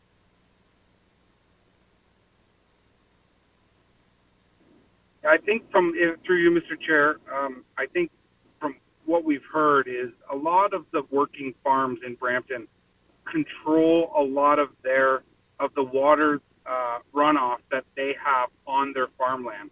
So if that water isn't running off to our sewers, to our ditches, then really they're not impacted by storm water and require less servicing.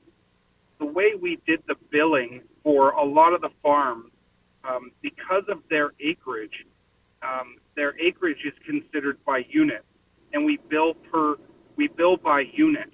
So some of the farms are looking at bills going from $0 to almost $10,000. So what this is doing is providing them with the ability to have us go out and ensure that the water that hits their property, if they're not reusing it, recycling it, putting it back into the ground, or if it's going into a local stream or a tributary, we're saying they shouldn't have to pay for that charge. No, I get what you're saying. So, because the way the motion is reading is direction to make these changes, should we just, I would be more comfortable if there was a report and then we went with the direction, because it's potentially a big change that we're proposing. Yep. Okay, thank you. Are you comfortable? Well, to the mover, because the way your motion is reading, Councillor, the staff be directed to undertake. It might be better to staff report back on an assessment, because this is a big change. And to staff, would this have repercussions on the stormwater fees that residents pay, homeowners pay? If staff could provide an answer. Through you, Mr. Chair, it's Michael Harrell here. We don't anticipate it will have any effect on the assessments for residential properties. And essentially what this motion is proposing is that we go back and look in detail at farm properties specifically to understand what portion of that property is subject to the stormwater charge as laid out in the bylaw. Okay. So what I'm hearing, and just to the mover of the motion, to the clerk, I just want to make sure it's clear in the wording. that this is a report back and we're going to look at this, not direction. Because I would just like the information in front of me before moving. Thank you. Thank you, Councillor Singh. Councillor Pleshy, you take that as a friendly amendment? Really, this is just here for information, for us to debate it at council. I didn't have an opportunity to get it on the last committee meeting, so proper course of action is you propose the motion. It's here for information, and then for us to be able to debate and ask questions of staff when it comes before council. So, yeah, thank you. I think Councillor Singh, you would definitely prefer that before staff take any action, that they report back on all of the information needed for council to decide, correct? Yeah, and I think that's what Councillor Pleshy is saying, but I just want to make sure the motion is saying that. And so the clerk has been wordsmithing the motion to some degree. Mr. Clerk, how do you read the motion? Through you, Mr. Chair. So the motion as drafted and the revised motion in red as introduced by Councillor Pleshy, if approved, would have two impacts. It would ask staff to do an assessment, but it would also direct that internal adjustments be made. So it is a very action-oriented motion. But Councillor Pleshy did preface his comments by saying he's essentially filing it here for consideration at council on March 24th. So perhaps an alternative to address all the interests of members of council is, one, there could be a motion moved to actually refer this motion to council, and then in the meantime there could be internal conversations and possibly amending language that could be developed for council to address the fact that maybe there needs to be a staff report back if council warrants that, or maybe council will have enough information by the March 24th meeting to make a action-oriented decision. So a referral motion of this to council on March 24th would appear to achieve what Councillor Pleshy set out at the beginning, and also could achieve what Councillor Singh is proposing now. Councillor Singh, the floor is still yours. I'm good. I'll let the mover of the motion decide what course of action they choose. Okay, and I will just note that Jane Holmes has noted in the comment box that staff would be willing to provide a briefing note before council next week, if that is helpful. So I see I see Councillor Fertini on the board. Councillor. Thank you, Councillor Pleshy. I do agree with him. A lot of the farms, they have their own pond, they recycle, they water. It doesn't go into storm water. I don't see why they have to pay. Do we know how many working farms we have here in Brampton? Through you, Mr. Chair, it's Michael Harrell. We have about 120 working farms. Yeah, so, this is a big impact. But, Pleshy, why do they have to pay if they're not actually, it's not running off their land, they're reusing it? I'll see what the mover of the motion says, and on this. Thank you. Thank you, Councillor Fertini. Councillor Pleshy, I'll give you the last word. Yeah, like I said, this is here for information. I'm now happy that Jane has chimed in to say that they're happy to put forward a briefing note, and for us to be able to, ask the questions from now until next council meeting and have the discussion then. Okay, thank you, Councillor Pleshy. So this will come again to council for final ratification and then for final council consideration. All in favor, any opposed? And that carries. Mr. Chair, sorry, I just Yes. wish to clarify, is Councillor Pleshy, one, accepting Councillor Singh's friendly amendment, or is Councillor Pleshy saying, let's refer this to council, which then the amendment from Councillor Singh isn't relevant at this point? It could be introduced at the March 24th council meeting, because I did not hear Councillor Pleshy say that. Councillor Pleshy. Yeah, I think staff took time to write out the changes to the motion, so I'm happy to refer the motion as changed by staff to council next week. Thank you. So that Is would that be the clear? referral of the motion as revised without the Councillor Singh amendment, and then further discussion can occur at the March 24th council meeting. Thank you, Mr. Clerk. As the clerk has explained it, this is being referred. All in favor, any opposed? I see a note from the mayor that he supports. That carries. Next, members of committee are item 12.3.5, a discussion at the request of Councillor Medeiros regarding electrification of GO Station in downtown Brampton. Councillor Medeiros. Thank you, Councillor Vicente. I spoke to the city clerk. I've deferred that for a couple more weeks. Thank you. Okay, so that is dealt with. So next we have Councillor question period. Do any members have questions? Seeing none. Public question period. Mr. Clerk, have we received any questions from members of the public with regards to the work section on today's agenda? Mr. Chair, we have just a momentarily, and I'll bring it up. There is a question from Sylvia Menezes Roberts regarding matters within the jurisdiction of the Public Works section, including transit. Council, when might we see a comment or a report on Metrolinx's proposed GO train layover at Heritage Road, which Metrolinx identifies as necessary for all-day two-way GO to Mount Pleasant GO? Thank you, Mr. Clerk, for putting that question on behalf of Sylvia Menezes. I believe, Alex, can you provide some response on this timing? Absolutely, to you, Chair. We'd have to check with Metrolinx on what their timelines are for that, and we can inquire to Metrolinx and provide that in a future date. Thank you. So we'll stand by for that in the future. Any other questions, Mr. Clerk? No, Mr. Chair, but I would like to go back to item 12.3.5. That's a discussion item from Councillor Medeiros. So I apologize, I was distracted. He did indicate that this would be referred to the council meeting. I know he had a discussion with me, but nothing was actioned at this meeting today to deal with this item, which is on the agenda. So was that the councillor's intent? As I understood it, Councillor Medeiros has stated that he would bring this back at a future meeting. Councillor Medeiros, is that correct? That's correct. Thank you. Thank you. Okay. All right. Thank you. So next we move on to item 13.1, the referred matters list that is published quarterly on the meeting agenda, and a copy is linked with each agenda to include a current list of matters referred to city staff for further review and or for a report back to council committee. Do any members have questions or comments regarding the referred matters list?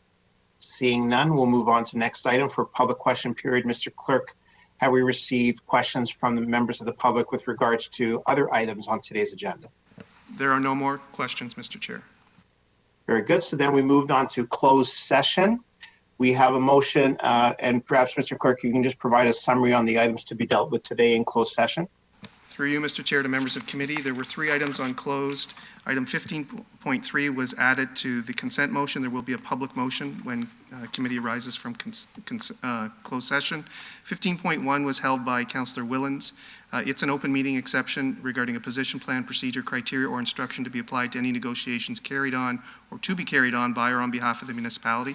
Councillor Williams has had to leave for other municipal business, but he did indicate he's willing to release his hold now on this item as his questions have been answered or will be answered offline by Public Works staff. So unless other members wish to proceed with this item to ask questions in closed session, it could be considered now, and the appropriate, without going into closed session on that item, and the appropriate direction as set out in the report be provided to staff. And then the second item, which we do need to go into closed session for, is 15.2. The open meeting exception for litigation or potential litigation, including matters before administrative tribunals affecting the municipality. There is information to be provided to committee on this matter. And through you, Mr. Clerk, I don't know if legal can comment. Is that an item that needs to be dealt with today? Or can it be deferred?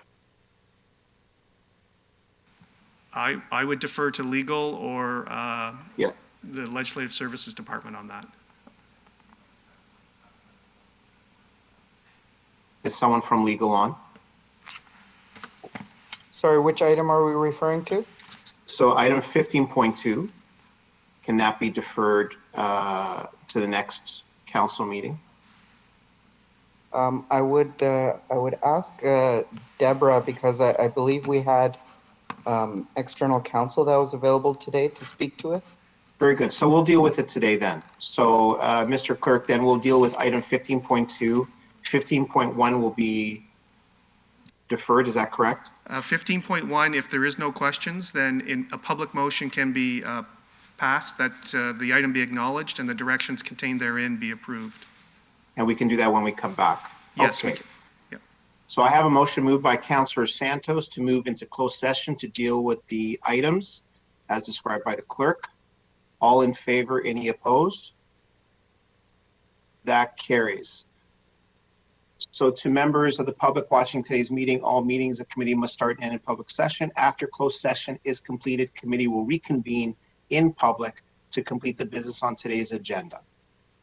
Mr. Clerk, would you like to provide advice on when we will convene in camera?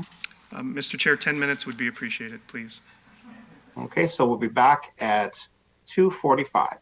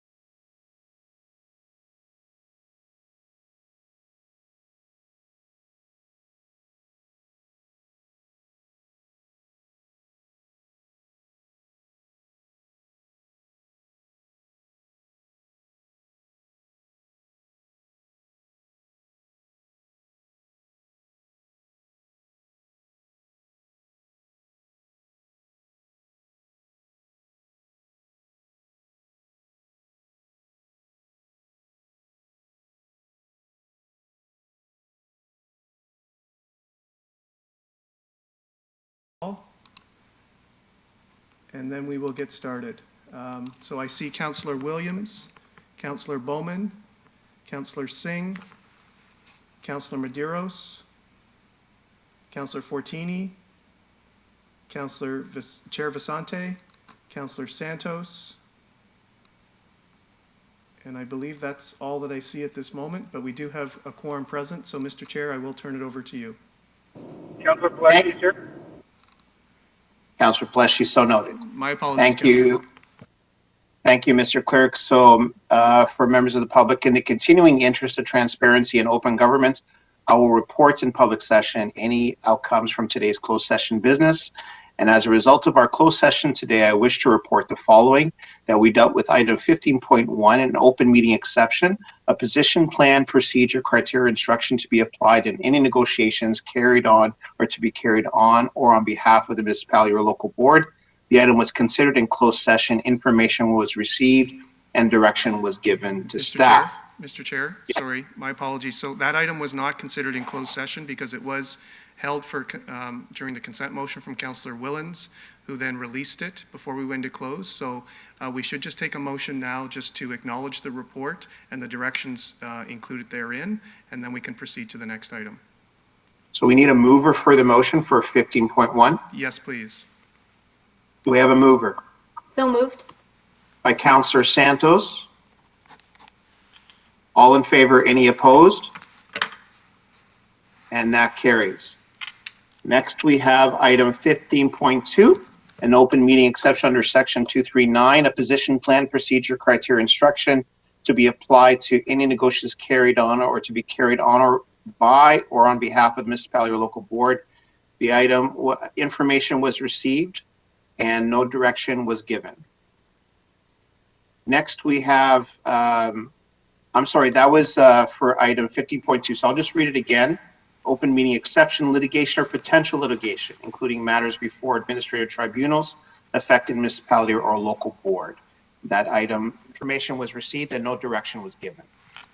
Next, we have item 15.3, a position plan, a procedure, criteria, instruction to be applied to any negotiation carried on or to be carried on or by on behalf of the municipality or local board. The item was what information has been received and direction was given to staff. Mr. Clerk, would that be correct? Yes, in regard to 15.3, including a public motion. Okay, so we'll consider the motion if the clerk can display it on the screen. And we'll just bring it up on the screen momentarily. Charlotte will bring it up.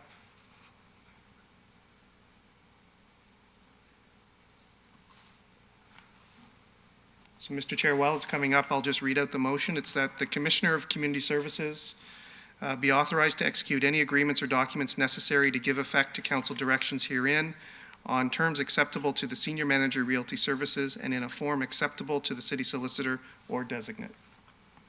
And I need a mover. Yes, please. Would someone like to move the motion? So moved. Councillor Williams. Moved by Councillor Williams. So noted. All in favor, any opposed? And so that also carries. Members of the committee, our next item is item 16, adjournment. The committee is next scheduled to meet on Wednesday, March 31st, 2021 at 9:30 a.m. I have a motion moved by Councillor Santos to adjourn today's meeting. Is there anyone opposed? That carries. Thank you. There are no objections. So the meeting is now adjourned. Thank you, everyone, for being here today and for participating. Please stay home, stay safe, stay healthy, practice physical distancing, and wear a mask. And hopefully you can get vaccinated very soon. Thank you, everyone. We are adjourned. Thank you, Mr. Chair, members of committee. We're just going to wait for the live stream to end momentarily.